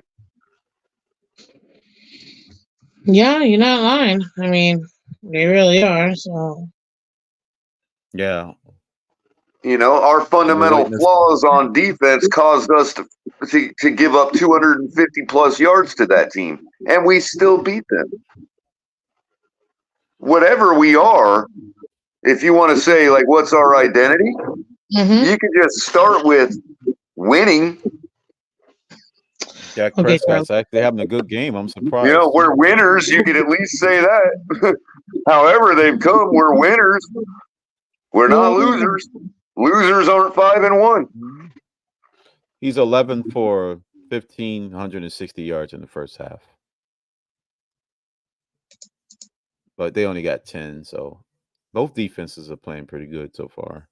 We are officially 3rd, I believe, in the NFL in standing because of conference record. I think I have to look again, but I think the 49ers and Chiefs are ahead of us. We might even be 4th, but I think we're 3rd in the NFL overall. Yeah, because the 49ers are still they lost a non-conference game. Both of them did, by the way. Both of them lost to the conference, so they're both ahead of us because I looked at it this morning. They non-conference losses. Yeah. So it's Niners, Philly. Then after that is both lost to AFC teams too. It's Kansas City, then us. Right, so we're fourth. Yes. Because Kansas City hasn't lost a conference game. Wait a minute. See, Miss Fins, I'm looking at Kansas City lost. Wait a minute. I'm looking at ESPN right now. NFL standings 2003 league. Kansas City Chiefs. 2023 league standings. Kansas City Chiefs 5-1, Philadelphia Eagles 5-1, Miami Dolphins 5-1, San Francisco 49ers 5-1, Detroit Lions 5-1. And it's because where is it? We're third. Because I don't know why, but they must be doing it by alphabet because because M is before P. No, because I'm trying to figure out because San Francisco has a 4-0 conference record, and we have a 3-1 conference record. Are you? So I don't know why they have us listed ahead of them. Ahead of who? They have us listed ahead of the 49ers on ESPN's. Yes, they do. That was my mistake. I flipped those two. Right, but I don't know why they do, Miss Fins, because 49ers are 4-0 in their conference. We're 3-1. Because Kansas City's 4-0 too, right, in the conference. They lost one. No, Kansas City's 3-0. Kansas City's 3-0 in the conference. They had a bye week already. No. How many games they played? They played 6 games 5-1. like us. They only had 3 conference games though, and they've won all of them. Matter of fact, oh no, that's home games. Oh wait, division. Yeah. Kansas City's 1-0 in the division. We're 1-1. So the breakoff, if I'm not mistaken. But the 49ers are 2-0 in their division. Regardless, it would go to conference record, and the 49ers are 4-0. We're 3-1. I don't understand why they have them listed below us. Go all the way to the right where it says versus division, and then you'll see why. Versus the and the 49ers are 2-0. We're 1-1. Right, Color. Yeah. Because they haven't lost a single conference game. No, they haven't. Right. They're 2-0 in their division. They're 4-0 in their conference. They could be going based on opponents too. So Kansas City won one conference game, or out of conference game already. Yes, they must have. I thought the only loss was against Detroit. That they haven't lost. Who else did they? Who else did they play outside Detroit? No, the 49ers' only loss is to who beat them yesterday. Whoever beat the 49ers yesterday is their only loss. The Chiefs have played the Lions, the Jaguars, Bears, Jets, Vikings, Broncos. Out of all those, the only one they lost to was to the Lions. And that was non-conference. Jaguars conference. Bears are non-conference. Non-conference, all right. So Jets they played 3 non-conference games already. 2 of them. Who just beat the 49ers yesterday? The Browns? Yeah, the Browns. That's the 49ers' only loss out of conference. Right. And the Chiefs played 3 NFC teams already? Yes. Yeah, they're only 3-0 in the conference. Damn, so that means they got rest AFC teams the rest of the way almost. So they played 3 NFC North teams. Already. They're 2-1. So maybe it's Green Bay is the last team they play. So maybe it's not. Maybe they don't go by conference record. Maybe they go by conference opponents, in which case we haven't lost to an interconference opponent, and the 49ers lost to the Browns. So that might be why they have us above the 49ers. Because we have won all of our interconference games. And they've lost one to the Browns. We lost the conference game. No, interconference. Right. Across the conference. In other words. Right. Oh, yeah. Right. That must be the record they're going off of. Because we're undefeated against the NFC, and the 49ers lost to the AFC yesterday. So, boom. That's why we're listed above them. Well, then that makes no sense. Well, then it makes no sense to list Kansas City above us then, because Kansas City lost against another conference. No, but when it comes to a conference opponent, they go strictly by either conference record or division record, and Kansas City's undefeated. We lost to the Bills. That's why we're not above Kansas City. We lost to the Bills. You call it a conference game or a division game. Either one, Kansas City is undefeated in the division and the conference. Yeah. Right. So they're above us. That's why they're one place above us. Yeah, because we have a loss in the conference. And we technically that same lot. This is why divisional games are so important, because they're two first.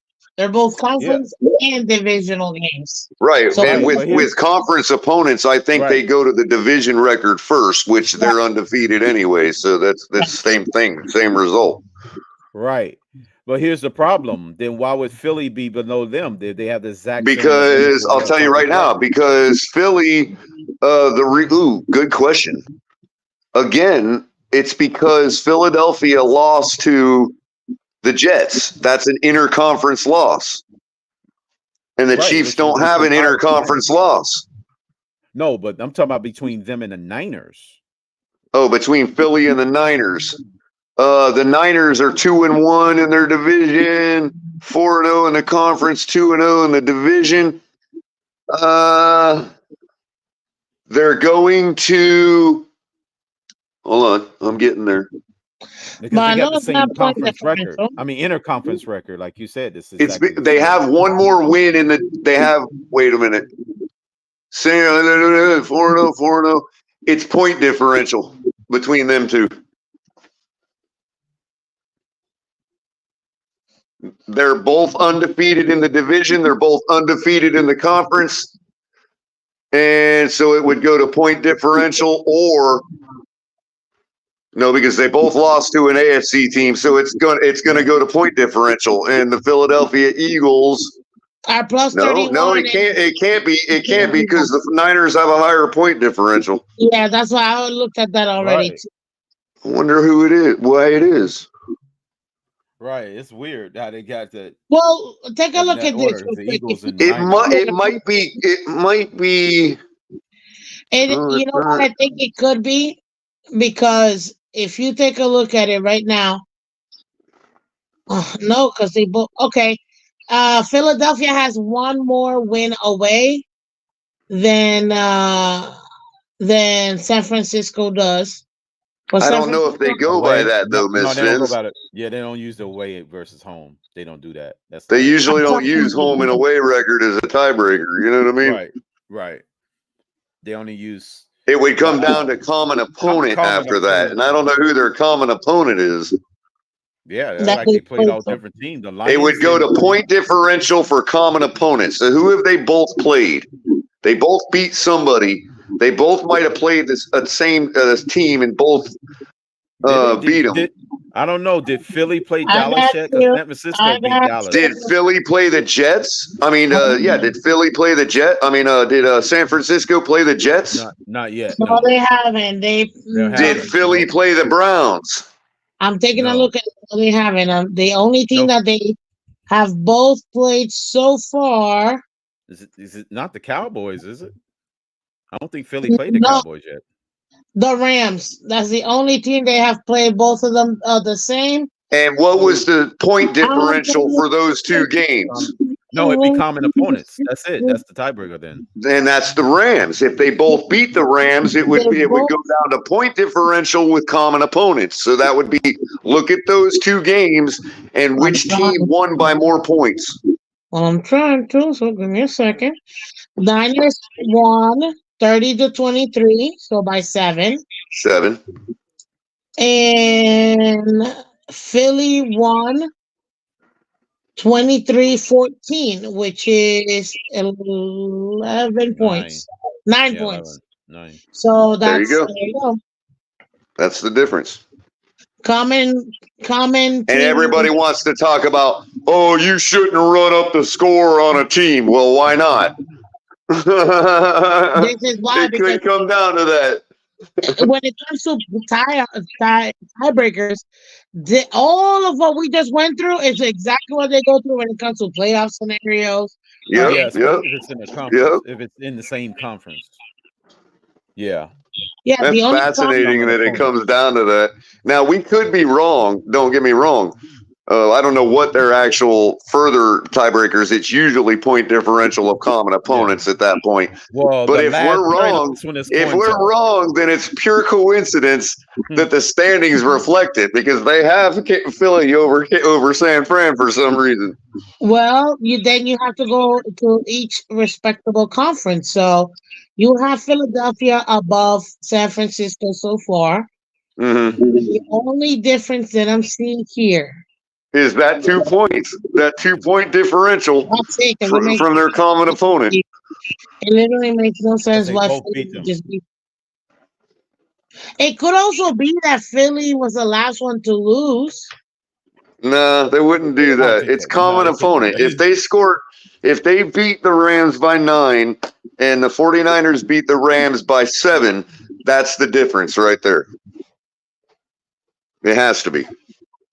Well, there you have it. I thought it would be total point differential. But apparently not though, because the Niners have a higher point differential. 3 times higher, actually. Yeah, right. So yeah, that's what we're looking at right now. And by the way, well, say what would put Detroit? What would put Detroit in all this? Detroit has a loss in the conference, so automatically they lost the conference game. Yeah. Automatically third in. By the way, I want to point out we've got a plus 67 point differential. Yeah.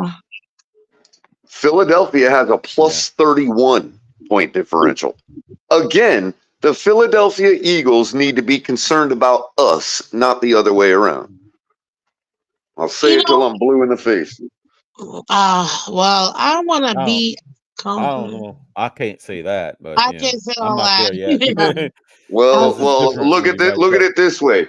If we were about to face the Bills right now, okay, and a Bills fan said, "Well, Color, our point differential is 67 and yours is 31," I'd be like, "Damn, good point."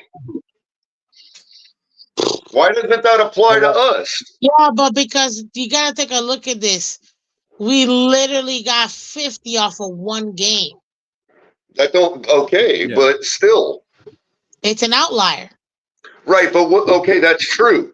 But that could easily be made up, by something that's not an outlier. In other words, Philadelphia could have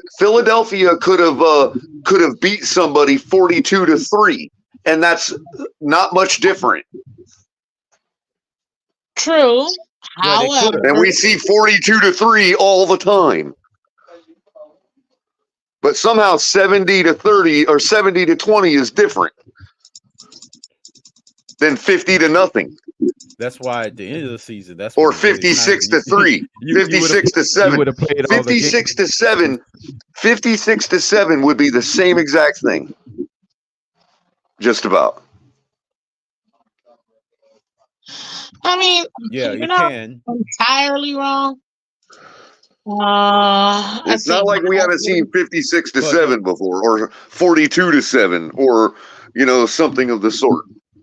But somehow 70-20 is weirder. It's because it's the Dolphins. Like that, I keep telling people it's only because it's the Dolphins. This is Kansas City, pure dominance. Look at what Patrick Mahomes and the Kansas City Chiefs have been able. It's just because it's us. That's it. That's literally it. That's what I'm saying. If we were talking about a 50 years, if we were talking about a 30-some point discrepancy in point differential, if we were facing the Bills, everybody and their mother would be like, "Oh, it doesn't matter, color. The Bills' point differential is PLA and yours is PLA," and we would be like, "Yeah, I'm kind of worried about that."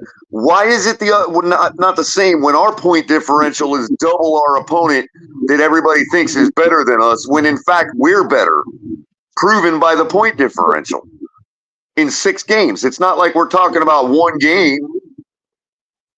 We're talking about a 6-game sample size. Okay, so here you go. And not to challenge you, Ms. Fins, this isn't my point, but to ask the question, how many points would you give back in that point differential to make up for the 70-point aberration? Our point differential would still be higher than theirs by a lot. Oh, you're 100% right. Even if you take away the 31 points that they have, we'd still be plus 40. So it don't even matter. Like that's not where I was going. We'd still be plus 30, 20. Yeah. Well, we're plus 67 right now. Right. So where would we be if we only scored? Excuse me. If we only scored 42 against the Broncos, a little more realistic, right? For a blowout. Okay. If we would have only scored 42 against them, where would our point differential be right now as opposed to 67, which it currently is? It'd be almost tied with Philly. It'd be in the 30s. Nah, no way would it give up that much, bro. It's only 30 points in a game. No, you're saying if we scored 30 less points, so the difference would be those 30 less points. It'd be like 37 point differential. Yeah, I guess, but I mean, would we have given up the punt return touchdown? You know, if it was closer, would we have played the way we had the personnel in that we did? Well, you know, I don't know. Things would have been totally different. Brian Brains just made me laugh with his. First of all, Brian Brains is such a mind bleep. That's what I'm gonna say, because that name is just, if you're dyslexic, you lost with this name. A. 2. Yeah, I hadn't thought of that, but you're right. It's not an average. It is a literal point differential. So you're right, Crypto. I hadn't thought of it that way. When is Crypto not right, Color? Gosh, I know. Well, there's plenty, but on this one, he just explained pure logic, which I missed. So I stand corrected. Ladies and gentlemen, I need you to please clip those last 22.5 seconds that Color just said. Like a good logician should do. That is logical. No, you're right. 30 points less would mean 30 points less in point differential. You're correct. But what would the point differential then be if you gave back some of those points, because of the fact that we obviously know we left a whole bunch of points on the field against the Patriots, the Chargers, arguably the Giants, you know, the Bills. Even obviously, we only scored 20 points against them. Bro. You know, we left at least 4 points on the field against the Bills. Well, considering that we've scored more points against the Bills in the last 2 meetings, we left points on the field there. So we all know that. We get Skylar Thompson's average. We'll go back. My point is, this is why I break it down to football minute. And I don't care what people say. I don't care what people say about, per football minute, that doesn't explain, blah, blah, whatever. The fact of it is, we're scoring almost 3/4 of a point per football minute. And that means that our point differential is what it is right now, regardless of the 70-point game or not. Take some of those points away and spread them across the places where we know we left points on the field. Well, I mean, now you're just talking about the averages, man, which would go into our overall points average per game. Well, that was at the time 43 when I did all these calculations, but now obviously it's dropped a little. But as of yesterday's action, it's at 37 points per game right now. And you know what? You know who went to the Super Bowl, averaging 35 plus points a game within the last 10 years? Do you know what team went to the Super Bowl? Wait a minute. Say that again, Ms. Spence. What team went to the Super Bowl within the last 10 years, averaging 35 plus points in within the last 10 years? You know what team did that? Last 10 years? Yes. 10? The last 10 years. Well, we got to go back to the Patriots team, right? Was it the maybe Patriots? The Chiefs? Well, the Patriots were on the other side, but maybe I thought the Rams, LA Rams. The Rams or Patriots. Rams did have a good offense. The Patriots were one of the team, but it's not that team that I'm referring to. Not that one. Okay. They were part of that Super Bowl. Say that again. Oh, you talking about the Eagles? Falcons? Was it the Eagles? Nope. The Falcons? Well, they played the Falcons. You got it, Color. The Falcons. They were averaging 35 plus points per game that season. It was the number one offense the entire season that went up against the number one defense that entire season. And it was a tell. You mean to tell me Belichick crapped the bed against the number one offense is what you're saying? Well, he did the first half. He did the first half. Sure. It was a tale of two halves, man. That's what I said. A tale of two halves, you know? Right. The first Brady's like, man, old man crapped himself, guys. We got to take over this shit. And he came back and won. Literally. Although, as I told people, you can't pretend the defense did all that work. No, they didn't. Because they would have had to have stopped Atlanta from scoring, period, to come back and score 31 points straight. Well, let's be real. Atlanta completely changed their game plan and kind of handed the game to them. They were gassed. Atlanta at that point in the second half, first of all, they were feeling themselves because they were the underdog, A. And second, in that particular Super Bowl, they went so ham that by the time the second half came, they literally had no legs. No legs whatsoever. The guys were out there, they were like barely breathing, like they were just gassed. They couldn't do it at all. They couldn't do it. And you know what? I'm not even surprised. Neither was I. I mean, at halftime during that game, Miss Fins, I'm like, first thing that came to my mind, I was so happy. I even said it out loud. I was the only one in my room. Like I watched it by myself that year. And at halftime, as soon as it went to halftime, first words out of my mouth, well, that ain't enough. I swear to God, that's what I said out loud. I'm like, 25 points? That ain't enough. Okay. Yeah, no, but I just knew. I'm like, there ain't no way that 25 points in a Super Bowl half for Tom Brady, that ain't enough. Yeah. Dude. 28-3, man. It's crazy. They will never let them.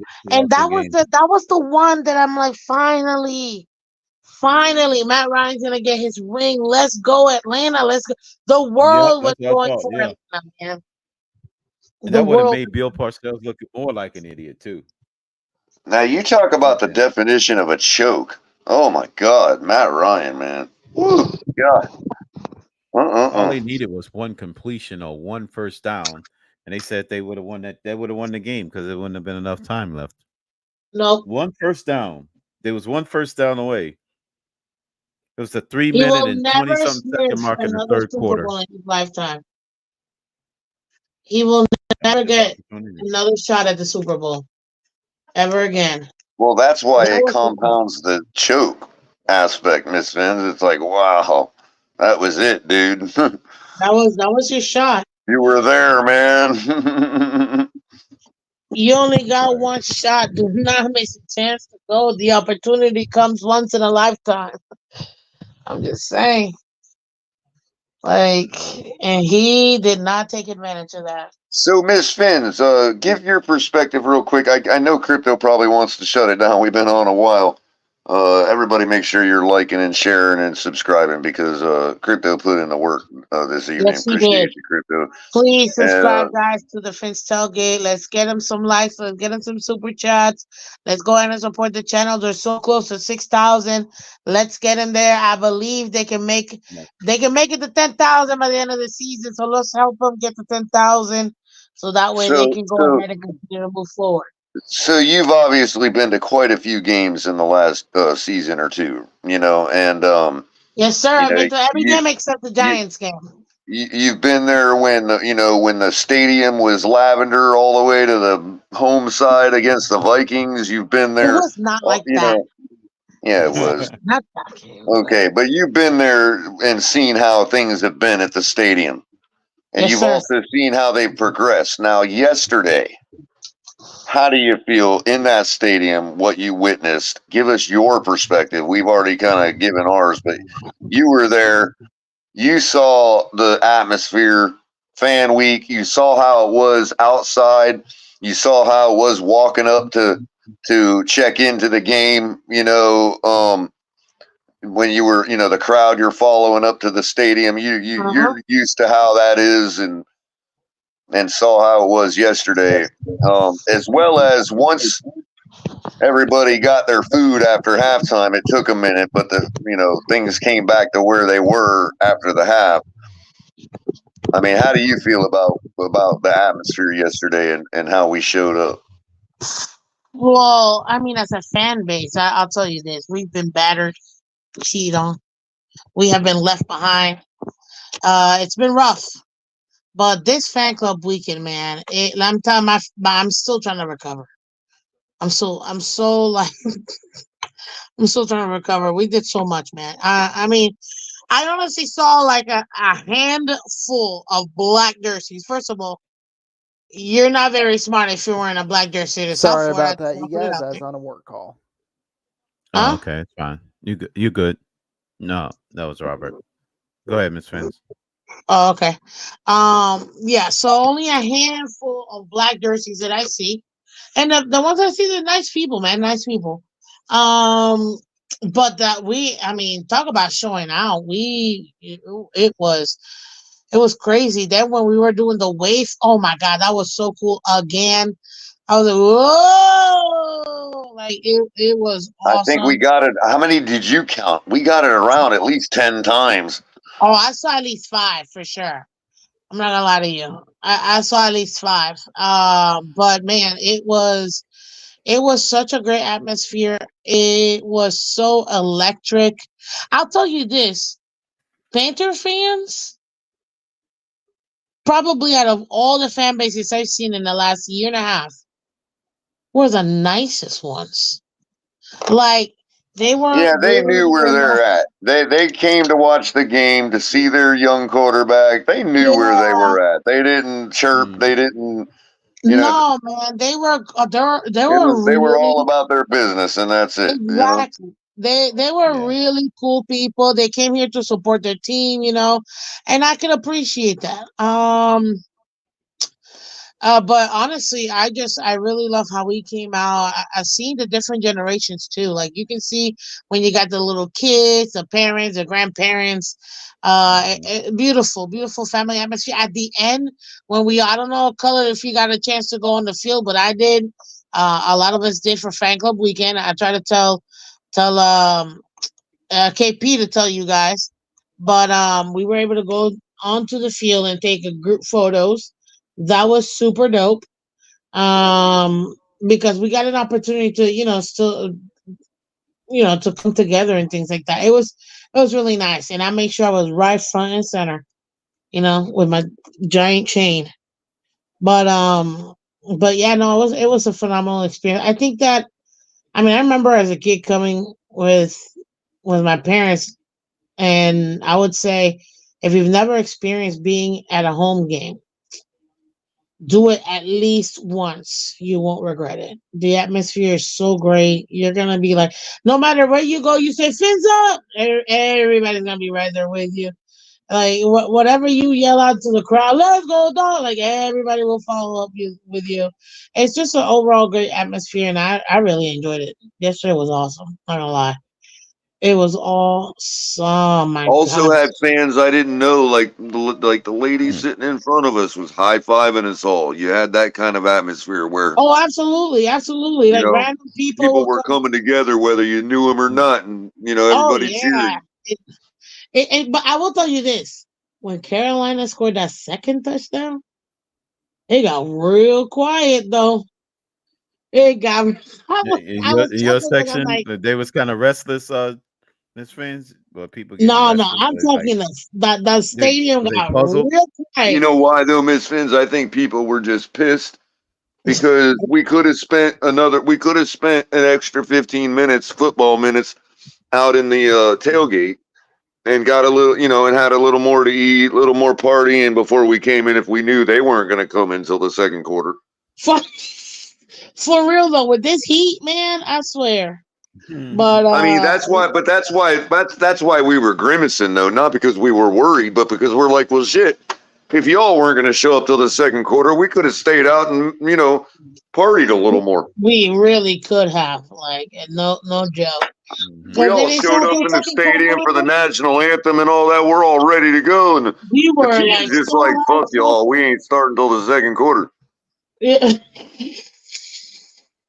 The team didn't show up till the second quarter. I mean, it was ridiculous. But no, overall, though, it was a great experience. And I think everybody in their lifetime, at least once, if you get an opportunity. And by the way, guys, you can get tickets very inexpensive day off too.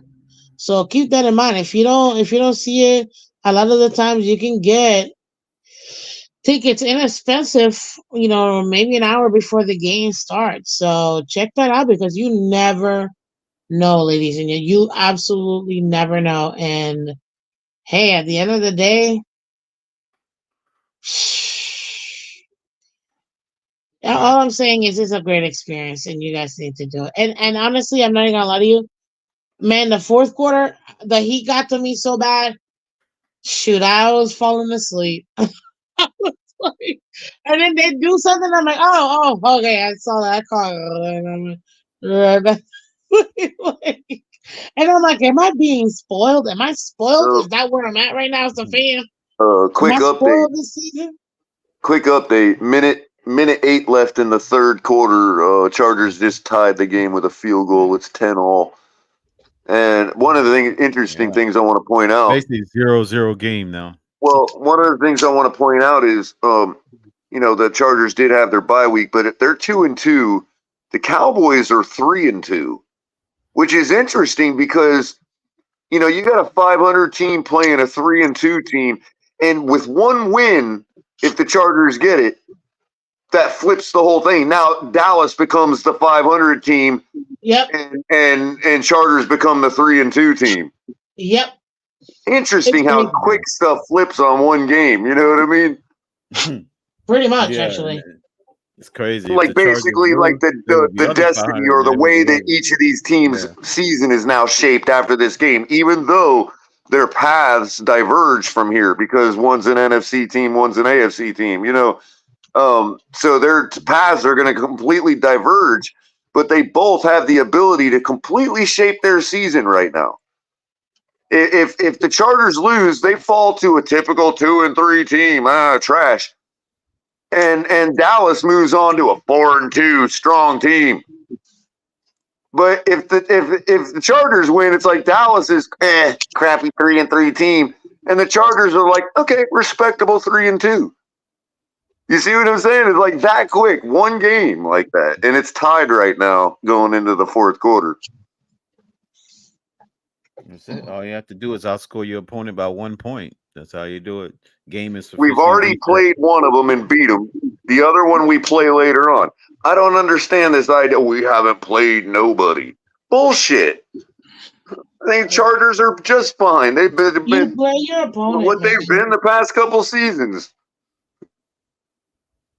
We gotta show up though this game. That's all. We just gotta show up this game coming up. We do that, we're good to go. I mean, you could argue the Chargers are on the lower end of the upper echelon team. In other words, when it comes to who has Miami beaten any real team? Well, maybe the Chargers are on the lower end of that spectrum, but they're still one of those teams. You're not wrong. This notion that we haven't beat anybody is just bullshit. I just ignore that shit. Yeah, I was gonna say just ignore it because most people are just.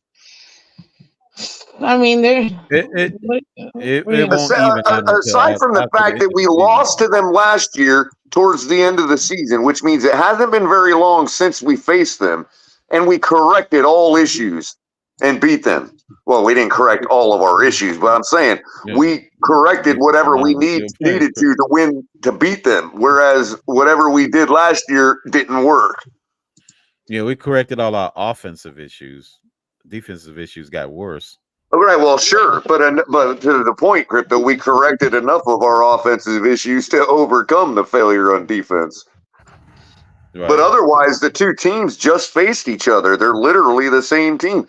And it was in Los Angeles. It's not like, I get it that we have a pretty good following out there and all that, and most teams do. But still, we had to travel across country. That's twice now we faced them in their house. Since McDaniel's been our coach, and we're 1-1. Why is it that we gotta go and travel all the way? Like, to me, that was major BS. But you know what? Whatever. We don't make it. It just works out that way. Same with the Ravens. It seemed that way with the Ravens, but then when you look at it, we actually did have 2 home games against them. Recently. Look, we don't. But it does seem like with the Ravens, like we're always going to Baltimore too.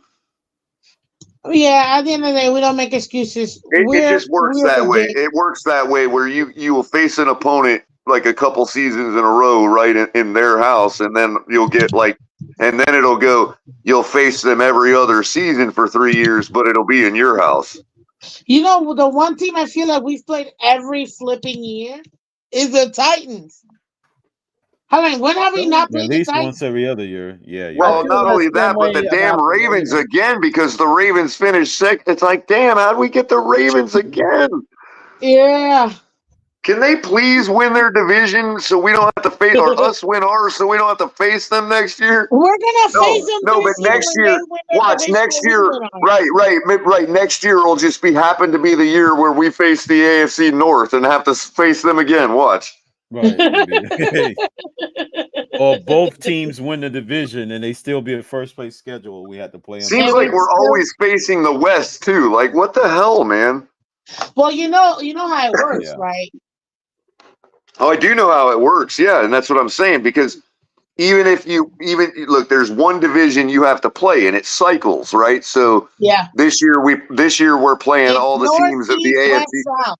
Right, all the teams of the AFC West were playing, but then you also have 2 other conference opponents, and those come from divisions that cycle in and out too, and those teams are based on your place in your division. So, like this year, we have to play the AFC South for that one of those games, and so we're playing the second place team from the AFC South last year, and that's the Tennessee Titans. The other team we're facing is from the AFC North, and their second place team just so happens to be the damn Baltimore Ravens. That's why we draw them again, even though it seems like we constantly have to play them. Right, they just happen to be the second place team.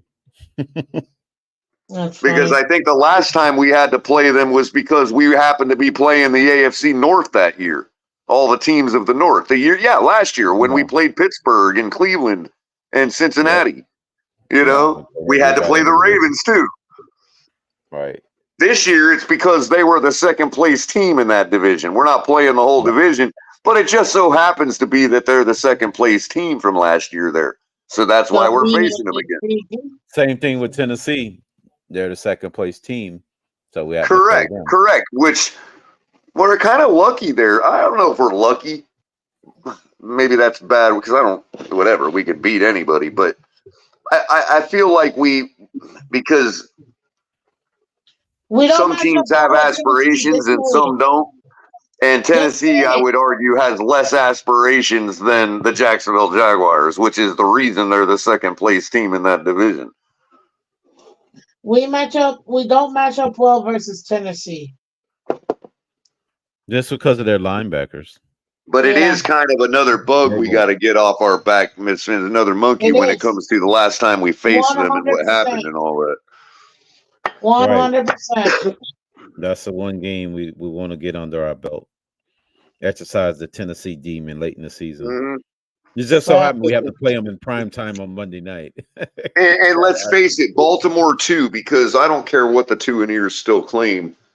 Half that game was played by Jacoby Brissett, so we're not going to sit here and act like Tua beat. That win goes to Jacoby, not Tua. Well, I know who the win goes to. Yeah, I understand who the win goes to, but still, they equally both played. So in the court of public opinion, right, half a win to each of them, but the two and ears come out and credit Tua with it as if he beat the Ravens, like he beat Lamar. No, beating Lamar is first of all, you don't play Lamar, you play the Baltimore defense. If you're talking about outperforming Lamar is doing that for an entire game consistently.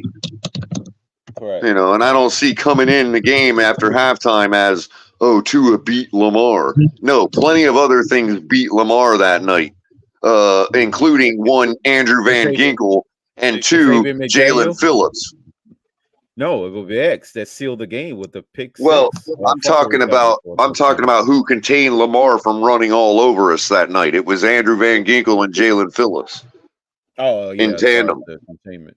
Yeah, they Which some people would argue it should be them again playing moving forward, but you know. Well, it was a beautiful scheme because it really was a textbook school. It was a class on how to defeat the RPO in the NFL.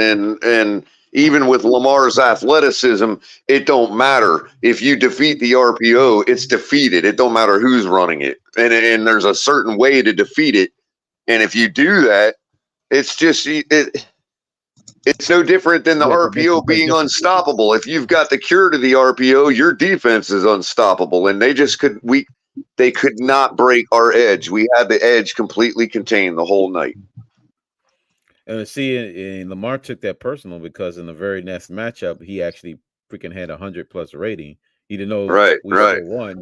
He took it personal. So Right now, if you want to argue Tua beat him or outperformed him, I should say, the next time they faced each other in Baltimore, well, first of all, yes, number one, because obviously it don't matter what quarter they came in. You know, Tua put up a lot of points that day. And secondly, we did it in Baltimore, which is something we just don't do. We hardly ever win in Baltimore, let alone, you know, if you take away what our defense gave up, if you take away that it was a comeback win and you just look at how many points we put on the board, we blew them out in their house. Yeah, I feel comfortable saying that. You know, I mean, 42 points. I mean, it is what it is. You know what I mean? It was one of the times. It was one of the times that our offense first showed what we've been seeing lately. Like, wow, we can really put up a lot of points really quickly. You know what I mean? We have that ability. It's just whether we can execute it or not. But yeah, because you know, look, Crypto is right in saying, well, their defense collapsed or scheme change or mistakes that if you're talking about the game itself being lost. Even with what we did to their defense, Crypto is right to point out that John Harbaugh made some mistakes that gave up the game, that like lost them the game. Or I should say, had he made other decisions, they could have possibly still won that game despite our comeback. Yeah, which means we still would have scored the same amount of points, 42. They just had 46. Right. But the point is, our offense still showed the ability to do that, is what I'm saying.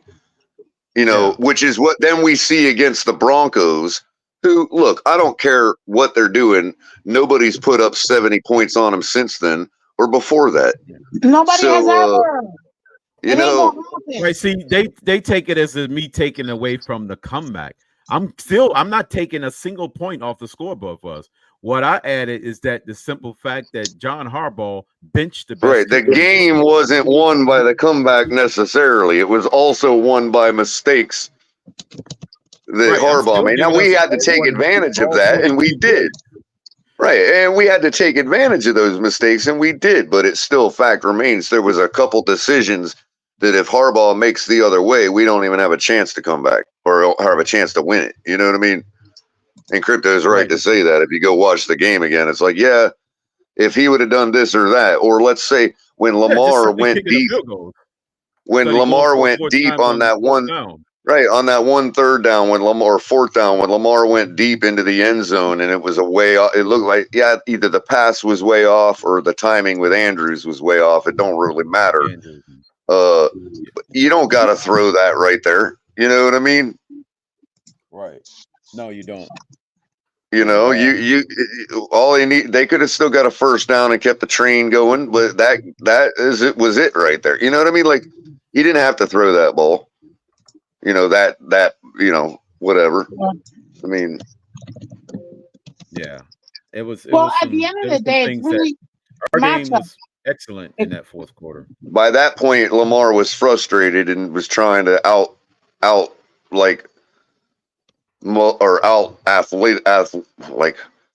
athlete everybody and just threw that ball. And it's like, no, dude, no, not today. You know what I mean? That ain't spoiling our comeback, what we just did. You know what I mean? I'm just saying, when you look at what we did, look with the Chargers, bad as our defense was, we're just still, look, this Sunday, forget the 70 points against the Broncos. Look at yesterday. I'm sorry. I just wasn't worried. I wasn't worried in the slightest. And as soon as we scored and the way that we scored, I'm like, okay, we executed on that drive. If that signals that we have now started our game and we're going to execute the rest of the game, then yeah, this is over. Even at 14-7, I'm like, this game's over. Yeah, we're on track now. Once we're on track, that's it. You know what I mean? That's the one thing we have demonstrated this season is that once we're on track, we very rarely get off of it.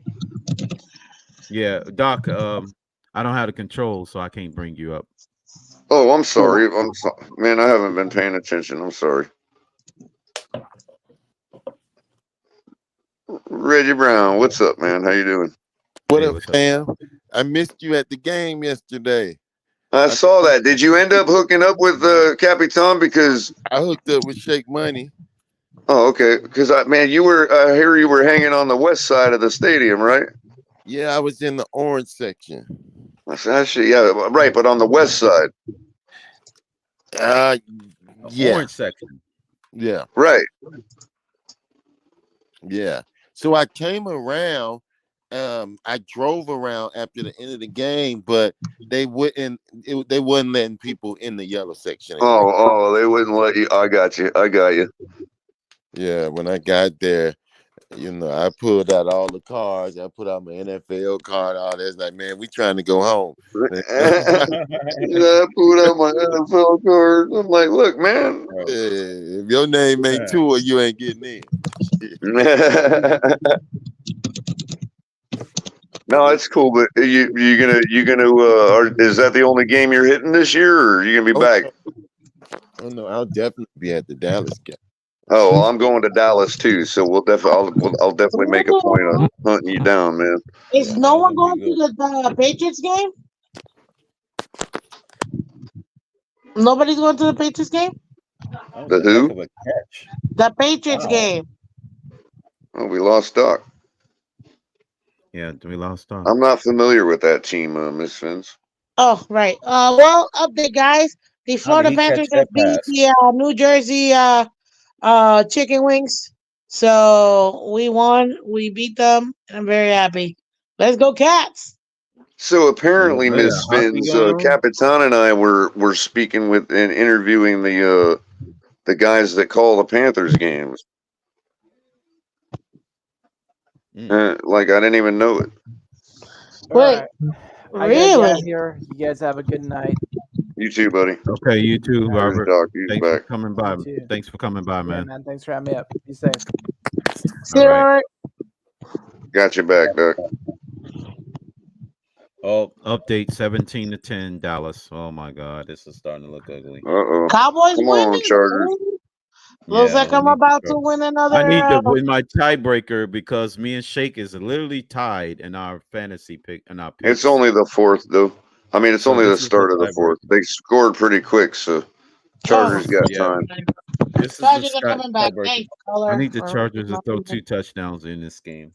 So we got you back, Doc. I don't know if we can hear you or not, but we got you back. I was just listening, and I was just listening to you guys talk about, what happens in fantasy and what, fantasy can jack you up because we need Dallas to win. That's it, and from a Dolphins perspective. But then when you start talking about fantasy and yada. Wait a minute, hold on. I'm confused. Why do we need Dallas to win? Because we don't want. You think the Chargers is going to put together a run to catch us? I don't want any teams to win. Oh, I get you there. I get you there. But there's a whole bunch of other. There's a whole bunch of other teams that could beat the Chargers going forward. And I just want this bullshit to stop about we ain't beat any good teams. I'd like the Chargers to get a Dallas win under their cap real quick so we could be like, yo, shut up, y'all. We have beat a good team. You know what I mean? Yeah, because they start losing teams, just teams they should beat, or especially in their building, then it's going to weaken our win against them. Because then you're talking about we beat a 3-2 team, and we've got 1 loss ourselves. They've only got 2, despite them having a short win column because they had a bye week, right? So I get it. I've just got to the point where it's, for me, a win is a win in the NFL. I don't give a damn about whose record was and how many records was this and that. I mean, I get it. I got you there, but if the masses thought like you did, it made my job a lot easier. Yeah, I mean, right. It's not that easy, Doc. Well, I understand that it's bad for Twitter. Twitter trolling is really bad for Twitter trolling when. Yeah, it is. It would be. Because we like, listen, we beat a team that beat the crap out the Cowboys, and they got the best defense of football. You know what I mean? Right. I get it, but I just have gotten at this point. I want us to get 12 to 13 wins by any means necessary. If we play 13 bad teams and beat all 13, and we the number 1 seed, then that's all I'm looking for. Well, you might be happy to know, Doc, that another win in the win column got us in the projections have changed since yesterday's action.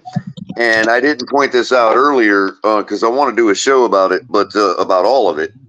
I did point out the fact that we have now overtaken the Bills in all categories. So even when it comes to winning the Super Bowl, we still only have a 15% chance. I mean, it's nothing. But now we're the ones that have a 2% better chance than the Bills. Instead of last week, it was the other way around. Right. So in all categories, all the way to winning the Super Bowl, we have a better probability than the Buffalo Bills right now. So what you're saying is there's real a quick, chance. of course, there is a good chance. Well, not a good chance for winning the Super Bowl, but a good chance for other things. For instance, we now are projected with a number of wins and losses that allow because they do it by up to the decimal point, right?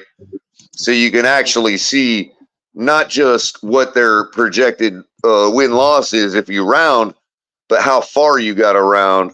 So you can look, okay, how confident when I say, okay, we were projected for last week for 12.4 and 4.7 or 4.8, right? You'd say, well, rounding, that would be a 12-5 record. Okay, which makes sense, which is fair if you're talking conservatively, right? So now the other team might be like the Bills in this case. I don't remember what the exact number was, but they might be projected for 11.9 and 4.6. Now that's a lower projection, but it's still a 12-5 record. But it gives you an idea of how confident, if let's say the probabilities and statistics were a person, it gives you an idea of how confident that would be. Like how strong is the wave function for each team collapsing to a 12-5 record. It would be more probable with the Dolphins than it would be the Bills. Now, that margin has gotten to the point where our rounding now rounds to 13-4. So we're like projected for like a 12.8 or something and 4.3 record, which rounds to 13-4.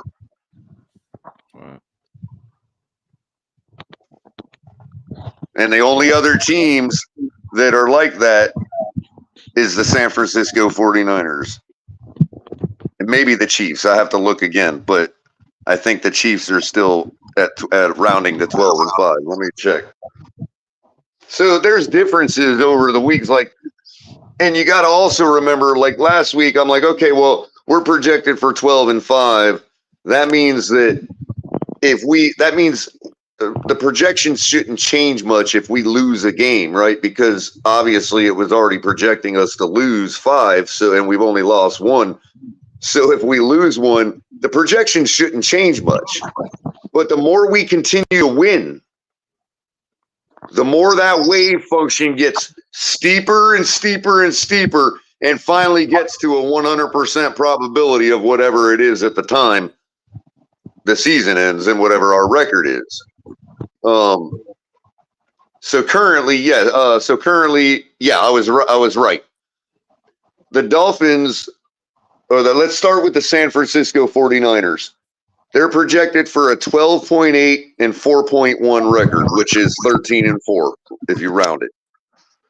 The Miami Dolphins, 12.5 and 4.4, which also rounds liberally, you might say, to 13-4.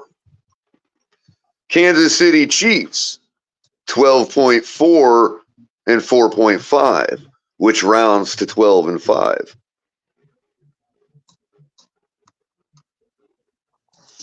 Those are some beautiful numbers. Detroit Lions, 11.8 and 5.2, which also rounds to 12.5.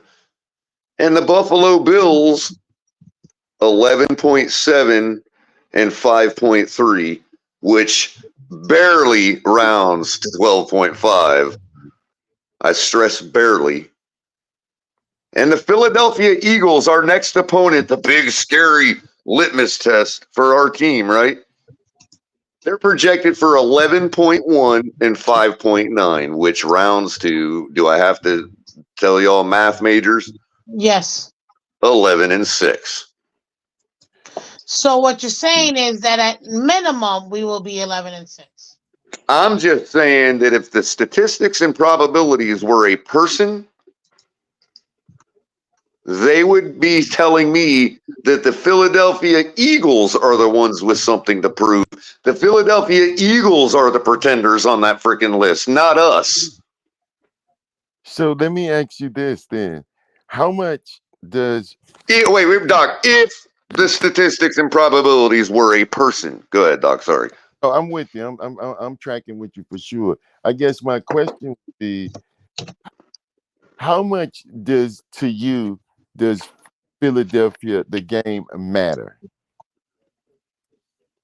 If actually less if we win, believe it or not, than if we lose. Let's say if we lose big, then it means more to me than it. I'd rather us not lose close, because I don't believe that if we're losing to them, it's because of a major failure to launch on our part. And I just don't believe we'll lose to them in a close game. I don't think they're the Buffalo Bill type or the Kansas City Chiefs type, as illustrated by these projections that I just said. You know what I mean? They're at the bottom of the list of all the top echelon teams in the projections. Even though they're 5-1, even though they're 5-1 and have a better record than half those other teams. So where does the fact that it's and I know Crypto will agree with this, styles makes fights? I mean, the biggest concern to me is that it's in Philadelphia, to be honest with you. In prime time. That's hard to defeat. Yeah, Doc, I would agree. The styles make fights. That's the style of plays. So a close loss would still be respectable to me, I guess. But my point is, if we win, especially if we win big, then it just confirms everything I just said, and I'd be less surprised and see it as less of a like. People want to hype this game up like, oh, it says something if we can finally beat one of the good teams, and I just don't see that. Like, okay, I get it, they're good, the Super Bowl runner-ups, I know. And maybe they've started slow. These projections might change for the better if they continue to win, especially if they beat a team like us. Okay, I get all that. But I'm just like, if we win, I would actually feel less different about it than I would if we lost. I just think, I'm like, y'all can talk about it being a big test all you want, and I'm glad. Yeah, I'll join right along and call it a feather in our cap. Sure, you know what I mean. But I'm the same way. It would say less to me if we beat them. Less than what I already believe and know. You know what I mean? Yeah, I will ask this: who does it legitimize more, us beating them or them beating us? So that's what I'm saying, Crypto. Them beating us. Well, go ahead, Doc. That's when I come into the point of saying, I don't. The National Football League is crazy from week to week, right? We see it every week to week. It is crazy. These crazy things that happen, and so I just take it as a win or a loss. If where some this week, past week, how many Cleveland beats. Who did they beat without Deshaun Watson? They beat San Francisco without Deshaun Watson, right? Right.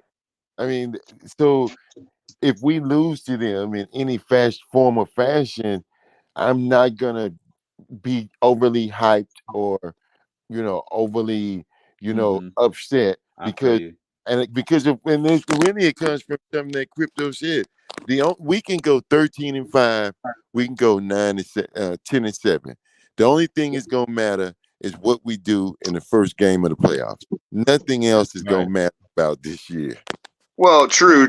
It's just that throughout the season, it gives you indicators of what you can do in the playoffs. Now, of course, I firmly think that our team has abilities that as long as we execute and exercise those abilities, that we can beat anybody in the league under any circumstances in any conditions. Well, you know what they say. So to me, if we're not already doing that going into the playoffs, then there's no indication to me that we're going to start doing that. You understand what I'm saying, Doc? So at 10-7, I'd be like, well, there's a reason we keep giving up all those games, and that's likely to be exposed in the playoffs. He was pushed into him. That should have been a penalty. But I do agree with you, Doc. If it was like, if it was a season where like everybody's tough and just keeps beating everybody, and we're 10-7 rolling in, yeah, a team could get hot and then like roll through everybody, even though they were only 10-7 going in. I totally agree with you there. It's the NFL. I think it's the other way this year, where you're saying like, damn, all of these butt teams are somehow. How does Arizona somehow beat Dallas when Dallas just came to the field? How does Cleveland somehow win? And this seems to be the year. I mean, you look at what almost happened last night. You're one bad call away from the Giants beating the Bills. You know what I mean? So that is the opposite. But what's consistently the same every week? Well, nothing. No. We didn't lose to some obscure team. You know what I mean? And also, the other thing that's the same and consistent is our scoring machine. I mean, yeah, we only scored 24 against the Patriots. We only scored 20 in our loss to the Bills, which obviously is leaving stuff on the field. But the fact that we have stuff to leave on the field, it's consistent. Consistently, we're just a scoring machine, and I think through and through and all in all, we're just going to continue to rise up those projections, man. You know, I don't know, man. Look, one loss now is going to put us back to where we were last week in the projections, is what I'm saying. Big deal, you know. How is that not? How's everyone doing, man? How's it going? The more we win, the more that wave function gets closer to collapse into reality. What's that, Crypto? I'm sorry, Sharif. What was that, Crypto? No, I'm talking about this that obvious homer call that they got against Dallas. Right. That was obviously he pushed the man into the return and the punter. Man, I tell you what, the guy was trying to catch the football. He got pushed into him. He had no clear path to catch to receive the punt. Oh well, they're gonna take the flag away on that then. Oh, the Chargers about to tie the game. Wow. Yeah, they Color. That was almost to you guys' seats. The Tyreek's touchdown. I was saying, damn, Tyreek came close to color section. Because we saw it. Like, okay, if you're watching it on TV, you know how the camera follows the football, right? Yeah. Well, by the time you showed me the hot sun. Well, by the time the football got to Tyreek, the network camera view would have been just about the same view we had watching the play. Right. You know what I mean? So like it came right down in front of us. Like beautiful pass, man, dropped right in the bucket. You knew I knew it was a touchdown the moment it left to his hands, bro. It was that clear when you look at like the overall picture because you're there to see like everything at once and you see the whole swarm develop a certain direction. Yep. As soon as that ball left to his hands, I knew it was a score. The ball's definitely wherever he's throwing this, I'm following it. It's going to drop right in, and sure enough, there was Tyreek across out in front of two defenders. Boom. You know, easy as pie, man. I tell you what, man. I got so much things that I've asked for and I've gotten. I don't know where to start. You know, first of all, good night to Miss Fins and everyone else. But with color, man, you remember I'm very pleased. You know, when you adapt as a being on this earth, I mean, you can either adapt or you can die out, right? And I think what has happened to the front four of the Miami Dolphins is they have adapted because I've never seen them get anything, and we are one of the leading pass rushers to get hits on the quarterback and sacks. We're in the top 10. So the thing about it is, they were forced to play that way, and then we weren't seeing the results. But they're being forced. What else? We're not gonna go to Flores' defense, and that's what Fangio is telling them. So you're gonna have to make it upfield on your own. Get past to the center and the guard on your own, and that's how it's gonna be. And I'm proud of these guys. Gerald Everett just caught a touchdown to bring it within one. Extra point remaining. 7-11 left in the fourth. Carolina is in the Schlum O-line, as you know, Color. That is in the Schlum O-line. In fact, those guys were standing us up in the first quarter and moving us around. The three interior guys, I'm surprised they did. Those guys aren't no joke. You know what I want to also say, too? Okay, look, we won. So obviously there's no reason. The Carolina Panthers aren't the type of fan base that really gives us too much wave. So I'm just going to say, just to give them some kind of credit for yesterday and what they've got going on there, and it's something that I mentioned to one of their fans walking out of the game, is look, that boy, what's his name? CJ? No. Bryce Young.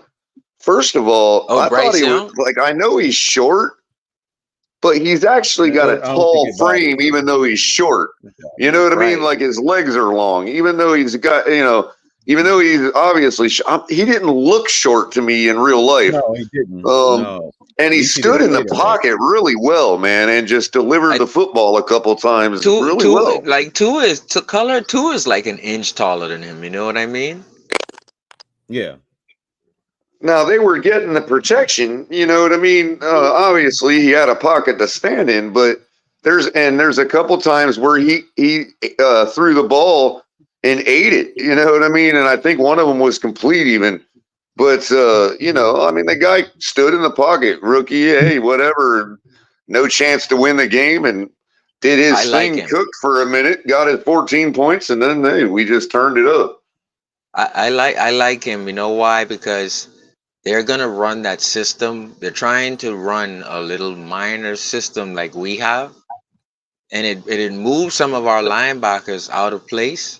But if they can get, let's say, this is why I would have been okay with Rondale Moore, because when I look at it, yes, Waddle is a superior wide receiver, but I'm gonna be honest about Waddle. He's never recovered from that ankle injury in Alabama, dude. If he runs 100 yards in a game, you're gonna see him limping, and it's gonna be because he got that tapered off ankle. And so I understand Tua got both of his done. And so these things, and yes, he's dropping catches. Well, yesterday, I saw him limping off the field and then limping around on the sideline, but that's the same ankle. No, it wasn't his ankle. I think he took a hat in the groin, dude, because he was like grabbing his nuts and like walking around like he got hit in the nads, dude. You know what I mean? I know that feeling, and it ain't fun, man. It's like your shit's on fire, bro. You know what I mean? And he was walking around like somebody had a blowtorch to his nads, man. So yeah, I think he took a hat to the groin, man. Someone hit the Royal Blooms. Yeah. Yeah, he ended up walking it off and continuing to play, but I've been there, man. I've taken a hat to the groin like that, and it's like somebody holding a flame under your groin, man. I know I complain about like the 10 yards of the cornerbacks being off 10 yards, right? But I understand the zone. The zone is predicated on the momentum that if I'm the linebackers there with Jerome Baker, my momentum is predicated on what the pressure in front of me is looking like. So I can jump routes, stick on a tight end. That, if I'm Xavier or Cater, I can then stick on the wide receiver or jump down, clamp my receiver and jump routes. I can't do this. This is why you see base coverage like 80% of the time, because guys don't know how to react yet. And it's going to take some time, I'm telling you. They are not even reacting. They're just eating 8 yards out of bounds, eating 8 yards, tackle, because the guys are so new to this game.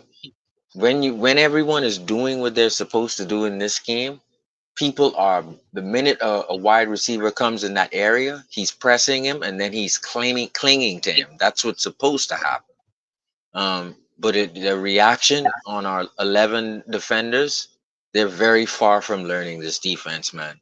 That's why you see a lot of just chunk yards, chunk, and it's like these guys are just playing a base 4-3. No, they don't know what the hell to do. Even well, they better get it right against Philly, because I'm telling you now, they better get it right.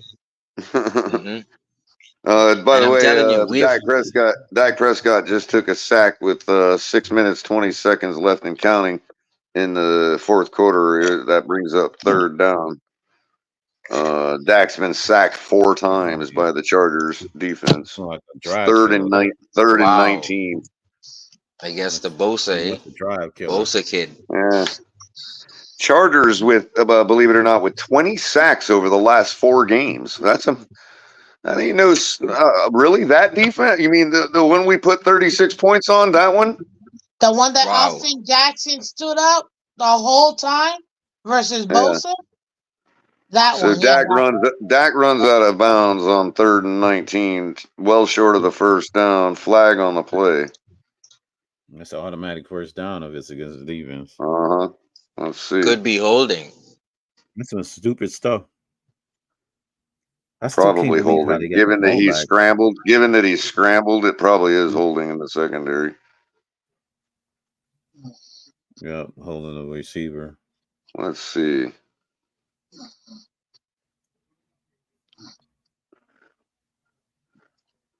Man, I tell you what, man. I'm proud of the holding on the defenders. defense. Automatic first down. Yep. I was proud. I was the one complaining, man. There was actually two. It was actually 2 holding calls on the defense. They declined one of them. Yeah.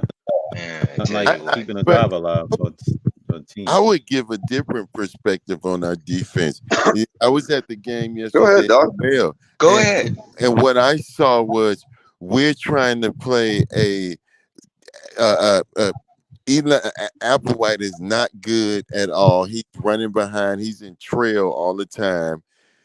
That's one part. And then 2, up front, there are times when we really get some pressure, but then there are other times where we just get pushed. Like I don't see, and I've tried to watch the all 22, but I just haven't seen where it's a scheme and people are out of control, out of position, things like that. I just see people getting beat, man. From what I see, I don't see the scheme. Color, you want to take that? That's what I keep saying, man. At some point the players have to play, man. Vic Fangio cannot run. You can run any scheme you want in the world if guys are not tackling and not pursuing the football. It just don't matter what you do. And I've seen this too many times to respond. You're quite white. Let me see if I could. Oh, Reggie. Hey, Reggie. Reggie, what I'm seeing is 3 linebackers behind 4 linemen, and none of them are reacting after the snap. The play has been called, but they freeze. And so let's just say within 3 seconds, we get enough pressure and crumble the pocket around the kid Bryce Young.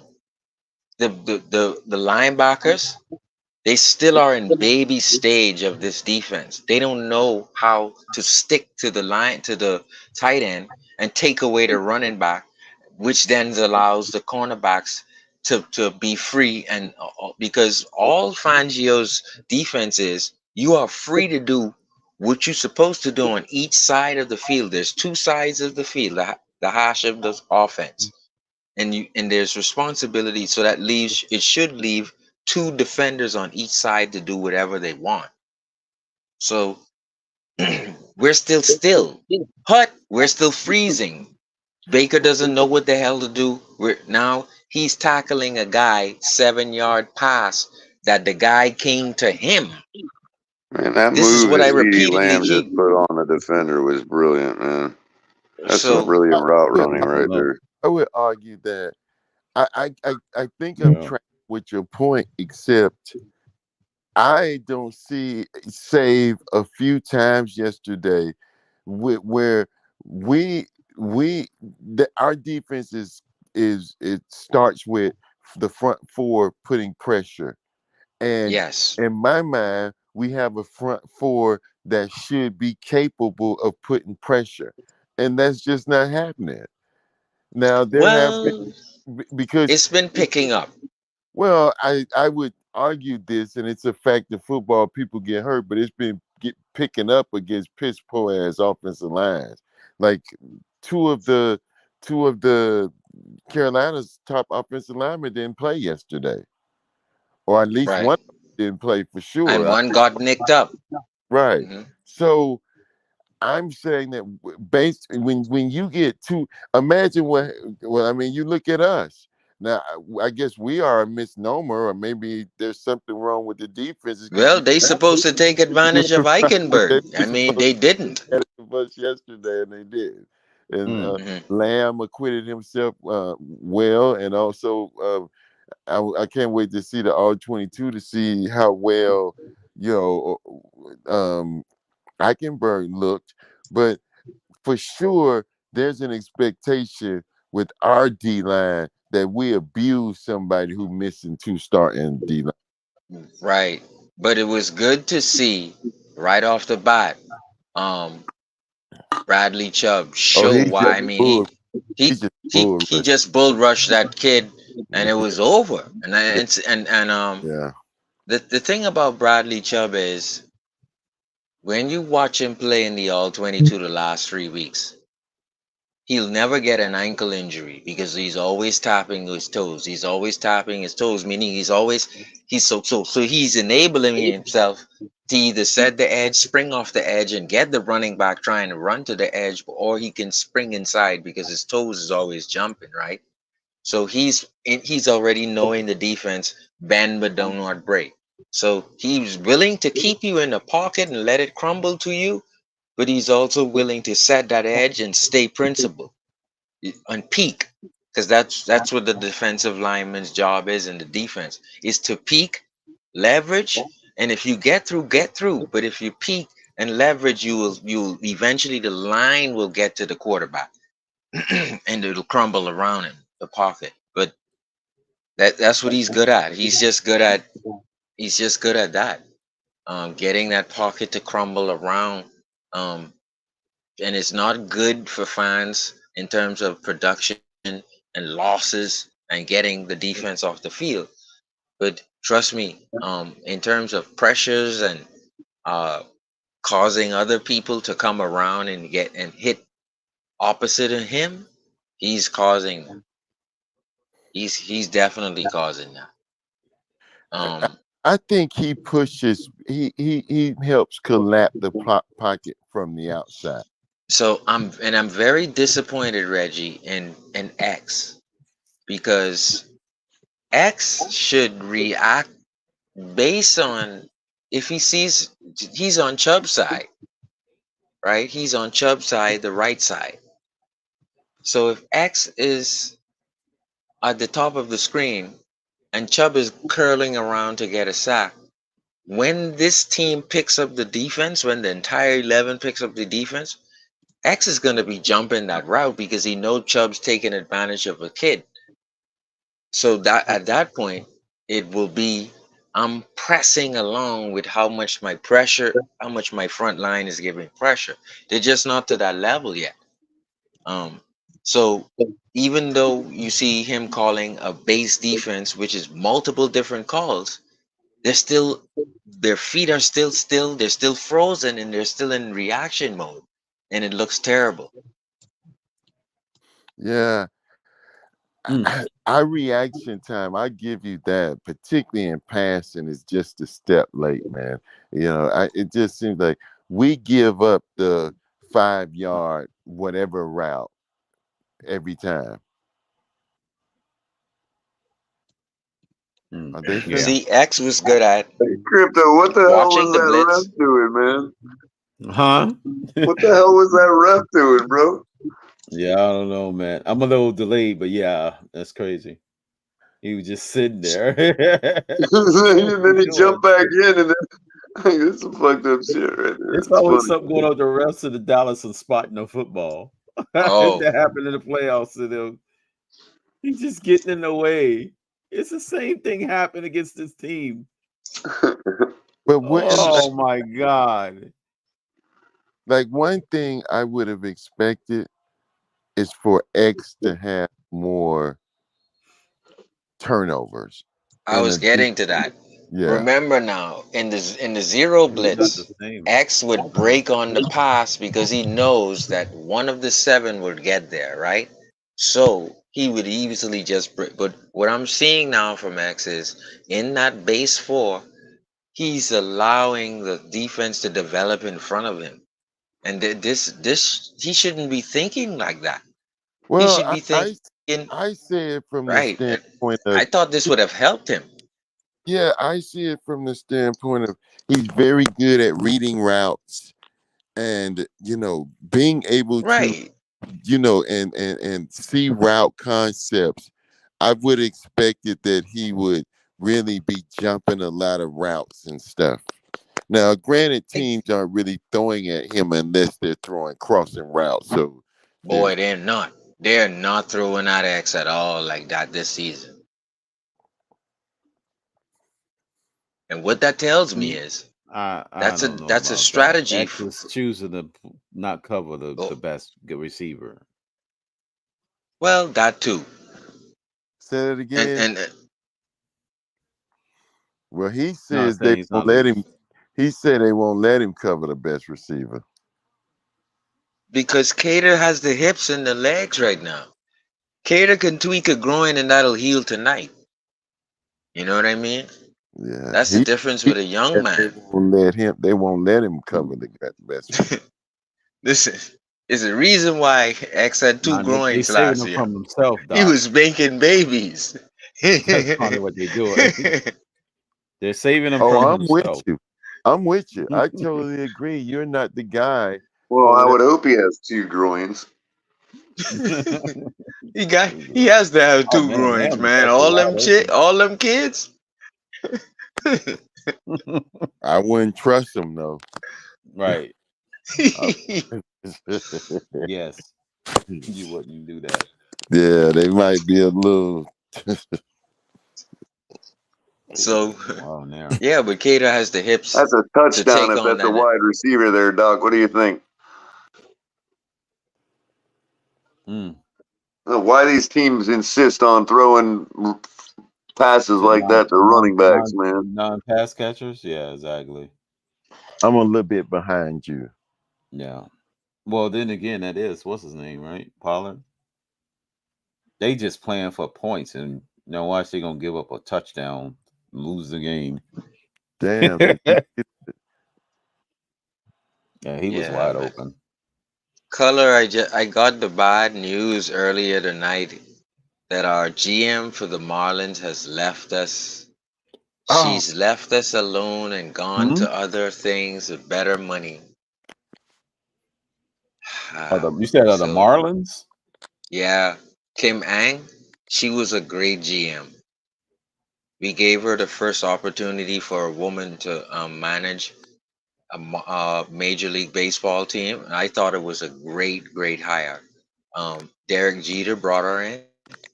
And then, of course, Derek Jeter quit. And then she took over. And it was awesome. As you guys found out, we made it to the playoffs. But she left us today for more money. Yeah. Who did she go to? I don't know. I don't know. Well, there's speculation that she left because she wanted more money to improve the team and make some trades. We're not going to spend any more money. Right. So I'm just saying that's their speculation that's the reason why she left, because they're handicapping her and she wants to win a championship.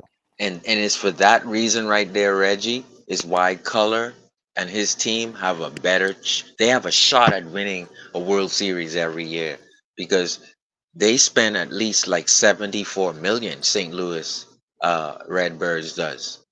But I'm telling you, the Marlins don't spend anything near through a 35 million. I think we stretch it a bit to keep other guys on Soler.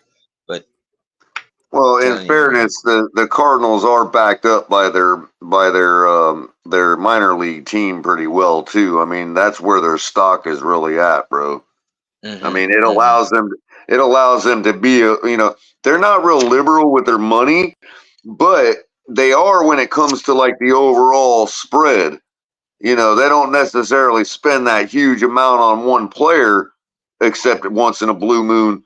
But like the amount of money they spread across the board is pretty good, and they dump a lot of their money into that Memphis team, in the minor leagues. Right. I want to find out if they kept one of Lasorda's nephews or his son. Because I would have never. I think he retired. I don't think he got fired. But boy, Lasorda, I love him. One of the best managers of all time. You mean Tony La Russa? Oh, La Russa, yeah. Yeah. La Russa, one of the best managers. He's quiet and he knows the game. He don't mind him. He's quiet. That guy knows the game. La Russa.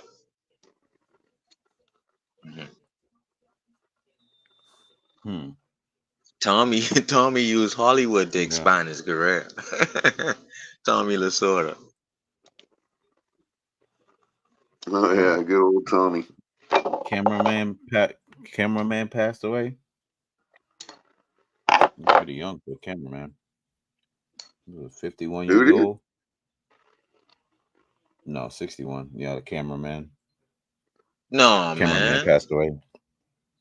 During the game? No, I don't think Where's the song? You're a cameraman. Wait, that don't work. I don't know if Billy Joel will like that edition of the song. Hey, you wow. All kind of crazy shit happening. Did you hear me earlier, Doc? Josh Allen is the next Carson Wentz was trying to pin me down on a comment I made about wishing for injury on a player or something. And I'm like, you know what? If I said it, then I meant it. It's like, look, these guys make millions of dollars, and I'm sorry that they won't be able to play the game they love anymore. But you're not dead. It ain't life-threatening. So what if I wish injury on somebody? Cry me a river. You know what I mean? And then later on, they were talking about what's his name last night, Harris, and I'm like, you know, as soon as I saw him throw thumbs up and he can move all his limbs, I'm like, well, sorry about your luck, but you're alive. I ain't got no sympathy for you. I'm tired of this notion that we have to, like, I'm not talking about really, like, you know, life-threatening injury. I get it, bro. Nobody should die for money. But, bro, these guys take a chance, man. You know, and all of us had to exit the game we love at a certain point that wasn't of our choosing. I didn't get beyond high school. You know what I mean? I would have loved to play this game for the rest of my life. You kidding me? You know, and if I got to play 1 year and I got injured and got out and that was it, I still would be like, I could hang my hat on. I got to play in the NFL. You know what I mean? Well, you wishing that somebody got hurt that has no correlation to somebody getting hurt. That's the bottom line. But when I wishing a player got hurt, to me is not much different than wishing a character got hurt in a movie. Then that means I'm going to hell because I know you guys knew we were 0-7 and we hurt 9 quarterbacks in that year. And the only reason we won some of those games is we knocked those quarterbacks out. And I was wishing that we knocked those quarterbacks out. That's why we won some of those games with Tua and Fitz. Oh, well, dang. Oops. My bad. I was not aware of that. Listen, gentlemen, I got to go, but I'm going to go play some chess. But I wanted to say 2 things. Number 1, solid win. I'm glad we put a 40 burger like we should have. Let's be honest. Yes. And then number 2 is now we just have to step up to the plate. Okay, why? Because the bases are loaded. It is bottom of the 9th. And we need this grand slam to take it home, fellas. So we have to win this game. It is that type of atmosphere. This is game 7 in the World Series. You know, I'm just using baseball analogy because y'all know what I mean. So this is, and we're down by 3 runs. So to win it, down 2 outs. The count is 3-2. The most stressful, probably, situation you could be in professional sports. we gotta go out and get that home run. That's all I gotta say. So I can't wait to see what's gonna happen this weekend versus Philly. All I know is, I actually the real eagle animal I love. Shout out to the American Eagle. It should be protected. Beautiful creatures. The Philadelphia Eagles are gonna get roasted by the Dolphins. That's all I gotta say. And I want to see another 40 burger. Ladies and gentlemen, find me tomorrow morning. It's Tuesday, Monday through Friday a.m. Miss Fans, you catch me live on YouTube. Follow me on all social media. You guys are awesome. Thank you for having me. Yeah, Miss Finn. Sharif. Yeah, Miss Finn. Fins up. Yeah, I'll see you Wednesday. Sorry, I feel like a little bit of a cold is coming down on me. Oh, really? Well, catch me Wednesday night at 8 p.m. where I personally roast color commentary from the Fins Tailgate on this Pick'ems challenge. He keeps trying to win, and I'm just beating him. So come check us out on League Wide Wednesday, 8 p.m. Man, she's beating me senseless, man. Oh my god. Anyways, guys, have a great night. I just lost the tiebreaker. All right, Miss Vince. Bye-bye. All right. Yeah, Reggie. I took a big hit on Miss Finn's Pick'em this week, man. Oh my god, it was bloody murder. Hey, with that being said, about to wrap it all up. Dallas just cost me a loss against Shake Money, so I lost the tiebreaker. Telling you, them assholes, Crypto. I just saw it too. I was like, "What? Come on, man!" Freaking Dallas just cost me on that one. Man, I'm looking at my fantasy team right now. Man, we were tied up, Shake Money, and we freaking broke the tie. God, man, I'm gonna come that back sucks. next week. I had to make you I gotta feel figure. good. Hold on, Crypto. I gotta figure out what his outro is. There it is. There it is. All right, I'm ready when you are, Crypto. You just give me the word. Thanks everybody for coming by in the chat. Thanks, Dr. Reggie and Sharif for stopping Yeah, by. thanks, Doc. Thanks, Sharif. For sure. You had anything quick to say before we leave, Doctor? Hey man, I'm looking forward to the game. I expect us to beat Philly. Again, for me, it's going to be always about the maturation of the defense. That's the one thing that I just want to see. Win, lose, or draw. I want to see the defense get better as we move forward in the season. Right on. Okay. And I'm going to surprise everyone. It looks like Salvin Ahmed is getting the rust off. I'm telling you, he's going to hit the hole much harder this week. And I think Salvin Ahmed is a good pick in your fantasy if you got a second or third running back lead. All right. Okay. We'll come around Sharif, come around to KP's show on Saturday morning, 11 a.m. Yeah, KP's fantasy show. Give us some DFS takes. I'll chop it up with you. Yes, sir. I listen into that, but I'm at work probably that time. That's why. Right on. All right, y'all. Appreciate it. Thanks for stopping by. Keep commenting and subscribe. Hit the like button. That helps out the algo. And subscribe. Fins up, everybody. Let's go get the W. We're on to the next opponent. So peace out, everybody. Fins up. Take care.